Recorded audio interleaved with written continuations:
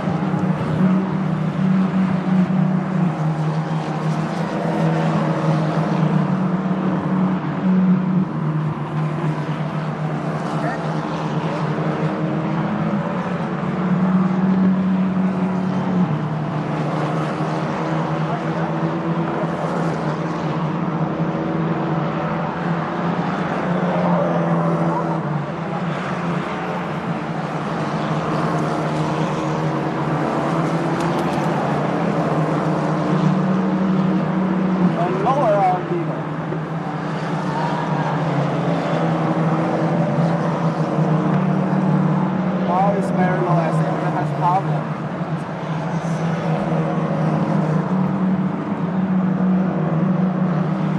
It's wrong matches. Yeah. Okay, I know. Let me check.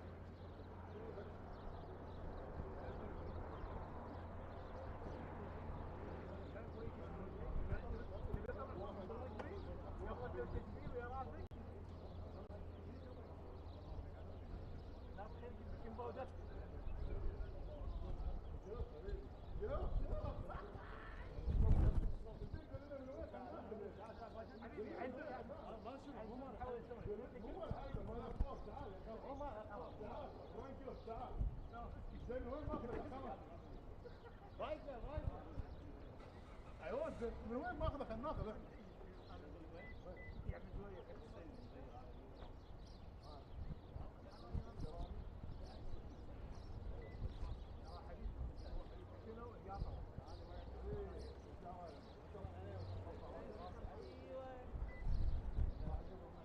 لا تحلون انتوا الاثنين من منو يا خلاص لا تحلون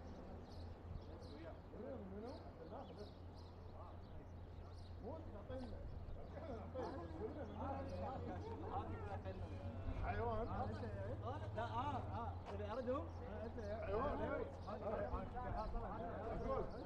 اقول عاجيك برودكشن تكفى بس له بينج بينج قول له واحد اسمه بينج بينج قول له منو ادخله واحد يسوق سياره بس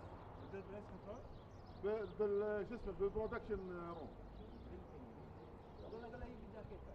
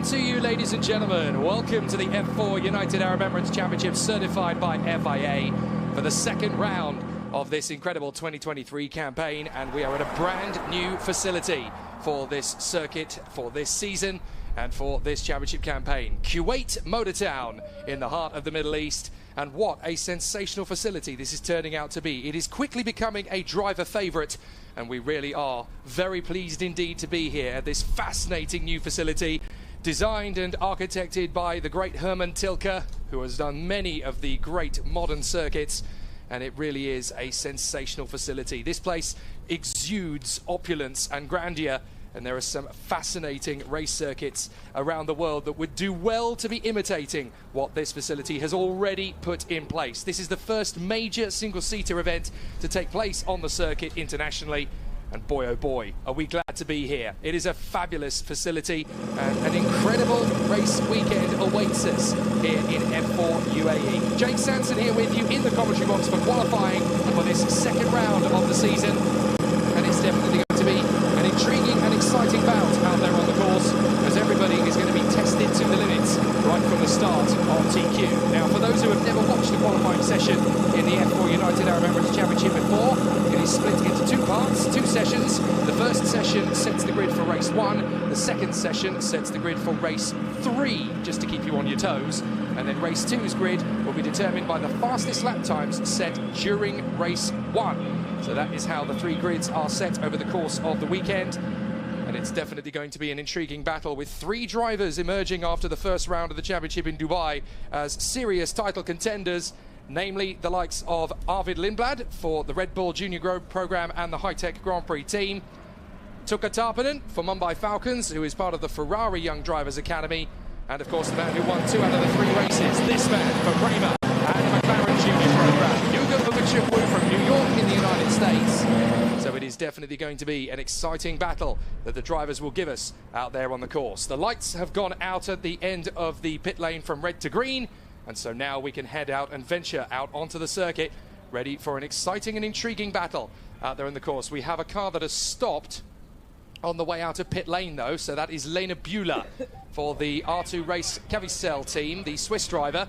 Not entirely sure what's happened there, but now we are underway, and drivers are heading out onto the circuit. Akshay Bora is the first of them, and it looks as though we've got a red flag for qualifying that has come through. That's unfortunate. The clock has stopped at 14 minutes and 5 seconds.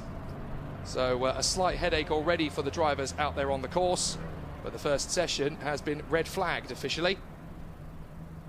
So you can see the red light that has come on at the end of the pit lane, but something has not quite gone according to plan, unfortunately, which means that the drivers that have ventured out onto the circuit will have to come straight back into the pits. That does give us a bit of time to talk about runners and riders and how things fared after Dubai, though. So we'll take the opportunity gladly. It's going to be a very interesting battle for all concerned after what was a very intriguing and very exciting first round of the championship at Dubai Autodrome 2 weeks ago, when we started this fabulous campaign. And now we've got some more great battles to come. The first race of the season 2 weeks ago, I should say, was won by the American Ugo Ugachukwu at a canter from pole position. Did a fantastic job in time qualifying. He finished ahead of Valerio Rinicella and James Wharton, who were there in the top 3, in front of Valentin Klus, the very talented German driver who managed to pop himself up into 4th position. 5th place in that race was Brando Badua, ahead of the other point scorers, Kirill Smal, Théophile Nal, the talented young Frenchman for Santaloc Racing, Arvid Lindblad, who dropped to 8th place after a jump start penalty, 9th position and the fastest lap for Tuka Tarpanen, which then put him on pole for race 2, of course, and 10th place for Jesse Kadashkedo. There is the confirmation of the red flag out on the circuit for qualifying. We're not entirely sure what the reason for the red flag is, but we know that the drivers will come back to the pit lane, they'll reset, and then we'll go for 15 minutes of Q1. Race 2 at Dubai 2 weeks ago was Ugo Ugachukwu, who took another victory and a fastest lap on that occasion, managing to beat the pole sitter Tuka Tarpanen to victory, who was 2nd. 3rd place to Arvid Lindblad. 4th was Kirill Smal, who's done a very solid job over the course of these first 3 races of the year, in front of Brando Badua and then Valerio Rinicella. Noah Stromsted and Zachary David managed to bag some points, and then 9th place for Valentin Klus and 10th for the Singaporean Dion Gauda. Now, we're told that the session is actually going to be 14 minutes in length now rather than 15 due to the red flag period. And, of course, we've got a lot of race action to come over the course of the day. So we've lost 1 minute of Q1. Let's go back over to the Dubai Autodrome weekend 2 weeks ago. Race 3 was actually won and the fastest lap set, as well as pole position from Arvid Lindblad, who dominated race 3 despite safety car periods to dodge. The race eventually finishing under safety car ahead of Tuka Tarpanen and Yugo Ugachukwu. So those three are now the 3 championship leaders. Yugo Ugachukwu on 65 points, Arvid Lindblad on 44 and Tuka Tarpanen on 38. And they're a full 10 points clear of everybody else. Fourth that day in the third race was James Wharton in front of Jessica Esquedo, the Mexican, and then Brando Badoa in front of Teofil Nal. James Bezique was in 8th place, a good charge through from the Australian, and then in 9th position was Kidil Smal in front of Zachary David from Malta, who, by the way, has been lighting up the timing sheets over the last 48 hours. Zachary David is emerging as one of the contenders for pole position. He was very strong indeed over the couple of practice sessions we had. So definitely one to watch out for. He finally scored points in the latter 2 races despite finishing 33rd in the first. So he does have the potential and the talent to mix it up there. Qualifying is proving to be quite the game changer in F4 UAE Championship, and we're only at the second weekend of 5 so far in this 2023 campaign, but there are plenty of drivers who are able to get within the top 5 times on the sheet. In fact, I would say there's about 25 drivers that can set a top 5 time in F4 UAE. The problem is if you get one bad qualifying lap, one bulk, one blockage from another driver in front of you, it not just ruins your race, it ruins your weekend, because you're obviously not going to get a better run. You're not necessarily going to get a better run in the second session, and then you end up becoming cannon fodder for all of the duels and wheel-to-wheels. So it's very important indeed to get qualifying right, hence why this weekend we have decided to broadcast the live stream. There is Andrea Kimi Antonelli, who was in F4 last year, not here in the United Arab Emirates for the full campaign. He did a partial campaign in 2022. Now he has stepped up to Formula Regional, having been F4 champion in the ADAC German and Italian championships last year. So he knows all about how these F4 drivers are going. He's actually been very supportive of his team colleagues at Mumbai Falcons in the F4 category, many of whom, of course, he shared a racetrack with in his karting days. So it's been fascinating to see these guys continue their journey up the ladder of motorsport, still in the same paddock as each other, essentially. A lot of them having grown up through the ranks. The fans are starting to filter in as well. This is a brand new experience for them, don't forget, in this fabulous country of Kuwait with a rich and diverse history. It's a very cultural country indeed. There's well over 1.5 million Kuwaitis here. It is a bit of a petrol head's paradise, this place as well. Certainly based on the antics outside my hotel last night. There are a lot of car buffs, a lot of bike buffs here as well. So having their own race circuit facility of FIA Grade 1 is quite a big thing for the nation of Kuwait, and this is really the first time they've had international competition come here of a single-seater nature. There was a sports car race last month, and now for the first time they get single-seaters. You're just looking at Dina Beganovic in conversation there with Kidil Smal and Aidan Neat. Great to see the Formula Regional drivers still curious about what's going on in the world of F4 UAE. So obviously it's very early doors here at Kuwait. The temperature is starting to climb. It's actually hotter today than it has been on the morning session for any of the last 3 days. So this will be a little bit of a sting in the tail for a few of the teams who are starting to get used to the cold conditions here at Kuwait. Very different in air temperature and track temperature to what we saw in the United Arab Emirates 2 weeks ago. So obviously the teams and the drivers and mechanics have been on the back foot in trying to adapt to the changing circumstances and conditions. And that definitely gives us a heck of a lot to talk about, because we're now in the situation of trying to adapt to things on the fly, as it were. And that definitely provides and adds its own problems. Session will start at 10:18 local time. That's in 30 seconds for 14 minutes. So it is going to be a shorter qualifying session than we first envisaged. But at least we're going to get qualifying underway. Thank you for joining us if you're watching on the F4 UAE Championship Facebook page or the YouTube channel. I'm Jake Sanson. I'm here for the entire 2023 season, and we are going to have some thrills and spills out there on the circuit for the 3 races over the course of today and tomorrow. We'll also have action on Tuesday and Wednesday, would you believe, for round 3 of the championship on this very circuit. They are back-to-back. Green light at the end of the pit lane. Now we can go qualifying. here at Kuwait Motor Town. The first time that we'll turn a wheel in competitive anger in qualifying live on air. The last 3 days have been testing behind closed doors as the drivers get to know this circuit for the very first time. The overwhelming sense of expectancy from this circuit and the overwhelming feeling is positive. They love this place, and it really is turning into a driver's favourite circuit. One driver in particular said to me, Sector 3 is the best sector in motor racing anywhere in the world. That is a bold statement, but it certainly shows you that the drivers are really loving this new environment. They come out of the pit lane, as you can see, onto this long straight that runs parallel to the drag strip that runs just off to your left as you look down the back straight. Then they come into turn 2, which is a little bit more open, but it's certainly not as quick as the opening corner.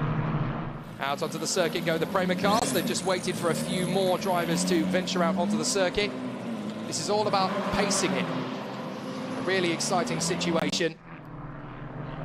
But now the contenders are getting themselves ready for qualifying, and this is going to be a really solid and exciting battle. If you've got any comments and questions that you want to give us on the Facebook and the YouTube channels, do please send them in. We'll try and keep on top of those as often as possible through the sessions. But it is great to have your company here for this first qualifying session of the weekend here at Kuwait Motor Town. We're in the presence of history with this circuit opening its doors for the first time to international single-seater competition with the United Arab Emirates based F4 Championship and 38 drivers out there on the circuit this weekend. It is a very busy field, as you can see for yourself. Qualifying is going to be a real competitive knife edge. The drivers are currently working their way through Sector 3. A few of the drivers suggesting that overtakes could be challenging, but not impossible. So it's definitely going to be intriguing to see who gets the best of it over the course of the qualifying sessions. The sectors, very different from each other. Sector 1 is all about high speed and top-end balance. Sector 2 is about rhythm and consistency. Sector 3 is about being bold in the apexes and trying to work the tyres to their best advantage, not overheating them, but also keeping them firmly balanced. This is the final turn. Not overheating them. One thing, also keeping them firmly balanced. This is the final turn. One thing that the steely-eyed race fan will have noticed is that this circuit is an unusual one in the sense that it is anti-clockwise, very similar to Yas Marina in Abu Dhabi. As you can see, even on the first flying lap, drivers are trying to get their tyres up to temperature. And as you can see, turn 1 is quite fast and quite open, particularly in these F4 UAE cars. They really do get a semblance of speed through turn 1. The drivers find it really satisfying. And this is going to be a circuit that's going to be talked about a lot over the next 12 months. And it's going to be very similar in its lineage to Yas Marina in the sense that they've built a fantastic circuit and they're just going to keep building the infrastructure around it. Apparently there is an entire entertainment city coming around this place in the course of the next 12 to 24 months. So this place could really turn into a proper mecca of speed, and seeing as how Kuwait as a country is pretty crazy about its cars, I have a feeling that's going to happen sooner rather than later. Purple in the first sector, Tukka Tarpanen.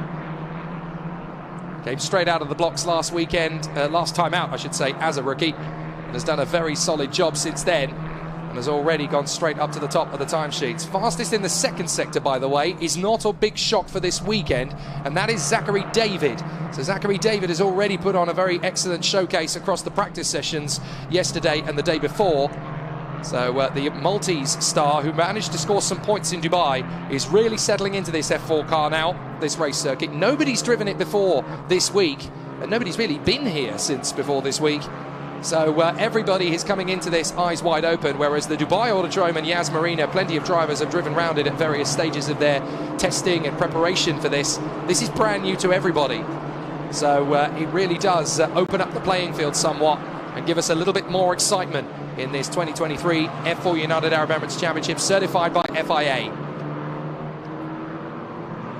So up to the final turn comes Arvid Lindblad, who is the first one in the queue. Drivers are trying to make overtaking moves while they're on a qualifying lap. That's not going to help them in terms of getting a fast lap time in, but it could help in terms of track position. The laps start to come in, and the fastest lap so far is actually set by Lena Bula, who has come through a little bit further ahead of everybody else. Rafael Narak is currently second for the moment. Jacob Bergmeister in front of Teofil Nant. Gianno Al-Azari has gone fastest now for the Yazzie Racing Academy in front of the Rodin Carlin. That's the first time we get to say that in coverage of Dion Gouda. So that deal was literally done in the last couple of days, but the Rodin Carlin squad, as it is now known, has Dion Gouda going straight up to P2 on his first flying lap. These laps are going to change quite dramatically. There is Lena Bühler, the number 15 car, the Swiss driver from R2 Race Cavicel, which is a brand new team for the 2023 season, effectively. It's her and Victoria Blokina, the talented racer, originally born in Russia and is currently based nowadays in Italy.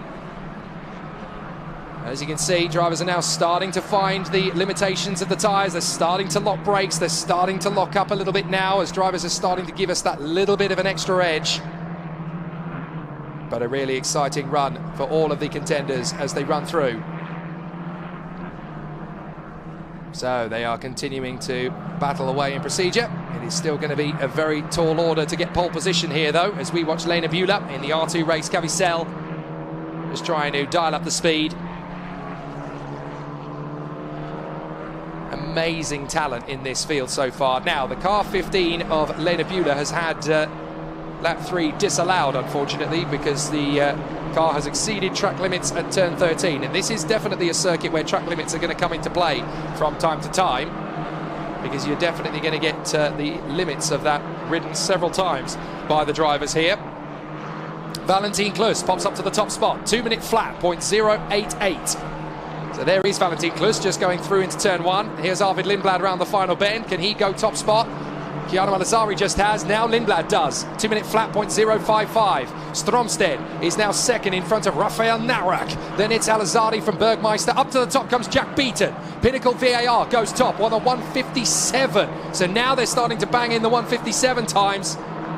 We expected this was going to happen about this point in the session, and now we're getting a few drivers starting to utilise the slipstream. Tukka Tarpanen goes top. Bianca Bustamante goes second. Hamda Al-Kubaisi goes third. So Tarpanen and the two ladies right up in the top 3 for the moment. Noah Lyle goes second in the XL, 156.1. Federica Rifai, his teammate, goes quicker still, 156.0. Now we're into proper qualifying, as drivers are trying to edge their way around the course. That part of the course, that little chicane sector where you've got those curves, that's where you're going to really run the gauntlet in terms of track limits. And it looks as though somebody's made a mistake on their flying lap and has decided to slot back in a little further round. It's one of the high-techs. Didn't see which one it was, but it looked to me like it might have been Kanato Lee. And up to the top comes Hugo Ugachukwu now. Ugachukwu on a 155.0.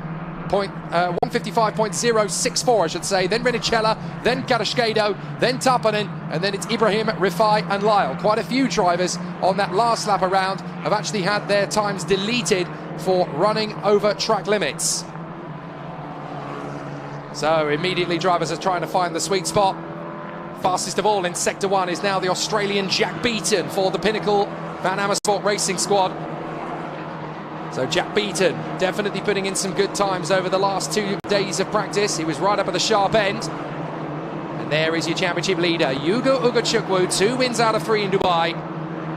From New York State, the McLaren F1 Junior, racing for Prema in F4 UAE 2023. A real superstar in the making. Was a very strong contender in British F4, and now he is here in the UAE, putting on a bit of a show.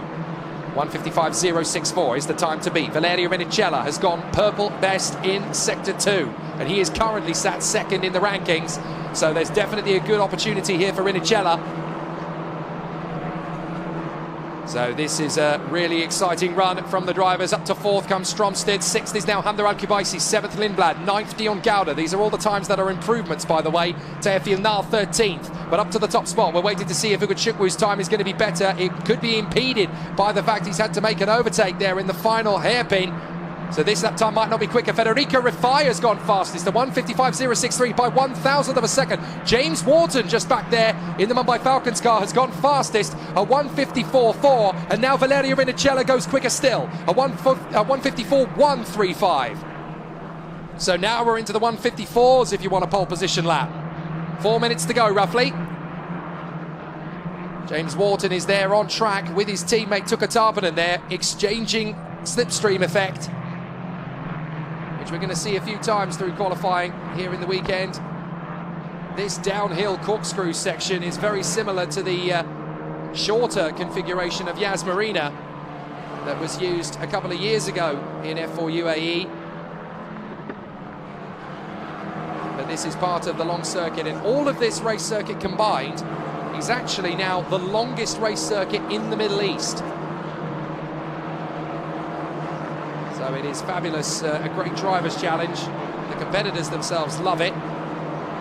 So behind the wheel, you get a real feeling of exhilaration and speed, as there is the 17 going around. Sorry, that's the 47 going around, I should say. That's Nicola Lacorte. And now we switch to the MP Motorsport driver. This is Valerio Rinicella, who is now in pole. Provisionally, of course. He's the fastest driver in Sector 2 on this lap as well. James Wharton is the fastest in Sector 1 now. 24.8 for him. Valerio Rinicella on a 43.5. Up to the top 10 has come Taya Filnal. Arvid Lindblad has gone down to 13th. He needs a clean lap. That's the problem he's got at the moment. And unfortunately, track limits are becoming a bit of a hamper for a few of the drivers who are pushing very hard indeed. Another lap disallowed as Noah Lyle comes up to P5 behind Ugachukwu. So it's Rinicella, Wharton, Rifai, Ugachukwu and Lyle. But what about Rinicella on this lap? He has stumbled upon Nicola Lacorte in the wrong part of the race circuit, and I think that's impeded the lap to go quicker. It has indeed. He's had to back down. So Rinicella does not improve on this lap. Nor does James Wharton. He's had traffic too. Federico Rifai, though, is up to third in front of Ugo Ugachukwu and Noah Lyle. Then Nicola Lacorte, Jesse Karaskedo, Noah Stromsted, Taya Filnal and Kanato Lee. Tarpanen is only 11th and Lindblad is only 15th. That's how critical qualifying is on this circuit already. So this is a very interesting challenge for all of the contenders. Down the drop, through the corkscrew. Really exciting run. What must this be like behind the wheel? Drivers getting all sorts of excitement. Now, car number 12 has exceeded track limits at 20, so that 5 and lap 6 are going to be disallowed for that car. And of course, that is car number 12, so that is Alexander Abkasava, the Latvian. Very tricky stuff so far.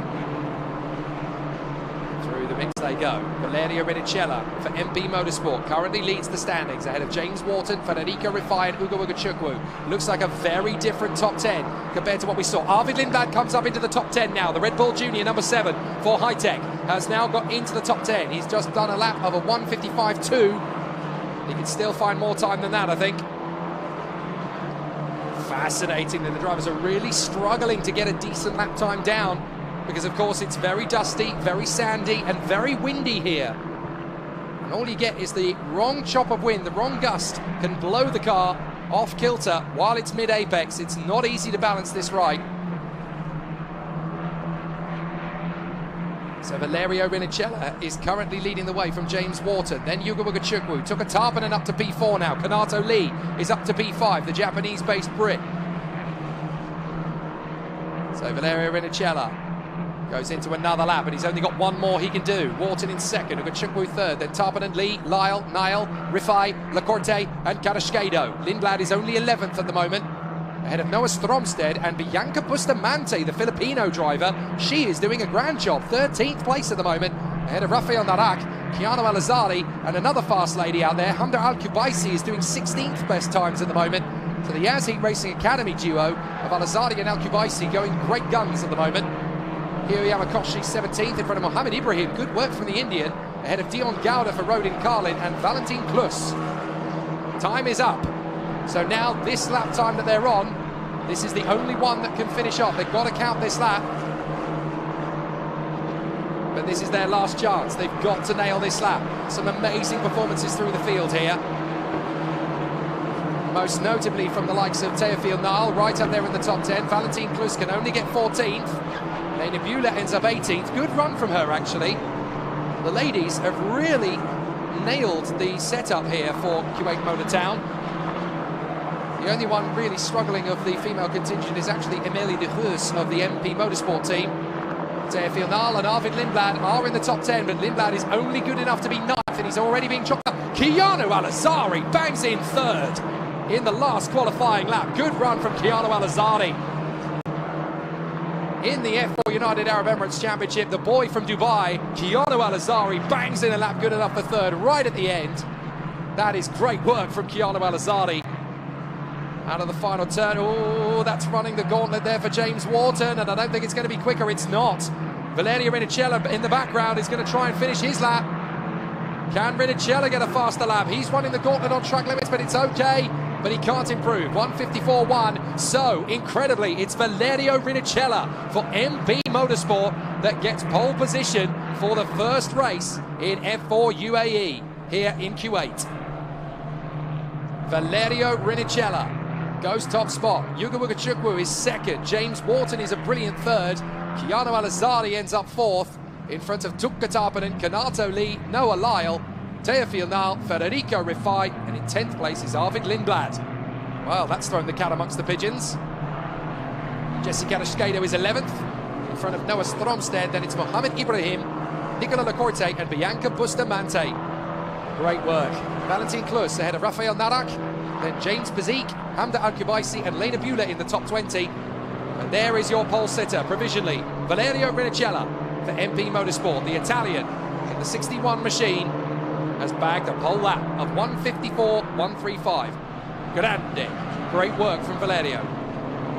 Just outside the top 20, we have Will McIntyre for High Tech in front of Hugh Yamakoshi, the new boy from the Philippines for Pinnacle Van Amersfoort. Then Dion Gouda in the Seoul Rodin Carlin. Then Jacob Bergmeister in front of Alexander Bolduev. Jack Beaton in front of Theo Jensen. Alex Abkasava is in front of Sebastian Murray and Flavio Olivieri, the two Cram teammates. Then Emily de Geus, Giorgio Zherevski, and in 33rd position is Matteo Quintarelli for the Yazheat Racing Academy. Wow. Valerio Rinicella putting on a show. He didn't get the chance to win a race last time out in Dubai. He did a grand job, scored good points, but now he's in prime position to take advantage of a strong qualifying. But on the front row of the grid with him is that man, Yugo Ugachukwu, the championship leader. This will be fascinating come race one later this afternoon. Now, of course, we've had our first qualifying session, so we're going to go straight into Q2. So obviously the drivers now get themselves reset with their teams. There is Hugh Yamakoshi, the Japanese driver, running under a Philippine license. As everybody makes their way back to their pit boxes. But certainly for Valerio Rinicella, it's all go and it's all good.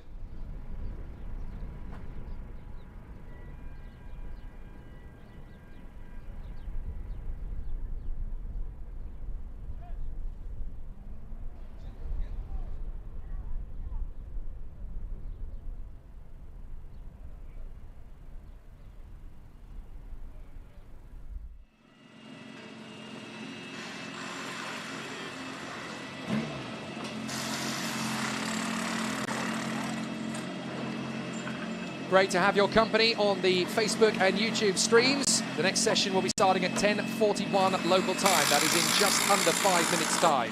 Jake Sanson here with you for the qualifying sessions of the F4 United Arab Emirates Championship, certified by FIA, Round 2 2023, here at the brand new Kuwait Motor Town circuit. It opened in 2019.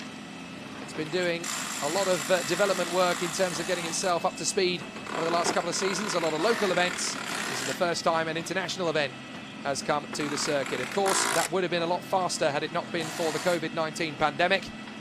But this is the first opportunity that the Kuwait Motor Town facility has had since the world went into lockdown to go racing. It would have been in 2020, of course.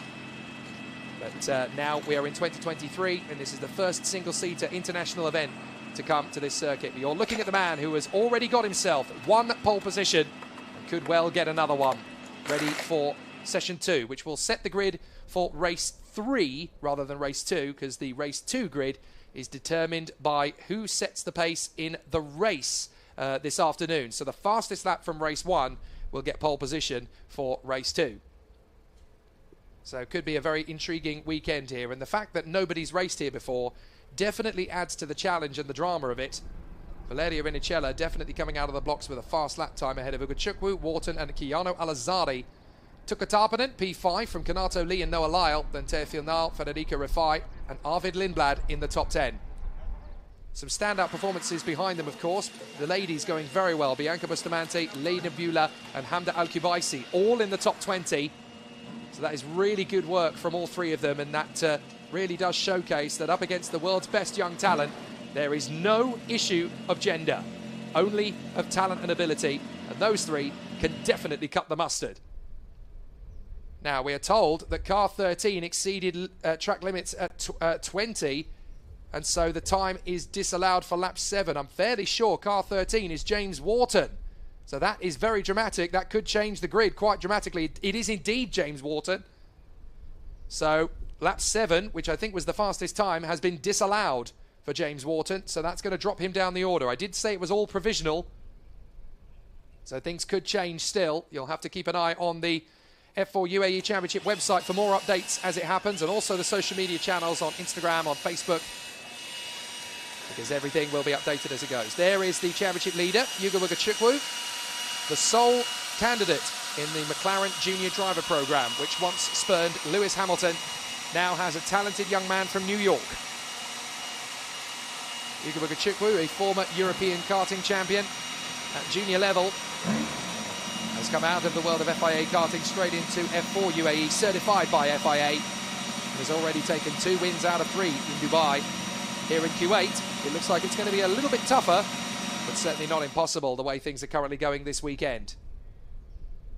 So the next session will start at 10:41 local time. That is in 1 minute and 18 seconds from now. So the challenge is definitely going to be a very exciting one for all of the drivers concerned. We're in for a real showcase of talent here at Kuwait Motor Town. The facility here is rather extraordinary, and everybody who's come here has been pleasantly surprised at just how good the race circuit facilities are, the equipment and the buildings here that obviously will put on amazing spectacles and host guests and team personnel and everything. They say it's as good, if not even slightly better than Yas Marina, which is quite a big statement. So it's obviously been a very exciting battle for all of the contenders to get up to speed with this circuit. So now the competition is going to be a very intriguing one for all of the drivers as they gear themselves up ready for an exciting battle out there on the course. The Prema cars lining up alongside the high-tech of Arvid Lindblad. They're all there in position. In the next 15 seconds, the green light will go at the end of the pit lane once again, and we'll be ready to battle once more for another pole position, this time for race 3 of the F4 UAE Championship from Kuwait Motor Town. Brand new circuit in 2023. As we said before, should have made its debut in 2020, but obviously COVID-19 saw to that. So it's great that now, post-pandemic, or post-lockdown, I should say, we can continue exploring these new venues in these new countries who want to grace the world stage of motorsport. And here we go. Second qualifying for the F4 UAE Championship. The drivers head out for qualifying 2. Will it be double bubble for Valerio Rinicella and MP Motorsport? Only one way to find out. So the Pinnacles go straight out on circuit. Hiro Yamakoshi, Kai Dadignani and Jack Beaton. The Santalocks go with them, Luciano Morano and Theo Jensen, and I'm no doubt that they'll be joined very soon indeed by Théophile Nal, the talented Frenchman. Bianca Bustamante heading out onto the circuit fairly early as well, having just come off the back of a top 20 run. There's always a lot of pressure put on the contenders who have come through the W Series. Can they actually hack it with the elite drivers in the international competitions? Well, Bianca Bustamante is proving she can, right up there in the top 20. Car 26 under investigation for possible unsafe release. That is Jacob Bergmeister of the BHM Racing team, as out goes Yuga Chukwu. We're waiting to see the Mumbai Falcons go out of Ibrahim, Tarpanen and Wharton. So there goes Yuga Chukwu, followed out onto the circuit by the number 20 RHGP car, Zachary David, potential candidate for the pole position here. He was very quick yesterday in practice. So don't count out Zachary David for a surprise pole position, because it won't be that much of a surprise based on his pace yesterday. So now the drivers have that extra minute to prepare. And yeah, there, car 26, will have to report to the stewards for an unsafe release. That is Jacob Bergmeister of the BHM Racing Team.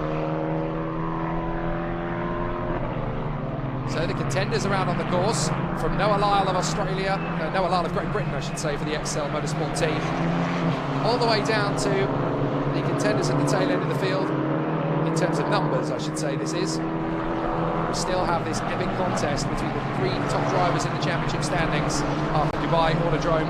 Arvid Lindblad, Tuka Tarpanen, Hugo Ugachukwu. None of them got pole position for race 1 though. That was taken by Valerio Rinicella. So what will happen this time, I wonder? So the drivers are still getting up to speed. It's usually going to be about lap 2 or lap 3 where we really get fast times coming in. Record, Jack Beaton was the quickest driver around the circuit in sectors 2 and 3, and it makes very little difference because they haven't actually set a competitive time yet. So Jack Beaton for Pinnacle VAR, Matteo Quintarelli for Yazid Racing, Kai Daninani for Pinnacle, Federico Rafai for XL, Hiro Yamakoshi for Pinnacle, Alexander Bolduev and George Jaravsky for XL Motorsport. Akshay Bora for BHM, Theo Jensen for Santalog Racing, Jacob Bergmeister for BHM, Bianca Bustamante for Bremer, Luciano Morano for Santalog, Chiara Malazzani for Yazid Racing, Leda Pula for R2 Race Cavicel, Rafael Narak for RHGB, Kanato Lee for High Tech Pulse, Noah Lyle for XL Motorsport, James Bezique for High Tech, Valentin Klus for BHM Racing, Dion Gouda for Rodin Carlin, Ugachukwu for Prema. So many great talents in this field. Victoria Blokina for R2 Race Cavicel. Very hard to pick a winner from this list. We already had 2 at Dubai Autodrome. But Valeria Rinicella was back pole position for race 1, and it could be somebody completely different in pole position for Q3. Keep an eye on Keanu Alazzali and James Wharton in particular. They went very quick in Q1. Didn't quite have the session they wanted to get pole position, but definitely up for the challenge and could well take it. Keanu Alazzari was very fast yesterday, finished his day in P2, I do believe, so has every opportunity to go pole position here. Certainly has the tenacity and the mentality to make it happen. So through they come to finish off their first complete lap of the circuit, although that is very much the dial-in lap. Jack Beaton, though, has gone for broke, a 156.6 right out of the blocks, as everybody else is still doing tyre warming. Car 95 exceeded track limits at 19, so his lap is disallowed. That was short-lived for Jack Beaton. Now at least we know how motivated he is to get out there and set the pace. So I'm afraid Jack Beaton will no longer be on the top spot, as his lap time is about to be deleted.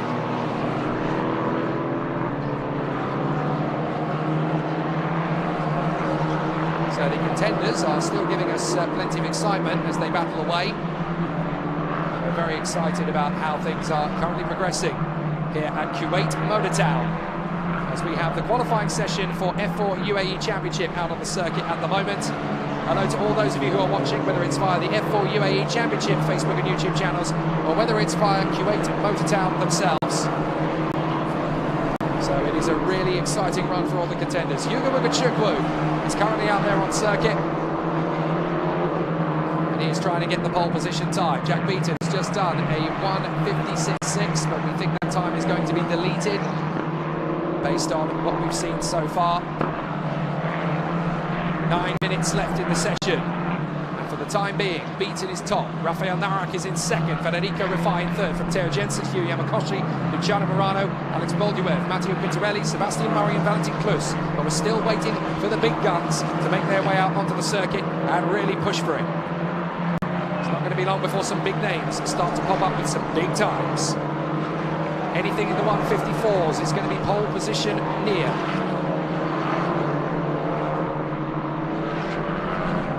See the times that are currently provisional. You can see that it's currently Narak who is right up at the sharp end of the field now, because Jack Beaton's time as well has sadly been disallowed. So the times are going to start to change quite frenetically over the course of the session.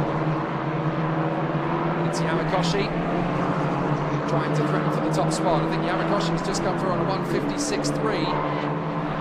There it is. Rifai was in second, but now Beaton has come up to beat it. Quintarelli is doing a good run as well. Actually, Bora now pops up to the top spot. So a very solid effort from several of our contenders.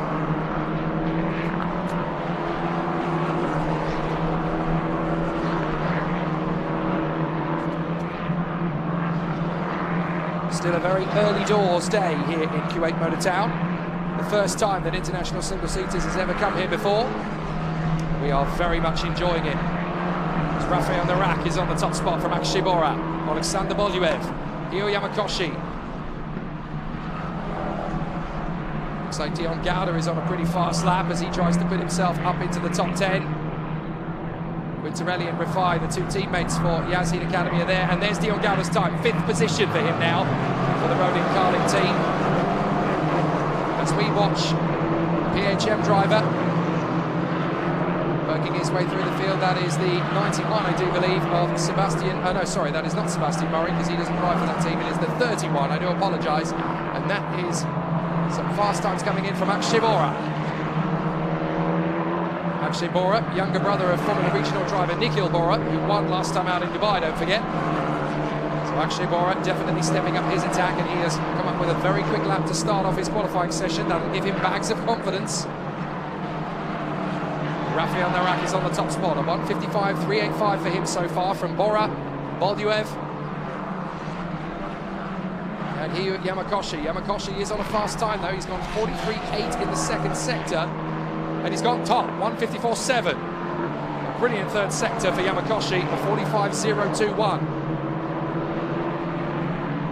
So a really exciting challenge so far for all of the contenders. And a great battle so far developing. Really solid start to proceedings thus far. Everybody getting into the swing of things as it currently progresses here in the F4 UAE Championship. Hello to all those of you who are watching on the Kuwait Motor Town YouTube channel. Still a very early YouTube channel for the likes of motor racing, as they are starting to get used to the idea that motor racing at this level is going to be doing a grand job.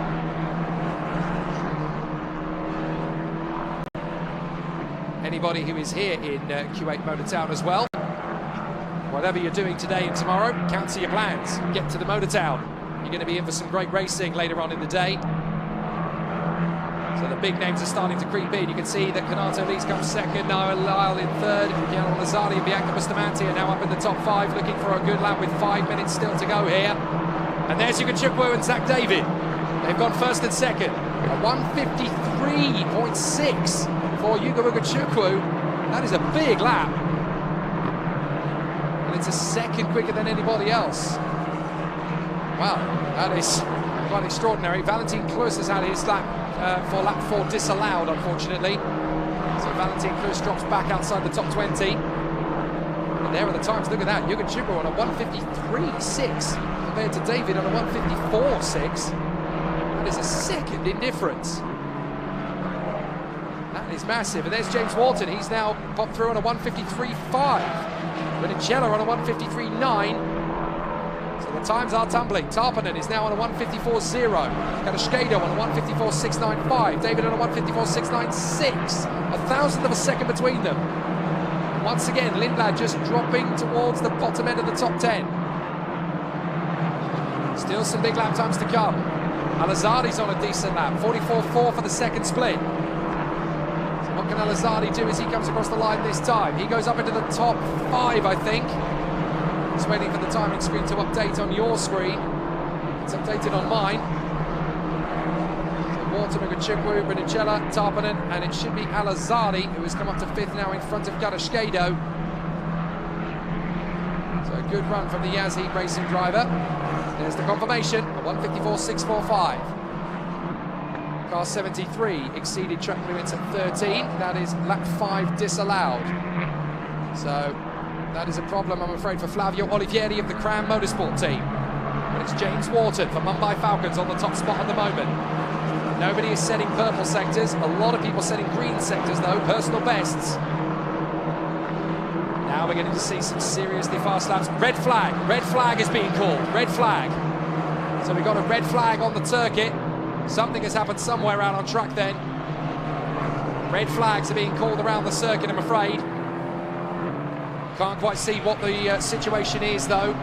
It's certainly not in the third sector, but there is a red flag. We think it might be something that's happened in sectors 1 or 2, but certainly we've had an incident somewhere on the course that has caused a red flag.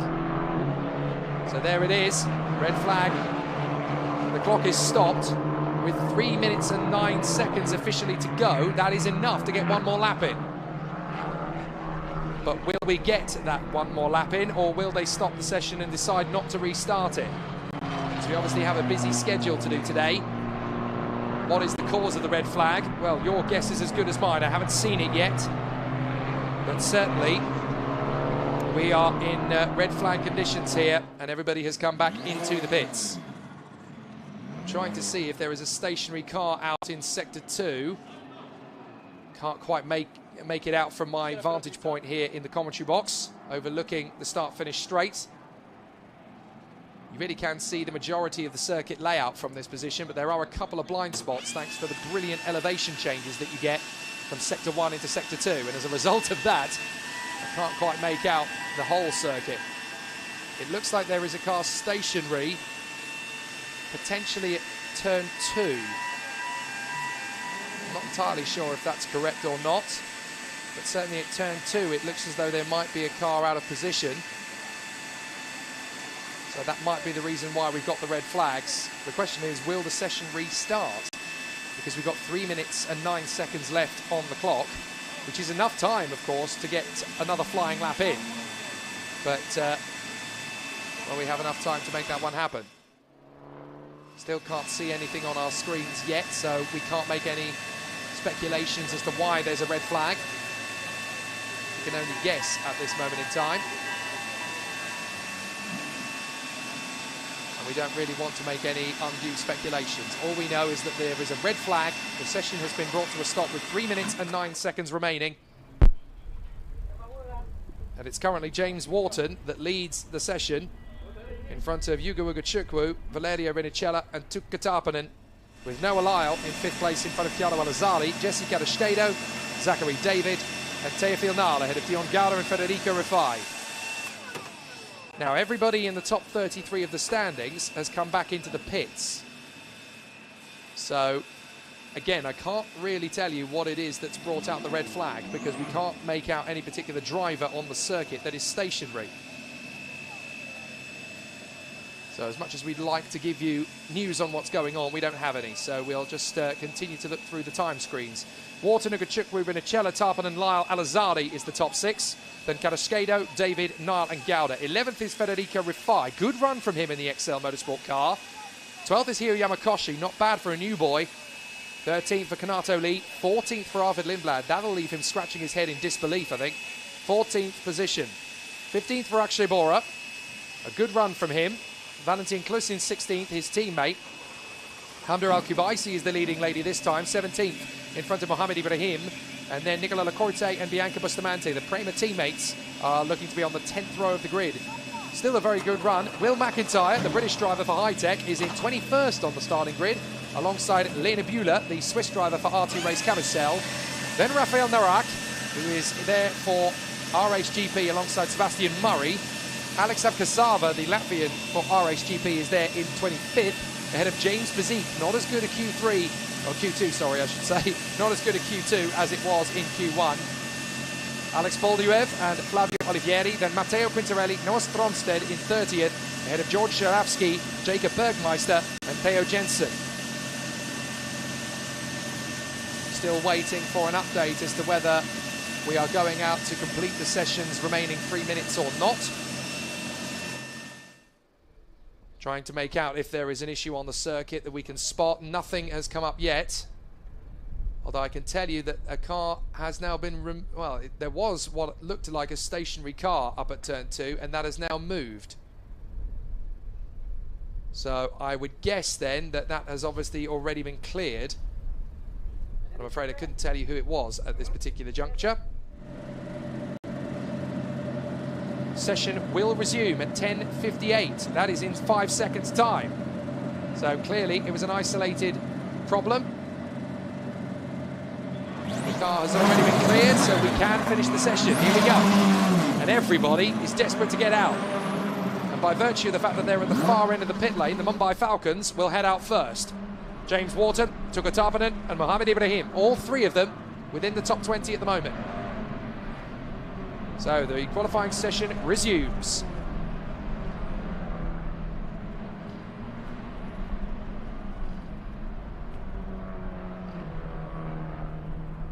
So the contenders gear themselves back up onto the circuit once again.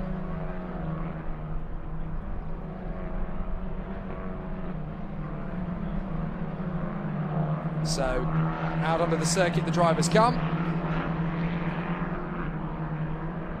Is anybody going to beat their time? That's the real question of the matter, because they can't change their tyres. They've already had laps getting up to speed. I would suspect that there's going to be quite a few drivers out there who are not going to get anything more from this session, despite the fact they've got time to set another lap. There's the provisional standings in the top 10. James Wharton looking at pole position this time from Yugo Ugachukwu again. And this is what is going to give Yugo Ugachukwu the chance to win the title for me. It's not just about what you do when you're winning, it's about what you're doing when you're not winning, when you're not in pole position. And Ugachukwu has still gone second quickest. That'll do nicely. He has a decent, substantial lead in the championship coming to this round, because after his phenomenal performance where he got a pole position and 2 race wins as well as a fastest lap, Yugo Ugachukwu actually has 65 points, 21 more than Arvid Lindblad, who is currently sat in 14th place on the grid for race 3. Tuka Tarpanen has 38 points as a rookie driver in F4. Tarpanen finds himself in 4th on the grid, so he looks like he could be the next challenger to Yugo Ugachukwu in terms of title contention this weekend. Certainly in race 3 it looks that way. And Tuka Tarpanen is also leading the rookie contingent ahead of Keanu Al-Azali and Zachary David. I did say that David was one to watch for this weekend. He's right up there in the top 10. A minute to go, so all they can do is race back to the line and start their final qualifying lap. That's all they're going to get a chance to do. Here they go then. And James Wharton, who is currently in provisional pole, has got an opportunity to go even faster still. What can he do with a 1:53.5 already in the tank? Can he go even quicker? Pulls the car to the middle of the circuit, trying to get a little bit of heat into the tyres, no doubt. Into turn 2. It's quite a tight one. Got to delicately balance the throttle on the exit. Climbing up the crest. Through the hairpin on the far side. And then dropping down through the S's. Fabulous part of the course, this. You really do have to work quite hard. It's a very physical part of the race circuit. And then the cars drop down through it. Through on the far side, guiding the car through the left and then through the right-hander once more. Into sector 2. A pair of S's, sweep through, right, left, then sweep through the next pair, right, left. Very fast circuit this. Keep a lot of speed in these F4 cars, then sail through the right-hander. Get the car in the middle of the circuit because it tightens again on the way through the next part of the apex. Tucks in for another right, tucks in for another right, it just keeps on turning, and then you get this long, flowing left-hand hairpin. Tightens in, delicately balanced throttle. You can run a little bit side by side with a driver or two if you get it right through there. Then back in on the far side once again, and on the penultimate straight, up towards the final turn. It's a clean run for Wharton. He's fast in sector 1, he's fast in sector 2, but he's not faster than he's been, crucially. In fact, there's only a handful of drivers that are getting a faster sector out of this lap. We did think it was going to be tricky. Out of the final turn, I think James Wharton's already bailed. Several drivers have bailed. They know they're not going any quicker. What about Tarpanen? Is he going any quicker? Tarpanen finishes in P4. Wharton finishes in pit road, I do believe. Rinicella has come back into the pits as well. So is Ugachukwu. He knew he wasn't going any faster. Checkered flag waves for the end of qualifying. Any changes to position? Well, Kalashkado's come up to 6th place, I do believe. So Kalashkado's gone quicker still. Car 15 exceeded track limits at 19. So lap 7 is disallowed then for the number 15 car. That is Lena Bula. Looks like Al-Azhari has had to bail on this qualifying lap as well. So he pits in. So does Hamda Al-Kubaisi. Now Alal comes through. No major changes other than Kadoshkedo moving up into P6 really. Zachary David, however, has come up to P5 actually. So another great run from Zach David. The R-Race GP team for themselves P5 and 6. A very solid run there at the end. So there's your top 10. Oh, also good work from Dion Gouda to get up into the top 10 with the very last flying lap. And that is the end of Q2. The grid for race 3 is provisionally looking like this. James Wharton and Yuga Wugachukwu on the front row of the grid from Valerio Rinicella and Tukka Tarpanen. Then Zachary David and Jesse Kadoshkedo, Noah Lyle, Keanu Al-Azhari, Federico Rifai and Dion Gouda. There are some big name absences there though. 11th is Teofil Nile, 12th is Hiro Yamakoshi, 13th Kanato Lee, 14th is Noah Stromsted, 15th is Arvid Lindblad, not enjoying Kuwait Motor Town so far. Akshibora, P16, very solid and smooth. Valentin Klus in front of Will McIntyre, definitely better this time than in Q1. Hamda Al-Kubaisi and Mohamed Ibrahim, then Nicola Lacorte, Alex Kazava, Bianca Bustamante and Lena Bula, then Rafael Narak and James Bezique, Sebastian Murray and Alexander Bolduev, Flavio Olivieri and Matteo Quintarelli in front of Georgi Zharavsky, Jacob Bergmeister and Theo Jensen. So a very solid run so far then from F4 UAE. Two different pole position sitters from Q1 and Q2. Valerio Rinicella in the first session, James Wharton in the second. But in both sessions, the man who finished second in qualifying is the championship leader, Yuga Wugachukwu. It's consistency and discipline that wins championships. It's not just about what you're doing when you're winning, it's about what you're doing when you're not. Wugachukwu, second fastest in both sessions, bodes very well for a big haul of points this weekend. That's a really, really good run. So as the contenders are gearing themselves up ready for 3 excellent races this weekend, it's going to be a fabulous battle for all of the contenders throughout. If you are still wanting some great motor racing action in time qualifying from Kuwait Motor Town, stick around because the Formula Regional Middle East Championship cars will be heading out onto the circuit at 10 past 11 local time. That is less than 5 minutes from now. I'm Jake Sanson. That's F4 UAE Championship qualifying done for round 2 at Kuwait Motor Town. Valerio Rinicella and James Wharton are the kings of speed, but Yuga Wugachukwu is never far away.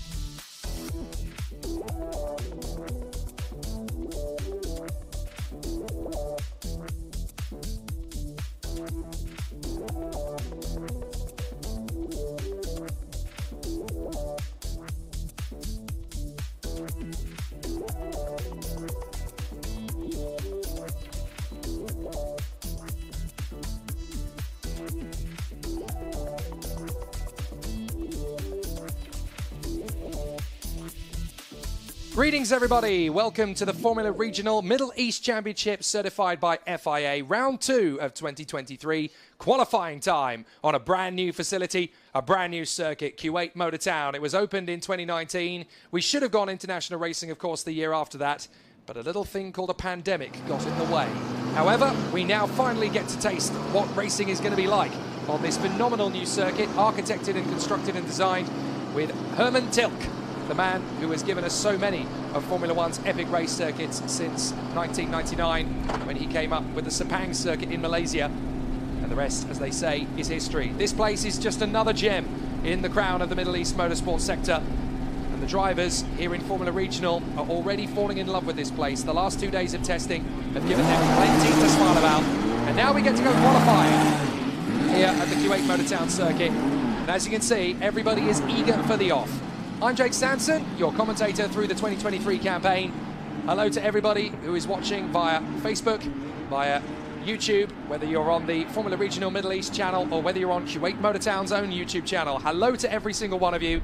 You are very welcome and your patronage is very much appreciated.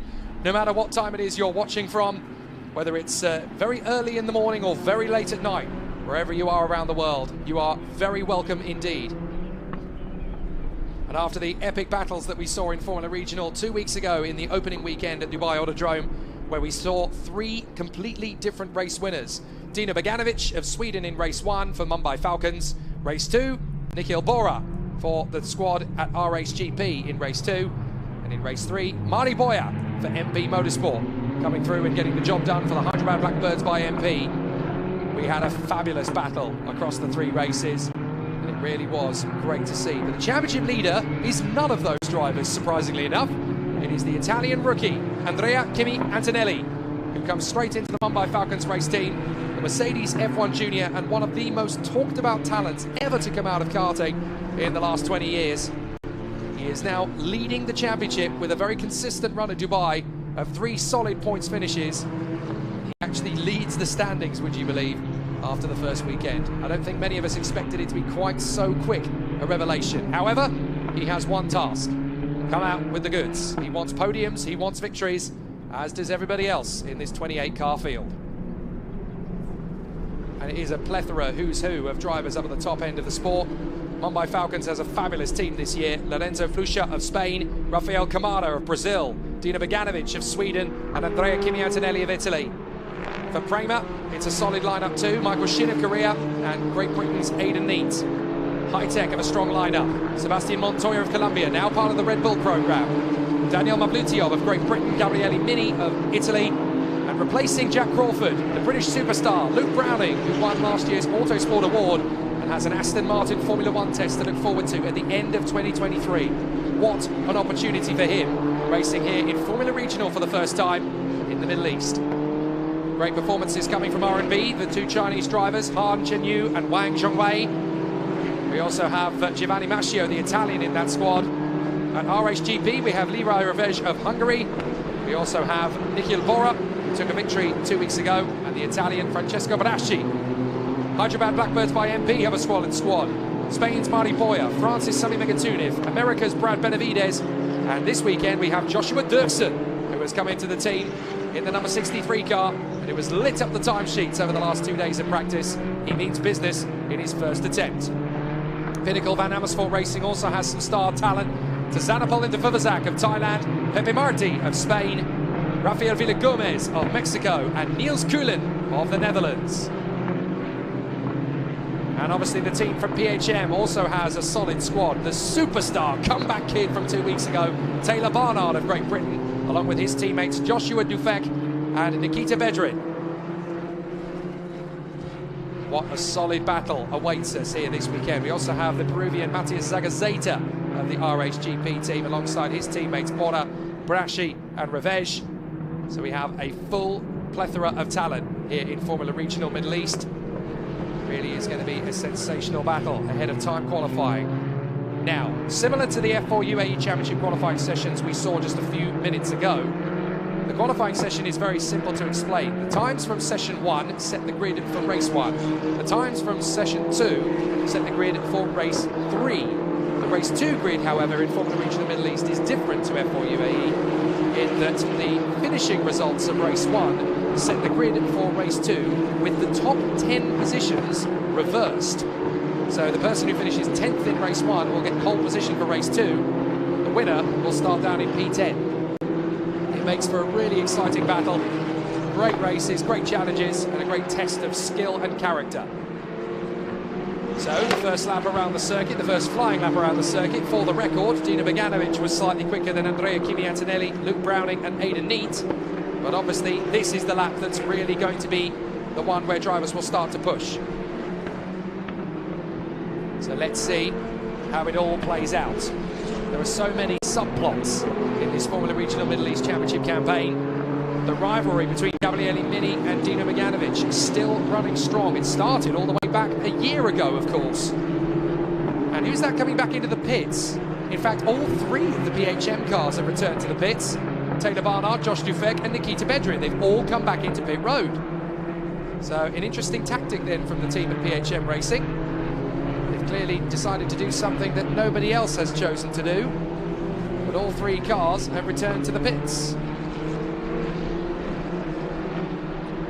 So let's see how it all plays out. At the time being, obviously you can see the timing screen to your left.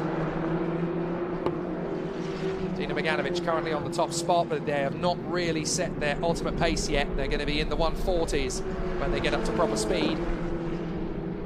Beganovic, Mascio, Antonelli, Marti, Browning and Neate at the time being. These are not the representative lap times.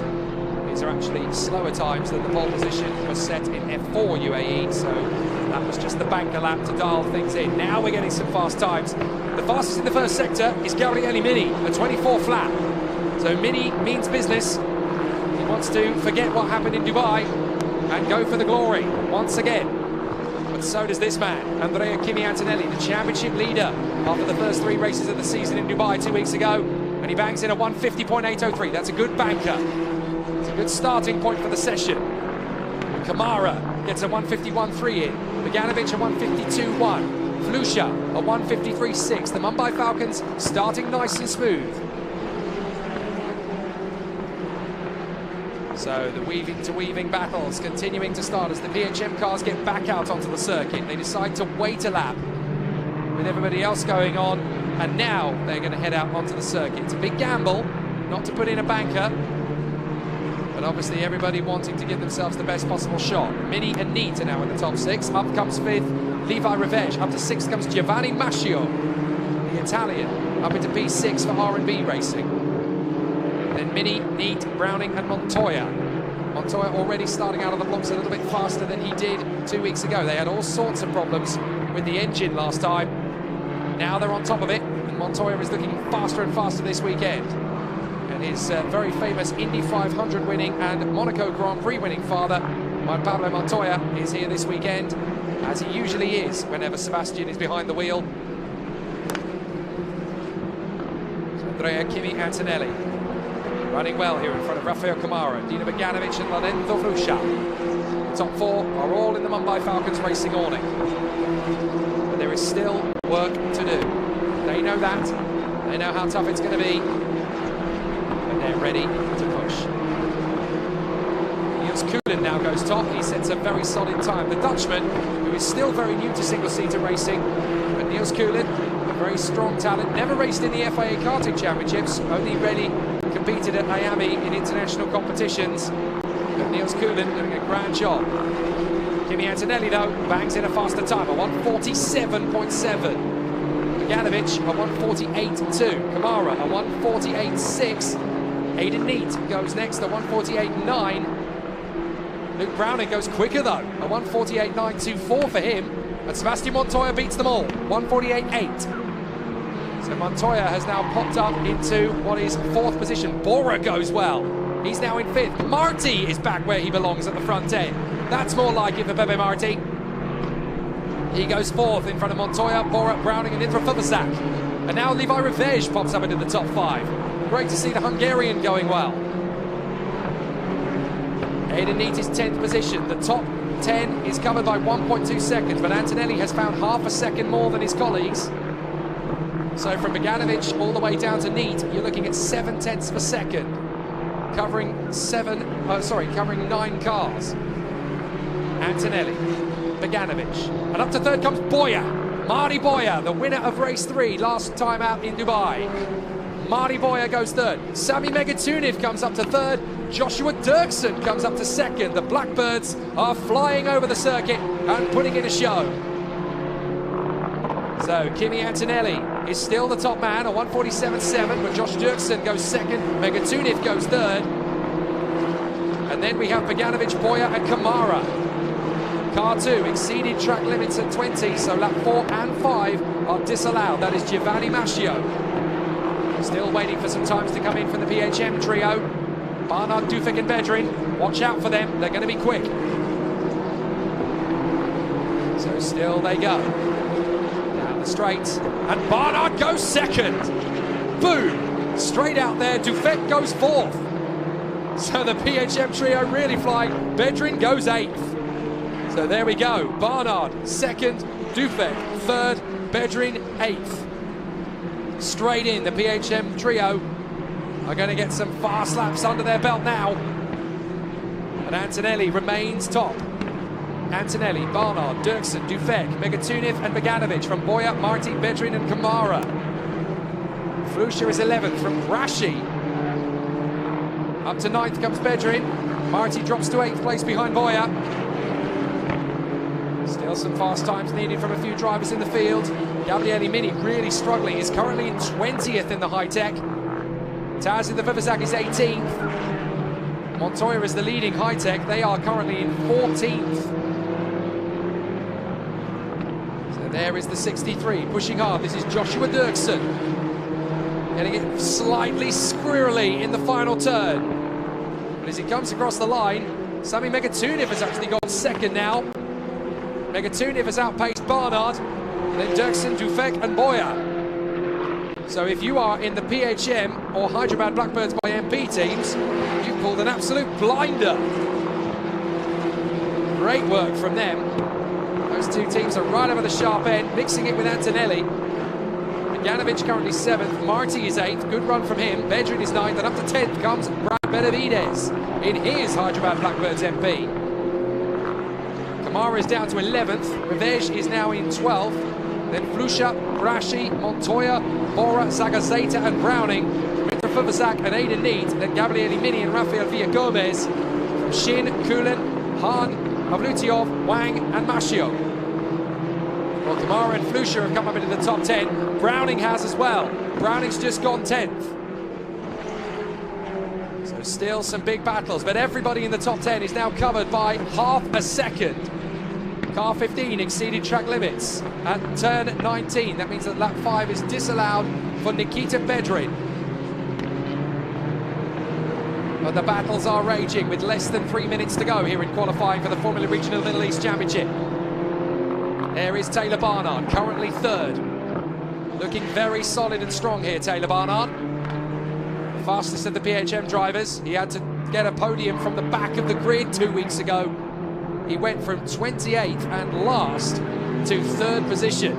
Absolutely extraordinary. But now this week, he doesn't want to do that. He wants to win going away. Car 57 exceeded track limits at 20. That means that laps 6 and 7 are disallowed. That is Aidan Neat for Prema. That is unfortunate. And a real sting in the tail for him. Still, they're trying to eke out some time. Sebastian Montoya goes fastest of all in Sector 1. And he needs to go faster than he is. So this is a good time for Montoya. Can he hold it through all 3 sectors? That's the key question now. But Sebastian Montoya, definitely going quick. A 44.6 for the 2nd sector. That's strong. That's really strong for Montoya. He can certainly make top 5 with that.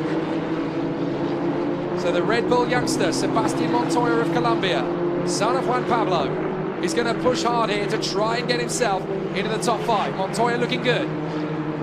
There is Andrea Kimi Antonelli, still the fastest in qualifying. He's not had a strong lap this time. He's setting up for another one, and this is his last chance. He knows it.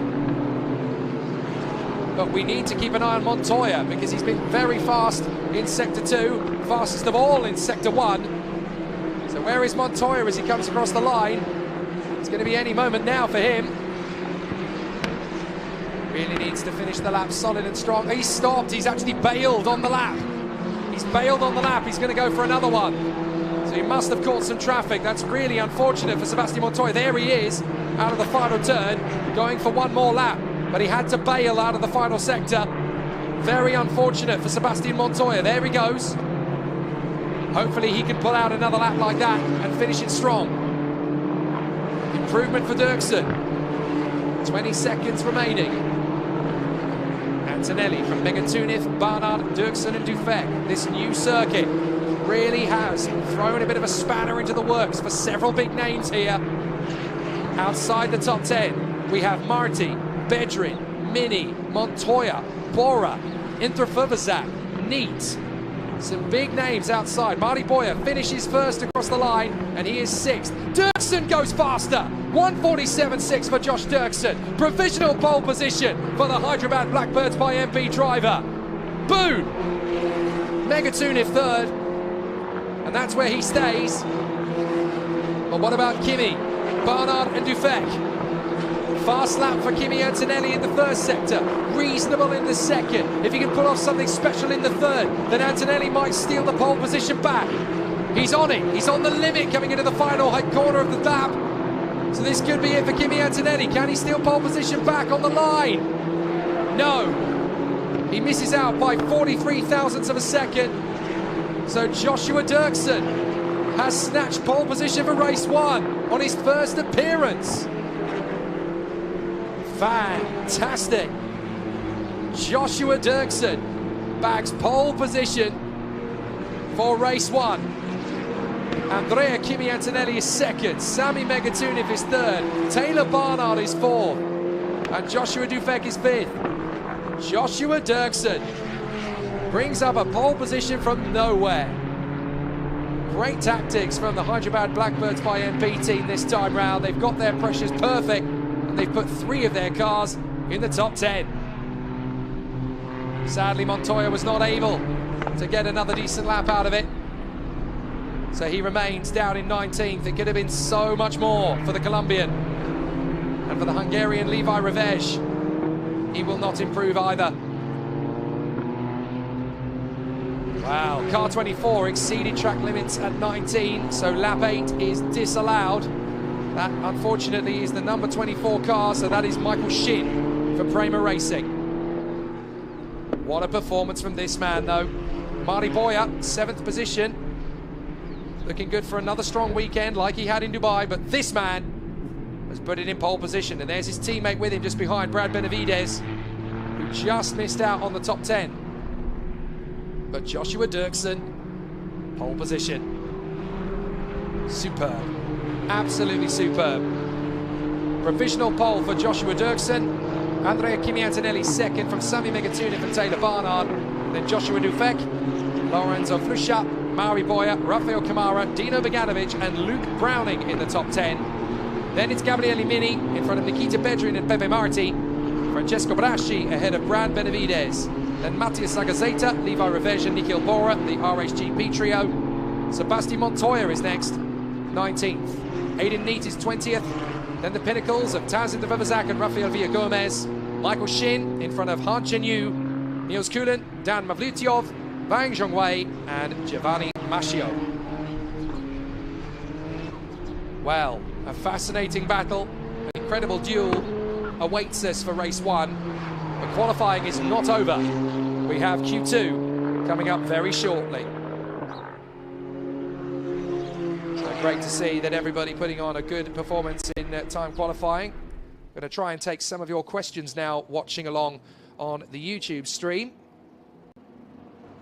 Great to have your company once again. Great to have everybody here watching along. Your patronage is very intriguing. It's interesting to see some of the comments that some of you have written in. Some of them are not questions, but still interesting talking points nonetheless. Lewis Everett has written on the YouTube stream, still didn't understand Gabriele Mini's defence in race one, round one. It cost him big points. It certainly did, didn't it? And Mini continuing his rivalry with Dino Beganovic that we saw starting last year in the first weekend they raced in Abu Dhabi. So Fascinating that their rivalry continues into the 2023 campaign, and they had a collision last year. They've already had one this year as well. It happened in race 2 in Dubai 2 weeks ago. Fascinating to witness. Nyungyu V, I hope I've said that correctly, has said, "What's Luke Browning doing here?" Well, it's a very pleasant surprise to see him. I agree that this is hopefully the beginning of a very strong season for Luke Browning, who was the GB3 champion last year, the F4 British champion the year before that, and of course the Autosport Award winner for 2022 as well. There is Josh Dirksen, the Dutchman, very happy with what has just occurred. He can be very happy with that indeed. I apologise, it is actually the Paraguayan flag that Josh Dirksen runs there, not the Dutch flag. Josh Dirksen originally from Germany, but obviously has Paraguayan roots as well. So the competitors getting themselves ready for the next run. But yes, Luke Browning is here for the remainder of the season with High Tech Grand Prix. He is going to be running the remaining 4 weekends of Formula Regional Middle East. He'll be here for both of the events at Kuwait Motor Town. He'll also be there in Dubai, and he will finish the season strong at the Yas Marina Circuit in Abu Dhabi. Great opportunity for the British driver to step into the world stage for the first time consistently. Great to see. Now, Keke Rosberg has given us a message. I doubt it's the Keke Rosberg. You'll have to prove it, Sunshine, if you are. How many sets of new tyres does each driver have available? Over the course of a weekend, they only get 3. They get 3 sets to last them an entire race weekend, and they can only use them at sparing times through the course of the weekend. So what they'll tend to do is they'll put a fresh set on for Q1, they'll put a fresh set on for Q2, so they'll have to obviously keep a 3rd set back at some point during the race. But they will, of course, race with their qualifying tyres in race 1 and race 3, but they've got to look after them as much as possible, because they only get 3 sets of tyres for the whole race weekend. You have to use them sparingly. You've got to learn to look after the tyres in these cars. It is not easy to get this right. So Ash Bryan writing in on the YouTube stream. Thank you for these messages and comments, by the way. It's great stuff. I think the rivalry with Mini could ultimately cost Bogdanovic the championship. Antonelli is too good to get into incidents like that. Interesting. Well, Bogdanovic has won a race this year. It's unfortunate that he ended up in the mix with Gabriele Mini in race 2. Loving your comments and your feedback. It's fascinating to see. Luke John Buckle writes in, hopefully Browning can step up to FIA F3. He's more than good enough to be competitive in that championship. Well, you're not going to convince me otherwise. Absolutely on board with that one. And I have to say, it's been wonderful watching him here in Formula Regional Middle East. I caught up with him yesterday, said, how's it going? He couldn't stop grinning. It's a really tough car to drive. I haven't got a clue how this is going to go, but I'm loving it. Absolutely loving it. He's like a kid at Christmas all over again, and it's great to see. It was quite funny because apparently the tagline is that he's just here to figure out the car, take a new experience in, just set himself ready for his race campaign in 2023, wherever that's going to be. He's just getting himself into position. The quote I got from him was, yeah, but I can be P1. Luke Browning clearly, definitely not here to play second fiddle. He wants to go for a victory if he can. It's going to be tough here this weekend, but he's got 4 weekends to do it. So he's got plenty of time. Now, Loris Schlevlen, I do apologise if I've said that wrong. I'll try it again. Loris Schelvian, that sounds better. Herb Dirksen is going to do well in Formula Regional Euro Alpine. Well, this is certainly, I think, a test of what could come later in the year for him. If he's able to pull out a pole position this quickly, then Joshua Dirksen definitely one to watch out when they head back to Europe, but certainly here in the Middle East, he wants to put on as good a show as possible, and pole position really is a statement of intent. Here we go, qualifying 2. And this time, this will set the grid for race 3. So race 2's grid, for those who weren't here during Q1 when we explained all this, the race grid for race 2 will be determined by the finishing positions of race 1 this afternoon, with the top 10 finishing positions reversed. So whoever finishes race 1 in P10 is going to get pole position for race 2, and whoever wins race 1 this afternoon is going to start from P10 of the grid for race 2. If that made sense, I clearly wasn't telling it right. So you're going to have to read the regulations on the Formula Regional Middle East website, fregionalme.com. It'll all be there, and you'll all be able to fill yourselves in. 14 minutes remain. We've only had the first minute of active qualifying so far. And I have to say, I was a bit of a skeptic coming to Kuwait Motor Town. I'm one of these people, I like tradition, I like racing circuits to have a soul, to have a vibe to them, and it's very easy to come to a new racing circuit and not feel anything because it's new and it's clean and it's not had any rubber bed into the circuit before. But I tell you what, I was so stunned when I walked through the doors of this place. It's a very new country for motor racing. It's got a massive petrolhead community here. They love their cars, they love their bikes. And Kuwait Motor Town has been busily beavering away during the pandemic to build itself up ready for international competition. And when I walked through into the pit lane yesterday, my word, was I taken aback. It was like going to Yas Marina for the first time. This place is truly fantastic. It's not finished yet, which is what you have to take into account. They've got a lot of building work still to do, which was going to happen during the pandemic, but now it's all been delayed until the start of this year. So there's going to be a massive entertainment and city complex which is built into this place. The drag strip is already doing competition. They were doing Top Fuel dragsters last night. It was magnificent to watch. And the karting facility just behind us as well is FIA Grade 1, so they can host pretty much anything from the OK and OK Junior categories to KZ, to Rotax, to Iami, to Rock, you name it. They can do it all. So this place is going to grow in stature over the years. And this is the first single-seater weekend ever around Formula Regional Middle East, around Kuwait Motor Town. And already, we've got some very interesting stories. Joshua Dirksen, pole position in Q1. What are we going to get from Q2? Who's going to start race 3 from the front? This was the tactic that saw Mari Boyer take victory in race 3 in Dubai. They didn't do well in Q1. They did in Q2. So they bagged it, they saved that set of tyres for race 3 and said, right, whatever happens in race 1 and race 2 happens. Never mind, forget about it. Race 3 is the one we're going to win, and we're going to win it. And they did. So let's see if anybody's going to come up with the goods. Having had Q1, there could be a few drivers out there going, right, so that's not going to work. Let's come up with plan B. Let's put a decent show on for Q2 and get ourselves ready for a rip-roarer in race 3. The first race this afternoon and the 2 remaining races of the weekend tomorrow. Then they get a couple of days off, and then qualifying begins again for round 3 on Tuesday morning. And then racing takes place that afternoon. 2 races will happen for the remainder of that weekend on Wednesday. You've got a great festival of speed from the Kuwait Motor Town over the next 6 days. So if you don't have any travel plans and you're in Kuwait and you're not far away from the Motor Town, cancel them. Get your way to the Motor Town circuit. You're going to find out a lot about what international motorsport competition is all about. Who knows if you manage to get a photograph or an autograph or both with 1 or 2 of the drivers in Formula Regional Middle East. Who knows? One day you've got yourself a future Formula 1 star. So the end of the second lap. This is the first representative qualifying lap. That's why I've been waffling a little bit. I do apologise if it was slightly dull. 10.5 minutes to go. Someone else is bailing in at the end of this lap. So who is deciding to try the PHM tactic? Because it clearly worked out for them. It's Taylor Barnard again. Same tactic. They've clearly decided, you know what? It worked in Q1. Let's do it again in Q3. And Nikita Bedrin does the same. His teammate, is Josh Dufek going to do it as well? Josh Dufek is going to be one of the next drivers to come through. Yep, he's in the pits as well.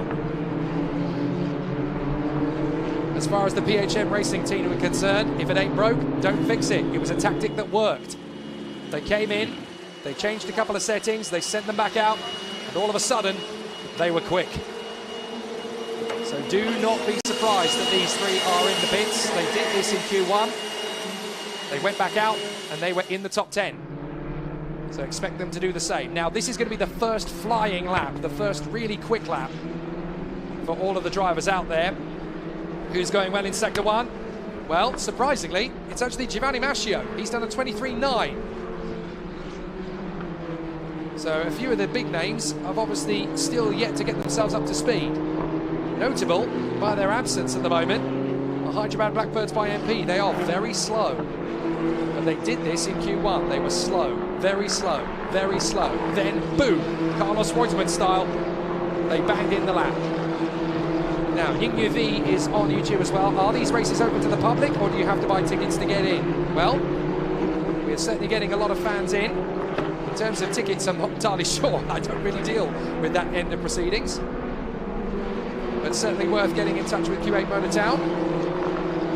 Anybody who is anybody can come along and watch. There are facilities to make sure that the fans can be catered to.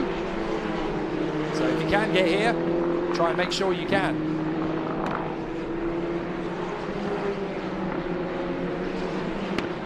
So a fascinating situation for all of the contenders, as they're now starting to get up to speed. So there we go. Rafael Camara is the first one to really bang in a fast time. A 1:49.9 from the Brazilian, who is currently second in the standings. Very quiet and under the radar. But Rafael Camara is now top spot, just ahead of Mashio, Mavlyutyov and Inthrovazak. Wang Shongwei currently fifth. Great to see him out there. He didn't get the chance to put a single lap in time qualifying or the races in Dubai. They had problems with the car. No more problems for Wang Shongwei. The Chinese driver for R&B Racing finally gets to run. Now, Taylor Barnard, Josh Dufek and Nikita Bedrin are all on their outlap. What a fantastic situation now for the competitors. Rafael Camara leads Giovanni Mashio, then it's Dan Mavlyutyov, Taz Inthrovazak, Wang Shongwei, Michael Shin, Pepe Marti, Dino Beganovic, Andrea Kimi Antonelli and Sebastian Montoya. That's the top 10 at the moment, but there's going to be some fast laps to come. Here we go. Andrea Kimi Antonelli is pushing on this lap. This is the one. 23.8 in the first sector, 42.3 in the second. Fastest of all in the first sector, though, is Taz Inthrovazak for the Pinnacle VAR team. Number 14, currently sat fourth, but Taz Inthrovazak is currently the fastest man out there. A very slow entry to the final turn for Beganovic. The PHM boys have bailed out of their lap. So is Antonelli. Neat is on a fast lap, so he's trying to complete it. Oh, that's been very badly handled, as Antonelli accidentally impedes Aidan Neat on a fast lap. Well, that's going to make Aidan Neat sick to his stomach, and that was a good enough lap time for second for the moment, as up to the top spot comes Luke Browning on his first appearance in Formula Regional Middle East. It's short-lived, though, because Rafael Camara goes quicker, and so too does Pepe Marti. But still, the thirst and the hunger is there. Michael Shin is currently fifth. Sebastian Montoya comes up to sixth. Then Gabriele Mini ahead of Dino Beganovic, Giovanni Mashio and Dan Mavlyutyov. Nikhil Bora is in 11th place. And then in 12th it is Taz Inthrovazak, who's bailed out of a lap. Then Chen Yu Han. Then it is Matthias Sagazeta, Wang Shongwei and Andrea Kimi Antonelli, who's had to bail out of his latest lap. Fastest of all in Sector 1 is Brad Benavides. Fastest of all in Sector 2 is Josh Dirksen. Here come the Hyderabad Blackbirds by MP. Wait for them to pop up into the top 5 like they did in Q1. They're coming across the line now. Sami Megatunith, provisional pole, 1:47.2. Dirksen, provisional second, 1:47.4. Here comes Benavides, provisional third, 1:47.9. And here comes the fourth of the Hyderabad Blackbirds cars across the line. Marty Boyer, he got balked on his lap, a 1:52.0. But the Hyderabad Blackbirds are suddenly 1, 2 and 3 provisionally. Megatunith ahead of Dirksen and Benavides. And it's a red flag, red flag. Red flag has just been called. So the session is going to be stopped. And I can't quite see why out on the circuit, I'm afraid. Trying to figure out what it is that's caused the red flag this time. But the session has been stopped and we've got 5 minutes or so left. 5 minutes and 15 left to run in the session.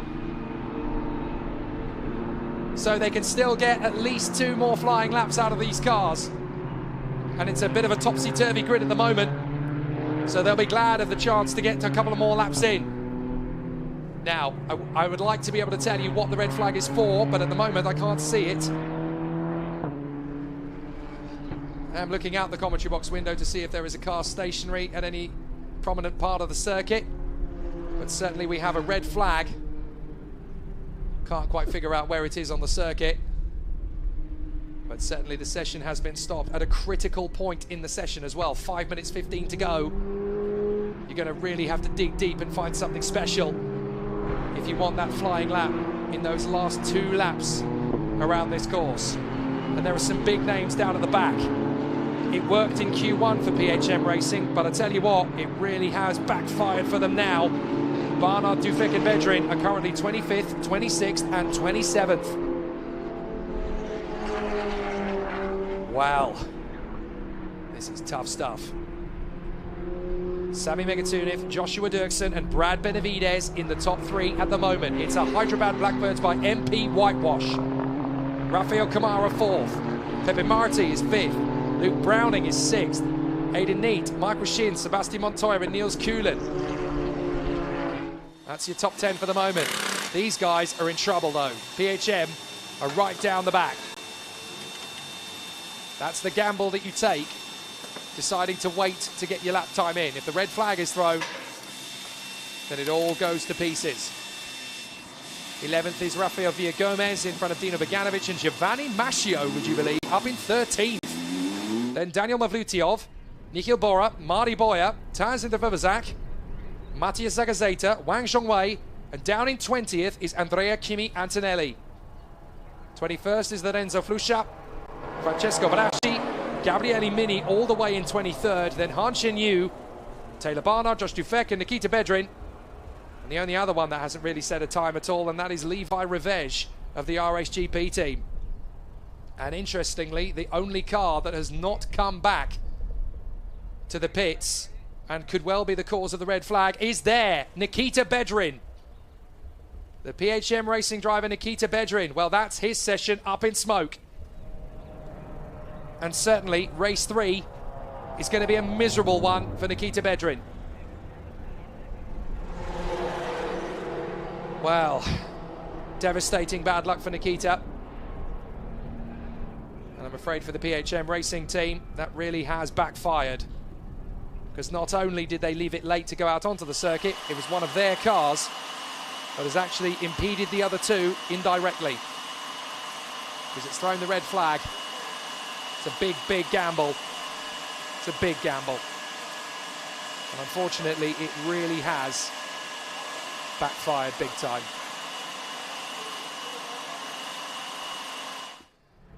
And that's up at the middle sector.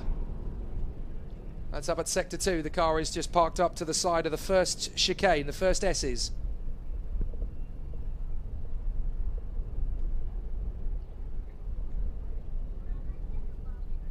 So a very difficult situation now for the qualifying session to be restarted. This man is currently sat in second. Josh Dirksen, having picked up a pole position from the first session, is now ready for another crack at it in session 2. But it's his teammate, the Frenchman Sami Megatunev, who basically had a dartboard on his back wing for most of last weekend. Got into so many incidents, Sami Megatunev. So this will be a real monkey off the back if he manages to bag a pole position. And their teammate Brad Benavides in the car in the background there, with its rather garish looking brown patchwork and green striped livery, is third. So the Hyderabad Blackbirds by MP team really would like the session not to restart, as they are currently first, second and third with some big names a long way down the field. Look at the drivers that are currently out of position here, outside the top 10. You've got Beganovic in 12th, Bora in 15th, Boyer in 16th, Indrevivazak is 17th, Antonelli is down in 20th, Flusha down in 21st, Mini down in 23rd, and then Barnard and Dufek are 25th and 26th. This man, Nikita Bedrin, is not going any further. He'll start from the back of the grid in race 3. And if Levi Revej gets a relatively competitive lap time in, Bedrin will start dead last. There's only one word to describe this if you're Nikita Bedrin: catastrophic.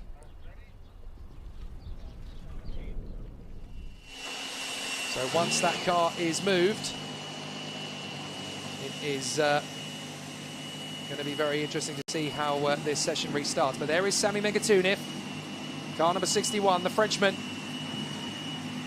Ironic, isn't it? Q1 of the F4 UAE Championship race, the pole position was set by MP Motorsport number 61. Here in Q2 of the Formula Regional Middle East, MP Motorsport number 61 is back on top. Sami Megatunev is following in the shadow of Valerio Renigella and going even quicker. A 1:47.2 for him. 2/10 quicker than anybody. Dirksen, Benavides, Kamara, Marty and Browning in the top 6. Then Neat, Shin, Montoya and Niels Kuhlen. What you're about to see, ladies and gentlemen, is fast, frenetic desperation. 5 minutes and 15 seconds. A lot of the big names are out of the top 10. And everybody is going to be absolutely gagging for a fast lap time. And you tend to find, certainly in feeder series categories, red flags breed red flags. That desperation could bubble over into another red flag. They've got to be so careful.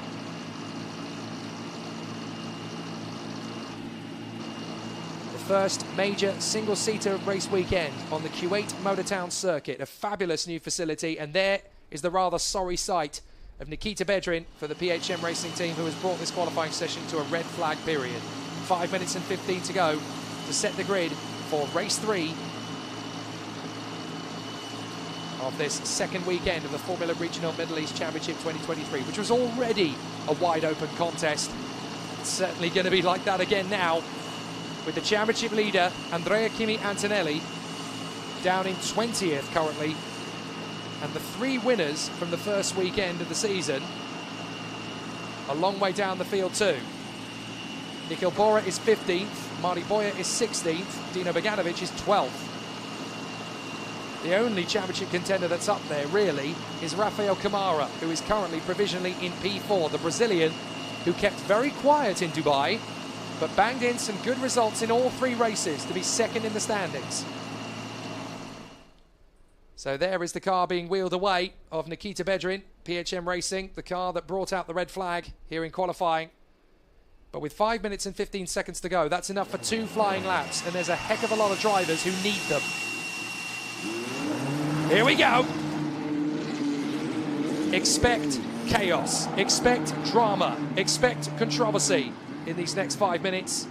There's a good chance you'll get a few big names getting it right and a few others getting it wrong.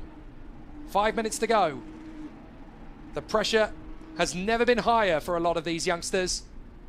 The Mumbai Falcons group getting out on the circuit now. That's the top 3 being given the chance to pull clear by Andrea Kimi Antonelli, who is currently down in 20th. He goes very slowly out of the pits.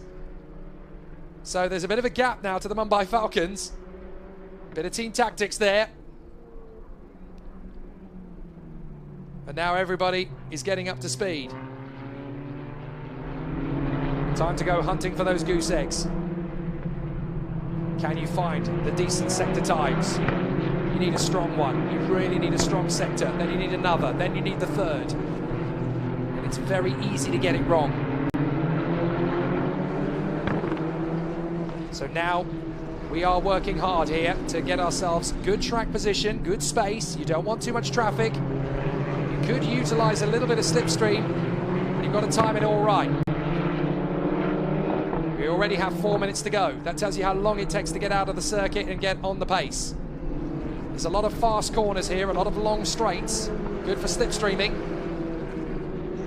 But it's worth pointing out that there's a lot of drivers who are running the gauntlet. There is Gabriele Mini, way down in 23rd at the moment. There's the 54, that's Dan Mavlutyov. He's actually one of the drivers in a better position, 14th at the moment. But everybody's got their backs to the wall. Sami Megatunic, the Frenchman, currently in provisional pole. His teammates, Joshua Dirksen and Brad Benavides, are 2nd and 3rd. Rafael Kamara 4th. Pepe Marti is 5th. Luke Browning is 6th. Then Aidan Neat, Michael Shin, Sebastian Montoya and Niels Kuhlen. Now Kuhlen and Intra Fubazak in the Pinnacles are still in pit lane at the moment. They have not gone out. So they might be waiting. Look at this, they're trying to back each other up, trying to get some space. They need to have a clear lap. They don't need to be in traffic. Oh, the tension is brimming over now. And this is it, the drivers know they've only got 2 laps around the course. But you've got to have speed, you've got to have pace, and you've got to have good slipstream. Car 7 exceeded track limits at turn 19, so lap 5 is disallowed. That's the Renzo Flusha.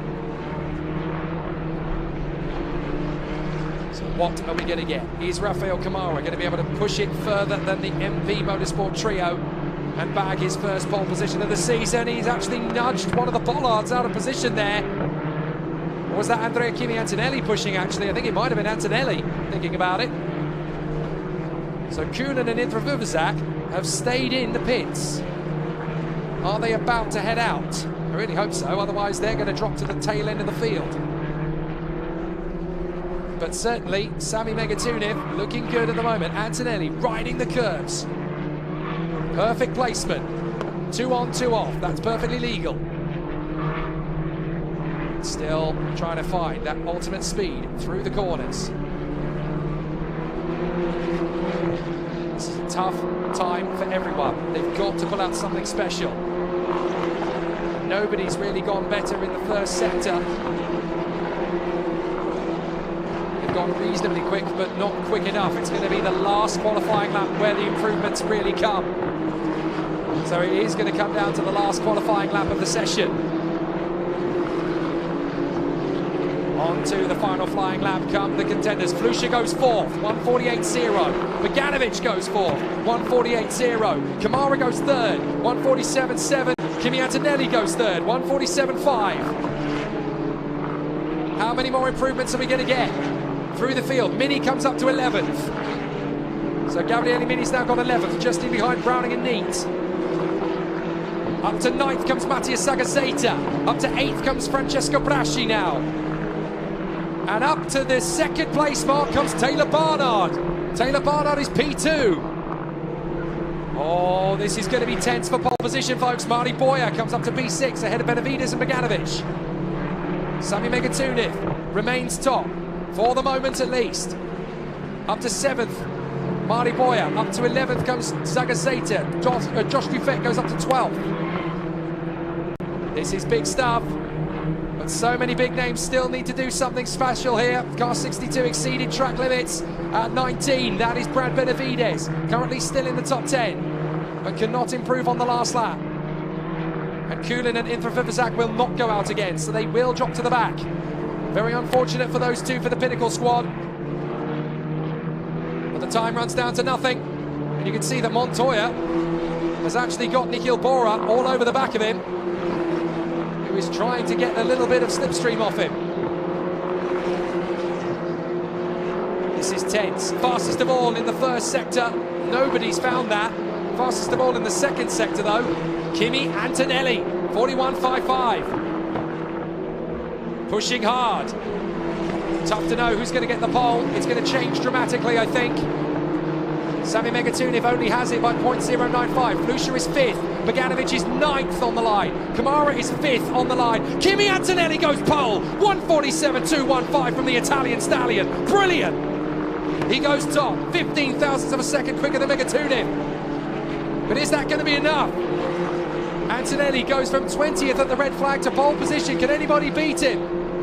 Barnard, Dirksen and Megatuniv are all on flyers as well.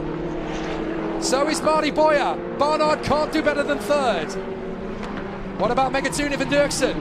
Boyer's going quick as well. Boyer finishes 8th, no improvement. Megatuniv doesn't improve. What about Dirksen? Dirksen doesn't improve either. Nor does Pepe Marti. And nor will Villa Gomez. Or will Brad Benavides. It's done for Andrea Kimi Antonelli. He found it in the magical final lap. Sector 2 and Sector 3 were big improvements. Andrea Kimi Antonelli bags pole position. The championship leader, the rookie hotshot, the Mercedes Junior, the Italian stallion. What a great run. Andrea Kimi Antonelli bags the pole. In sectors 2 and 3 he was purple, and in sector 1 he managed to find only a 23.9, so that could have been a lot faster for the Italian. But for Mumbai Falcons, Andrea Kimi Antonelli, the championship leader, the rookie sensation, is fastest. And he will start race 3 from the front. Sami Megatuniv 2nd. 3rd for Taylor Barnard. 4th for Josh Dirksen. Then Rafael Kamara and Lorenzo Flusha. Then it's Pepe Marti, Marty Boyer, Dino Beganovic and Brad Benavides. Great work from the Hyderabad Blackbirds by MP. They crowbarred all 4 drivers into the top 10, as did the Mumbai Falcons team. But there are some long faces behind them. Aidan Neate is 11th. Matthias Sagazeta 12th. Luke Browning is 13th. Josh Dufek is 14th. Gabriele Mini way back in 15th. Rafael Villagomez is 16th from Levi Revege. Michael Shin, Sebastian Montoya. More problems, 19th for him. Giovanni Mascio, Niels Kuhlen, Dan Mavlutiov, Han Chen Yu, Francesco Braschi, and then some really big names down the back. Nikhil Bora and Tazanavol Intrafuvazak. Way down the pack. And then Wang Zhongwei and the man who brought out the red flag, Nikita Bedrin, will be on the back row. But Kimi has done it again. You run out of superlatives for this boy. Just when you think you've seen the best of him, he pulls out another level. It almost seems that Formula One is a racing certainty for this youngster. Certainly Italy's brightest spark at the moment. F4 champion in Italy last year, F4 champion in Germany last year, F4 gold medalist at the FIA Motorsport Games last year. He's come into Formula Regional like a whirlwind. And pole position for race 3 is his. Brilliant stuff from Formula Regional qualifying. We hope you've enjoyed it. Stick around because we have got more racing to come over the course of the day. We have race 1 today for both F4 UAE and for Formula Regional as well. It's going to be a really exciting challenge as all of the competitors are ready for an exciting contest out here on the circuit. For the first time, Kuwait Motor Town rings to the warmth of single-seaters in international competition. And some of the best young drivers in the world are going to taste it for the first time. Kuwait Motor Town, get ready. You're about to taste exciting motor racing, Formula Regional style. I'm Jake Sanson. Join us this afternoon for more thrilling action.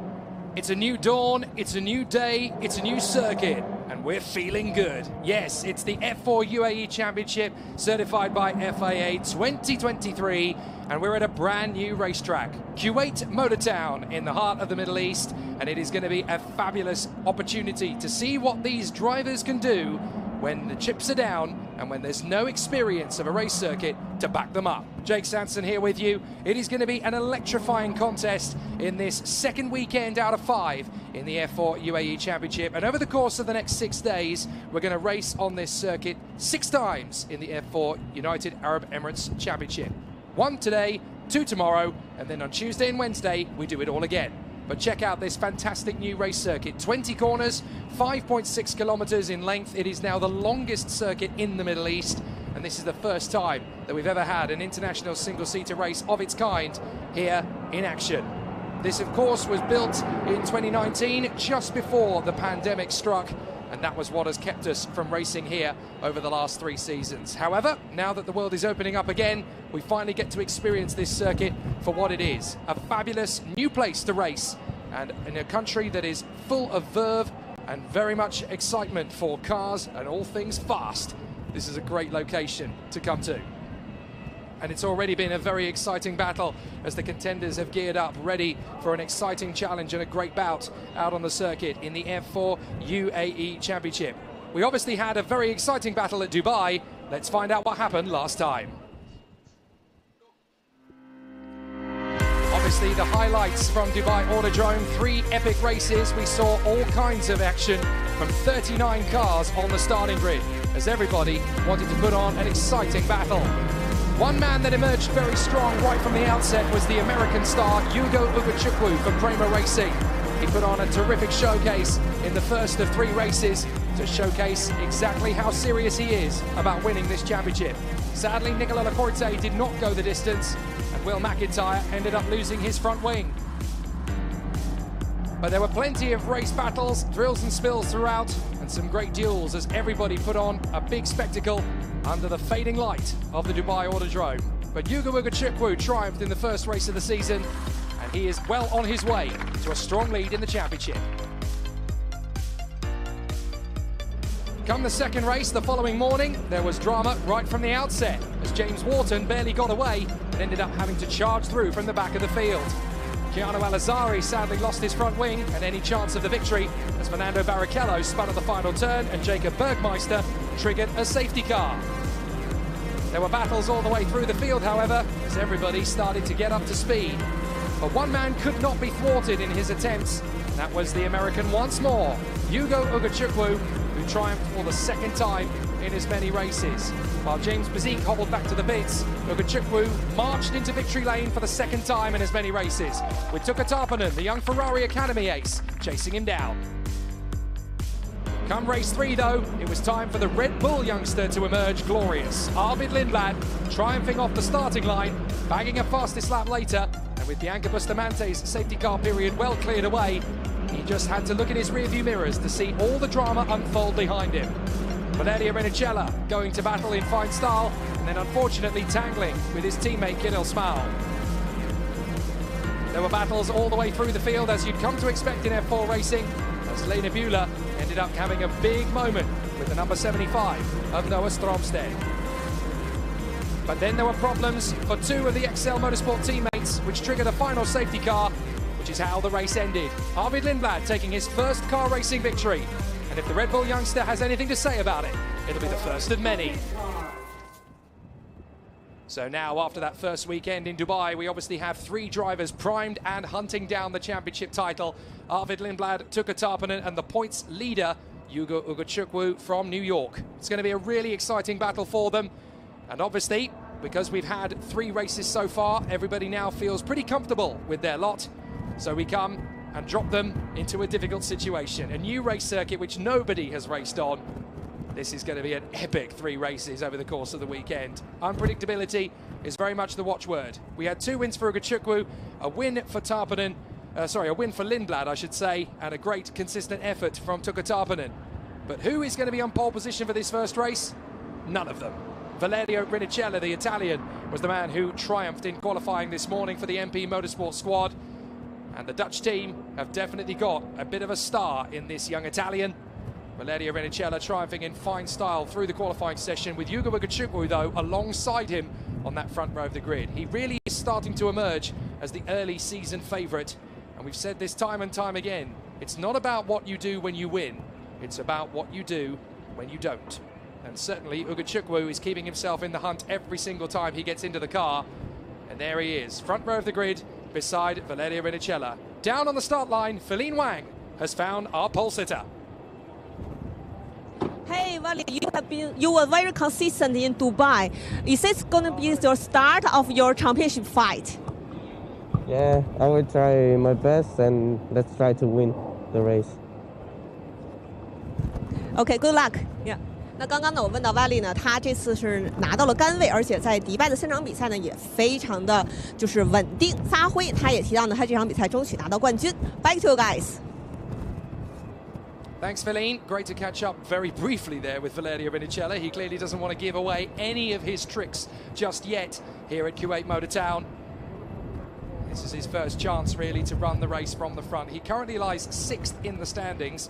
Brando Badua is absent this weekend and will be for round 3 as well. And hopefully we'll see him back again in action at the Dubai Autodrome for round 4 of the championship. 5th in the standings is the Australian James Wharton, who actually grabbed a pole position for race 3. And Valerio Renicella grabs pole position for this one, 6th in the standings. Such is the competitive nature of F4 racing at this level. There are so many contenders who have a chance to make a real play of it. And from our point of view, we couldn't have asked for better. So the F4 UAE Championship Round 2 Race 1 is about to get underway. Hello to everybody who is watching, whether you're tuned in via CTVS out in China, whether you're watching on YouTube or on Facebook via the F4 UAE Championship pages. Your company is very much appreciated. And this man, Yuga Wugachukwu, comes into this race with the points lead, 21, ahead of his closest rival, Arvid Lindblad. 2 wins and a third, plus a pole position and a fastest lap. The American is very strong here at Kuwait as well. They definitely seem to have got him very much settled into the rhythm. But with a new race circuit comes that air of uncertainty. You don't really know what to expect from this race weekend, and we certainly don't know what to expect from this track. The drivers, through the course of the practice sessions and the qualifying, are almost completely unanimous. They absolutely love this place. It is a great new facility, 5.6 kilometers in length, constructed in 2019, thanks to the brilliant genius that is the F1 architect Herman Tilke, to create a motor racing hub of activity here in the country of Kuwait. And already everybody has proclaimed it's probably the best thing about the nation at the moment. It's a wonderful facility, a great race circuit, amazing peripheral activities going on here as well. There is a motocross and a rallycross circuit here, as well as a drag strip, which the circuit here runs parallel to from turn 1 to turn 2. That long straight runs side by side to the drag strip, which runs most nights here. Actually, there is a real petrol head vibe here in Kuwait. And behind our position on the main start-finish straight, there is also an FIA karting Grade 1 circuit, which hopefully could host the World Championships one day. But for the Mumbai Falcons man, James Wharton, he has a chance this weekend to reignite his title campaign for 2023. He knows it, and he's not going to waste a moment of that opportunity. The grid is being cleared. The sun is out here at the glorious new Kuwait Motor Town circuit. And the F4 UAE Championship will continue with the 4th race out of 15. So the battle is joined, and we're ready to see just how exciting and how encapsulating this battle is set to be. We're very grateful for you joining us for this first race of 3 over the course of a thrilling encounter and a great battle to come over the course of the proceedings. We are very excited and very keen to see how this all plays out. Jake Sanson with you in the commentary box. And my goodness me, are we about to go into a world of excitement here as we battle for the next race in the F4 UAE Championship. So the green light goes out and we are on our exploratory lap, the first ever rolling lap in an F4 car around the Kuwait Motor Town circuit. So this first corner is almost flat to the throttle. There might be a slight lift as you run through turn 1, but then you run all the way down this epic turn 2. We've got a slight problem on the start line as one of the cars is not moving. That is for the PHM racing team.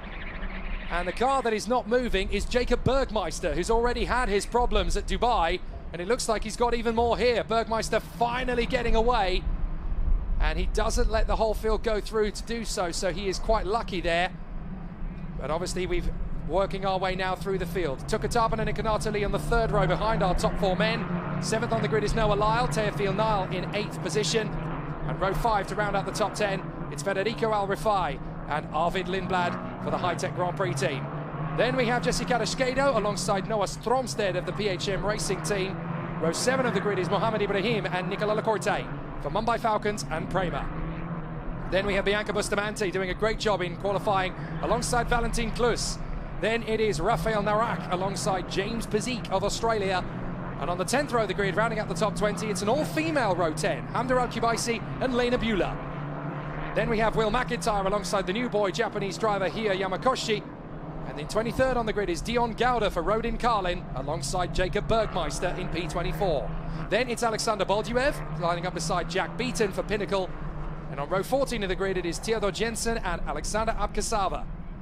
Rounding out the top 30, it is Sebastian Murray alongside Flavio Olivieri, the Crown Motorsport teammates. Row 16 sees Emily de Huys alongside Georgi Zharovsky. And then in row 17 of the grid, Matteo Quintarelli alongside Kai Dardignani. Row 16 of the grid sees Akshay Bora alongside Victoria Blokina. And then row 16 of the grid sees Luciano Morano alongside Zachary David, put to the back of the grid after a difficult run in qualifying 1.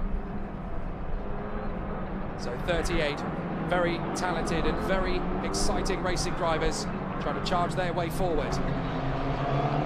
We are ready though on this formation lap. It is set to be a real thrill fest from the outset. They do say in motor racing, expect the unexpected. Today, it's never been more true.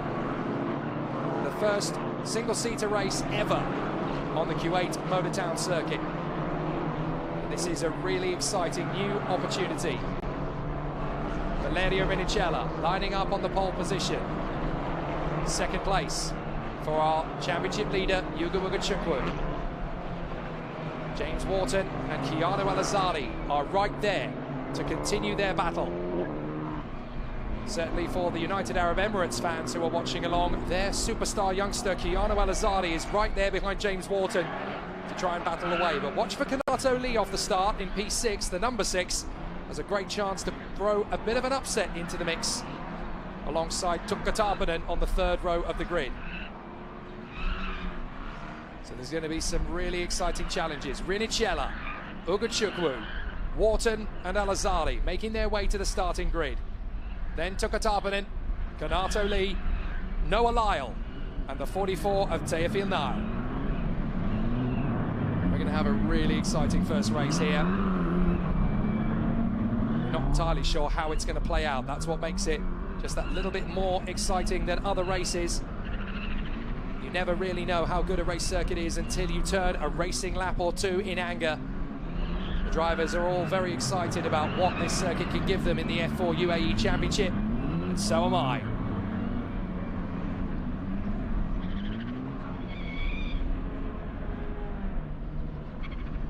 We're gearing up for the first ever race of the F4 United Arab Emirates Championship on the Kuwait Motor Town circuit. It should be a really exciting battle as the contenders are gearing up for an exciting race ahead of us. The contenders are ready, the stage is almost set, and now we are looking forward to an epic contest as the drivers are getting themselves into position on the starting grid. So our final cars are into position here at Kuwait Motor Town, and we are ready to go racing here at Kuwait. Let's race at Kuwait Motor Town! Great start from the front of the grid for Yuga Chukwu, but Rinicella's got the best launch. Wharton is hunting in behind Yuga Chukwu as they run through the first corner. Is everybody going to get through in fine style? Looks as though everyone's cleanly through turn 1, and now comes that epic run down the back straight alongside the drag strip. And as they come to turn 2, up on the inside line, hugging the inside, Rinicella, having no problems at all, but drawing level with him alongside. That looks like Yuga Chukwu, but on the inside, rather than both of them, is James Wharton. Wharton has cut through first, and as they work their way through the hairpin, there's contact in the middle of the field. 1 and 2 cars having to take avoiding action, 2 cars facing the wrong way, 1 missing a front wing. So there's already drama, a couple of drivers trying to keep out of harm's way. And it's an absolute thrill fest as they run through in the second sector.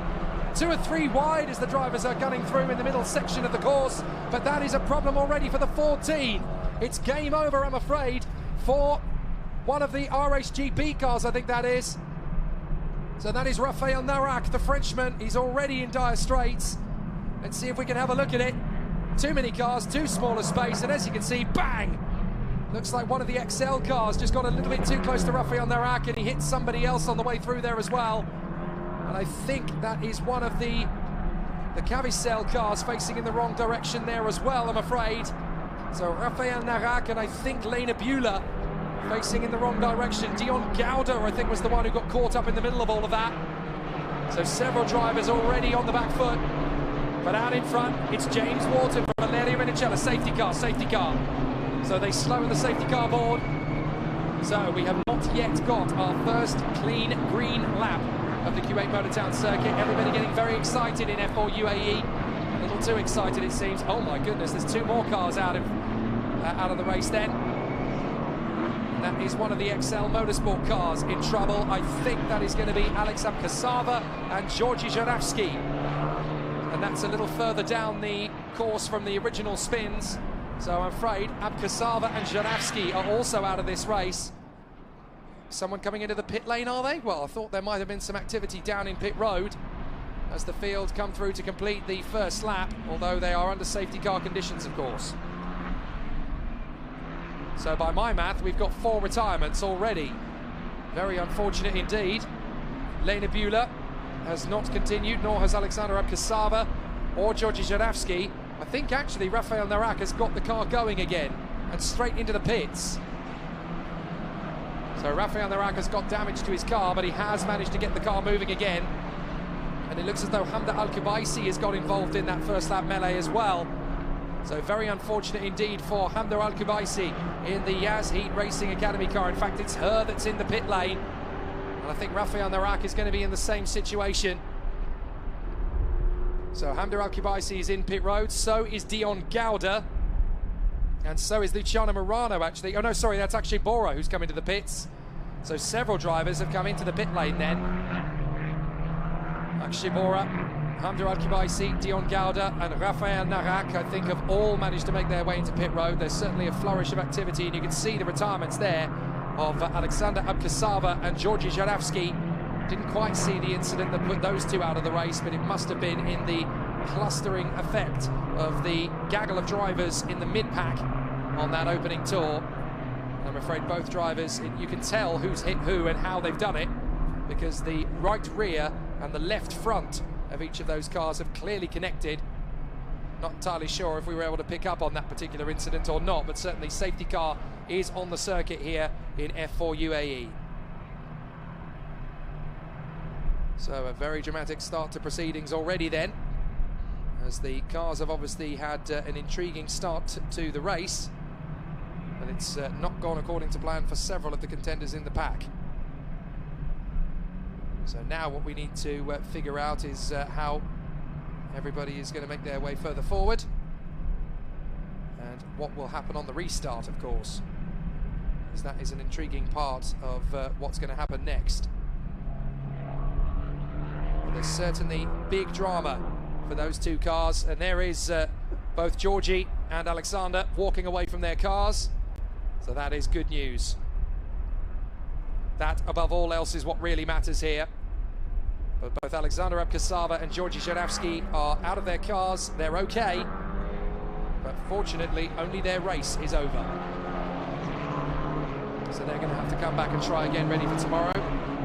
Georgi Żurawski just assessing the damage. I think it's pretty cut and dry that he can't really go any further. The safety car is out on track here at Kuwait Motor Town, and the fans are already flocking in the stands. They keep on arriving. I have a feeling they're going to be. It's red flag out on the course. Now, the reason they have thrown the red flag here is because the recovery would obviously take quite a long length of time. So they have decided to red flag the race, and they will bring the cars onto the main straight, I would think, or either into the pit lane. So the race under red flag conditions, red flag. So the safety car has brought them onto the main straight. The cars will now line up on the main straight with James Wharton in pit lane. James Wharton's come into the pit. Everybody's come into the pits by the look of it. So that is good news. I can remember an incident last year when we had one car electing to stay out on the course, but everybody has come into the pits on this occasion.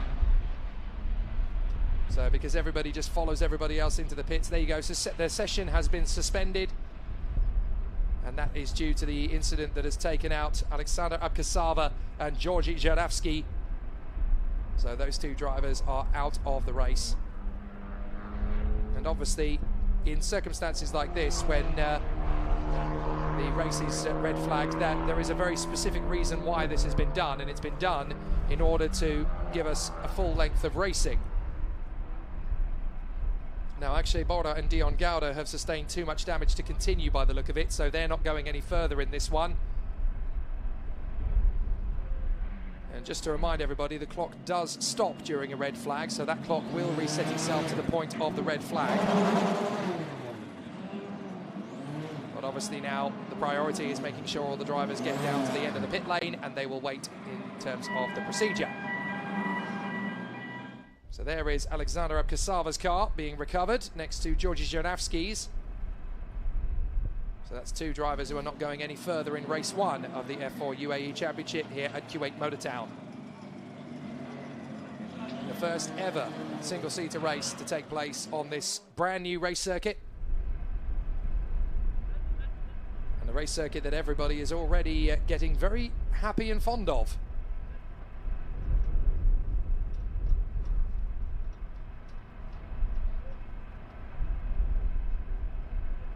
So with those four drivers involved in the incident earlier on, there were a few more that were involved in the incidents as they continued on, of course.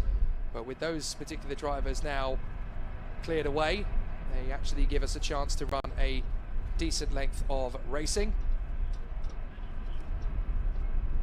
So we are ready for an exciting battle in F4 UAE Championship, certified by FIA 2023 here at Kuwait Motor Town, the second weekend out of 5. Jake Sanson here with you in the commentary box, and already we've got a red flag in the first race of the season at Kuwait Motor Town, the first of 6 that are going to be taking place here over the next 6 days, because we'll have 1 today, 2 tomorrow, and then we'll have a race on Tuesday and 2 more on Wednesday.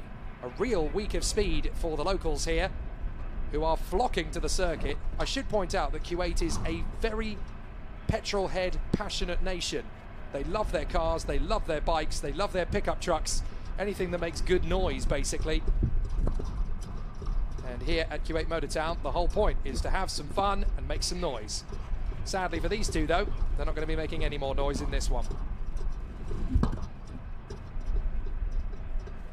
So James Wharton came into the red flag leading the race after a brilliant start from 3rd on the grid.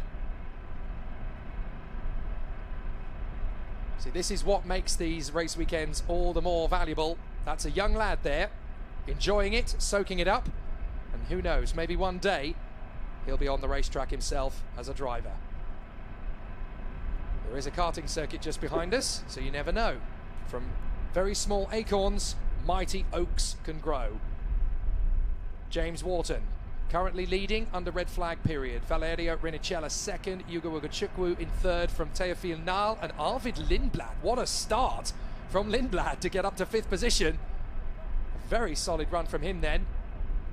6th position for Tuukka Tapanen, then Keanu Alazari, Noah Lyle, Kanato Lee and Noah Stromsted. That's the top 10. And then we have Federica Rifai in 11th in front of Mohamed Ibrahim, Jessica Resquedo, Valentin Klus and Bianca Bustamante. Then James Bazik, Will McIntyre, Jack Beaton, Hio Yamakoshi, and in 20th is Alexander Bolduev. Then Theo Jensen in front of Nicola Lacorte, Sebastian Murray ahead of Flavio Olivieri, Matteo Quintarelli and Kai Darignani, Jacob Bergmeister and Akshay Bora from Luciano Morano, Emilio de Hoos, Victorio Blachina, and then I do believe everybody else is still circulating. Well, a fair few of the drivers behind are still circulating. Hamda Al-Kubaisi and Dion Gowda are still going around, but I'm not sure Akshay Bora is going any further. And of course we know for a fact that Georgi Zharavsky, Lena Bula and also Alexander Abkasava are not going any further. So don't worry about that clock ticking down, it will be reset So there is going to be a full continuation of the race to as close to its full distance as possible. We'll give you an update as to when the race will restart and for how long the duration is. So you don't need to take that clock on set value. We are under red flag conditions here at Kuwait Motor Town thanks to an incident on lap 1 between Alexander Abkasava and Georgi Zharavsky. Both drivers are perfectly okay, we should point that out. It was just a case of too many cars into too small a space, learning their way around this brand new race circuit at Kuwait Motor Town. A circuit that has a real vibe for speed. They love cars, they love bikes, and they love all things motorsport. So it's about time they had their own world-class facility, and world-class is definitely the way you would explain and describe Kuwait Motor Town to anybody who had not been here before. The facilities are quite extraordinary. Race will resume under safety car at 14:50 local time. That is in 3.5 minutes from now. So there you go. That answers the question asked by Ben Morrison. They will restart under safety car at 14:50. Thank you for the question, and thank you for all of your comments. If you're watching along on the Facebook or the YouTube stream, you're very welcome, and I do check them all, so please be pleasant. So the contenders are gearing themselves up ready for an exciting battle as we rejoin the F4 United Arab Emirates Championship grid very soon indeed. But it is the first red flag that we have had of the season. We had safety cars in all 3 races, I do believe, at Dubai 2 weeks ago. Obviously, you've got to remember that a lot of these young drivers are straight out of the world of karting into cars for the first time when you get into F4. So obviously the drivers are learning on the job, and it's very, very hard to expect them to be Formula 1 level in their first year. None of them are going to be.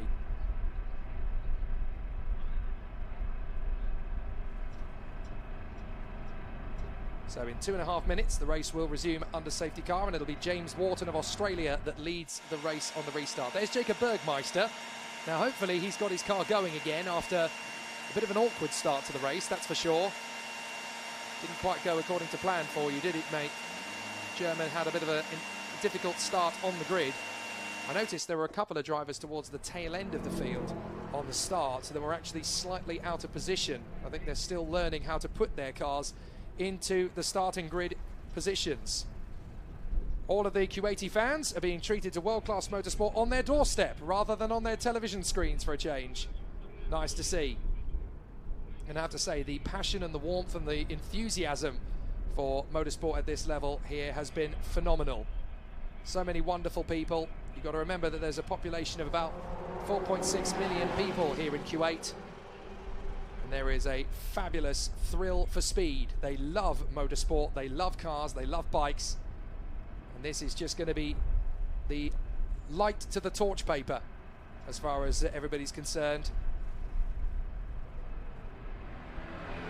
So we've got a question on the live stream from Flower, who wants to know who are the people that are out of the race. Well, as far as I can tell, we've got Lena Buehler out of the race. We should also all have Alexander Abkasava and Georgi Zharavsky. I'm not entirely sure if Dion Gouda or Akshay Bora are going to rejoin or not, because they were tagged in the incident. So the race duration, I am told, will be 17 minutes plus 1 lap. There you go, 17 minutes plus 1 lap is going to be the new starting order. So ignore the clock on the top of your screen for the moment, because that is going to be reset.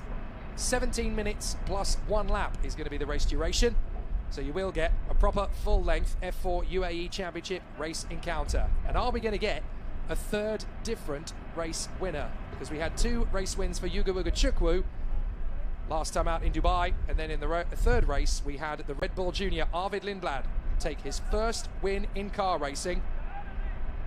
So it's going to be a really exciting battle. If you've just joined us here at Kuwait Motor Town, you haven't missed a massive amount. We're under red flags, but we are going to restart behind the safety car now, because we had an incident on lap 1 between Alexander Abkasava and Georgi Zharavsky. Both drivers out of the race, both are okay. Their cars can't go any further, so now they will continue going into the remainder of this race, which will be 17 minutes plus 1 lap. And I should stress that because we've started the race behind the safety car, that timer has begun.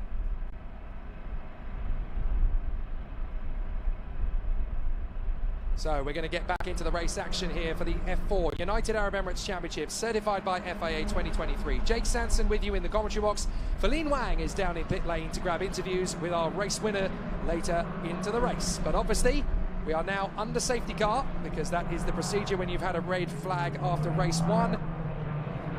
Race forms up under the safety car. So they will do one lap, and then the safety car will be in at the end of this lap, barring any misdemeanors.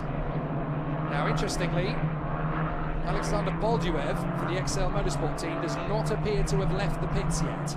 Nor has Akshay Bora, nor has Dion Gowda. Now Bolduev has left, so unfortunately for him, that means he'll have to drop to the back of the grid. So Bolduev will now continue on in dead last, I'm afraid to say. But for the front end of the field, we've got the Australian James Wharton, the Italian Valerio Rinicella, the American Yugo Ugachukwu, the Frenchman Théophile Nal, and the Brit Arvid Lindblad. 5 different teams in the top 5 places. Talk about competitive. It is a brilliant championship, the F4 United Arab Emirates Championship. You get so many drivers and so many teams from all over the world competing at this level. It's the first serious single-seater championship for an F4 competitor in 2023. Brand new circuit for the second and third weekends. I say third weekend, but Tuesday and Wednesday doesn't really count as the third weekend, does it? Because it's going to be midweek. But it means we get to crowbar 6 races into 6 days of action on the circuit. So I'm happy with that. Field are trying to get themselves dialed in and ready. Got to be very careful not to trip over the car in front of you. And James Wharton is backing up the pack, ready to drop the hammer and pull away. It looks like he's gone for it already. So James Wharton is going to have that run down the penultimate straight, through the left kink, and then on the run.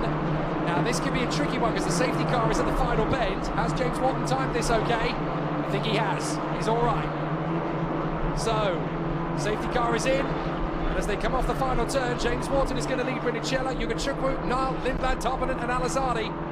And as they come through, we are on the home stretch, and the fans are going to be treated to wheel-to-wheel drama. Green, green, green, green, and we're racing once again at Kuwait Motor Town. Wharton ahead of Rinicella. Rinicella's got him on the slipstream. He'll hug him through turn 1. He'll have the slipstream down the straight. Wharton's going to try and pitch him around. Here comes Rinicella. Rinicella trying to go wheel-to-wheel now. Wharton holding the inside line.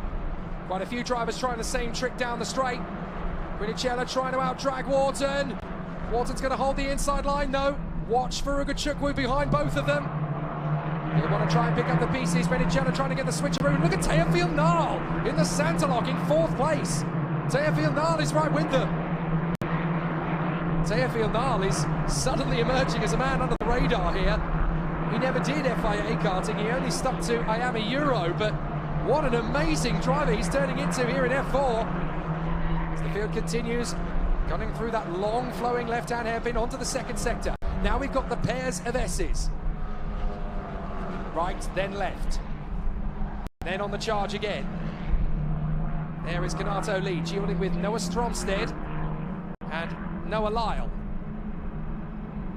Noah Stromsted seems to have a bit of a look here. Oh, a little bit of an issue with the front wing there. Now who's that? That's Federico Rifai, who's got a broken front wing. So Federico Rifai is tucked up behind Valentin Klus. And unfortunately, Rifai has got a broken front wing. So that is not going to do him any favours whatsoever. Drivers try their best to get to the finish in an F4 UAE race if they can. You've got to feel sorry for Gowda and David right down to the back of the field. But look, Rifai is going to have to pull out of the way. He knows he's got no grip, no opportunity to get the power down. So a big problem, I'm afraid, there. As Alexander Bolduev and Akshay Bora drop to the back of the field after their lap 1 shenanigans. I'm afraid it's going to be all problematic for Federico Rifai as he drops all the way down the field. Here we go. Wharton leads Rinicella. Rinicella's back in the slipstream once again. Ugachukwu, Nile, Lindblad, Tarpanen, Lee, Lyle, Stromsted and Ibrahim. That's the top 10 for the moment. But Rinicella's going to have another go at Wharton. Down the straight to turn 2. And is Rinicella going to pop up alongside Wharton? He's already level with him alongside. And Rinicella trying to squeeze in, Wharton chopping across him. Rinicella now going the long way round to try and get level with him through turn 2.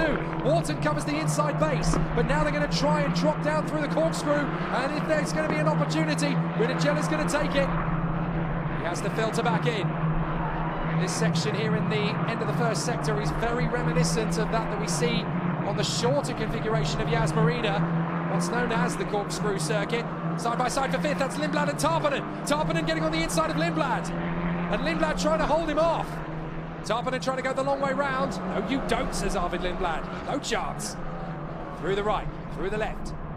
Tarpanen and Lindblad are battling for the title with Ugachukwu, don't forget. Tarpanen really hunting an opportunity for Lindblad, trying to get the gap on the inside line. Tarpanen is right there. Red Bull Junior versus Ferrari Junior. High-Tech versus Mumbai Falcons. Britain versus Finland. Lindblad versus Tarpanen. Work their way into the third sector. Behind them is Kanato Lee. Then Lyle versus Stromstead. Noah Lyle is holding a nice line there. No chance of Noah Stromstead getting through, but he's going to drift wide on the exit. He'll hug the curbs. Is Stromstead going to have a chance? No chance. Very nicely held there. Teofil Nal still running fourth in front of Lindblad and Tarpanen. Then it's Kanato Lee, but you can see that Teofil Nal is starting to drop back a little from the leading trio. There's Lee, Lyle, Stromstead, Ibrahim and Sebastian Murray in front of Flavio Olivieri, and there's been an off. There's been an off through turn one by the look of it. Now, was that someone actually going off the road or just kicking up dust? I think it might have been the latter. So already a very tough opening start to the race. Keanu Alazadi's had a tricky one. He's down in 12th position, having originally been up in the top four of the grid. It's really not gone his way at all. Wharton trying to drop Rinicella off the toe. Yukachukwu's right there too. Rinicella having a bit of a think on the inside line. Still a good battle everywhere you look, and this is still Stromstead versus Lyle. Lyle on the inside holds it. Stromstead trying to fend off from Mohamed Ibrahim. That's Valentin Klus getting in the mix there. So Klus has actually got past Ibrahim. So Klus is now into 10th position. Valentin Klus, the German, who is the teammate to Noah Stromstead. PHMs then are now 9th and 10th. Great to see so many drivers putting on a better show here than they did in Dubai. So some good performances thus far. But now we've certainly got quite a few drivers who are struggling to keep it up to speed. Here they come again. I make it 31 cars that are still racing. Actually, it's 33 because Rifai and Voljuev have got going again in 32nd and 33rd, respectfully. But unfortunately, their chances of a decent finishing position are pretty much gone. So Wharton, Rinicella, Ugachukwu, then Teofil Nal. Both incidents will be investigated after the race. That one incident, by the way, that's just come up on the timing screen. Wharton still keeping Rinicella and Ugachukwu at bay. Still a fair way to go in this one. Rinicella can't just rush this. He's got to really be tactical. Look after the tyres. Work himself into a good position. Out of the final turn, bit of a twitch there from Ugachukwu. That's probably the first mistake he's made all season. And side by side, Tarpanen getting alongside Lindblad down the main straight. Tarpanen's going to have his run into the first corner. He's got to be brave and commit to the first corner. He's got to hold it, so is Lindblad. Tarpanen's through. Good run from the Finn. He got a good run off the final corner, but now Lindblad's going to have the slipstream as they go down the main straight. They run parallel to the drag strip. Lindblad trying to tuck out from behind Lindblad and go alongside him as they come through. The leading trio go through, so does Teofil Nal. Lindblad running up alongside Tarpanen. Tarpanen can hold cover.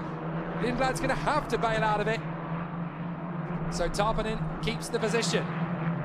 So Tukka Tarpanen, the Finnish driver, who was the World Karting Champion in 2020, is now right here to put on an immaculate performance.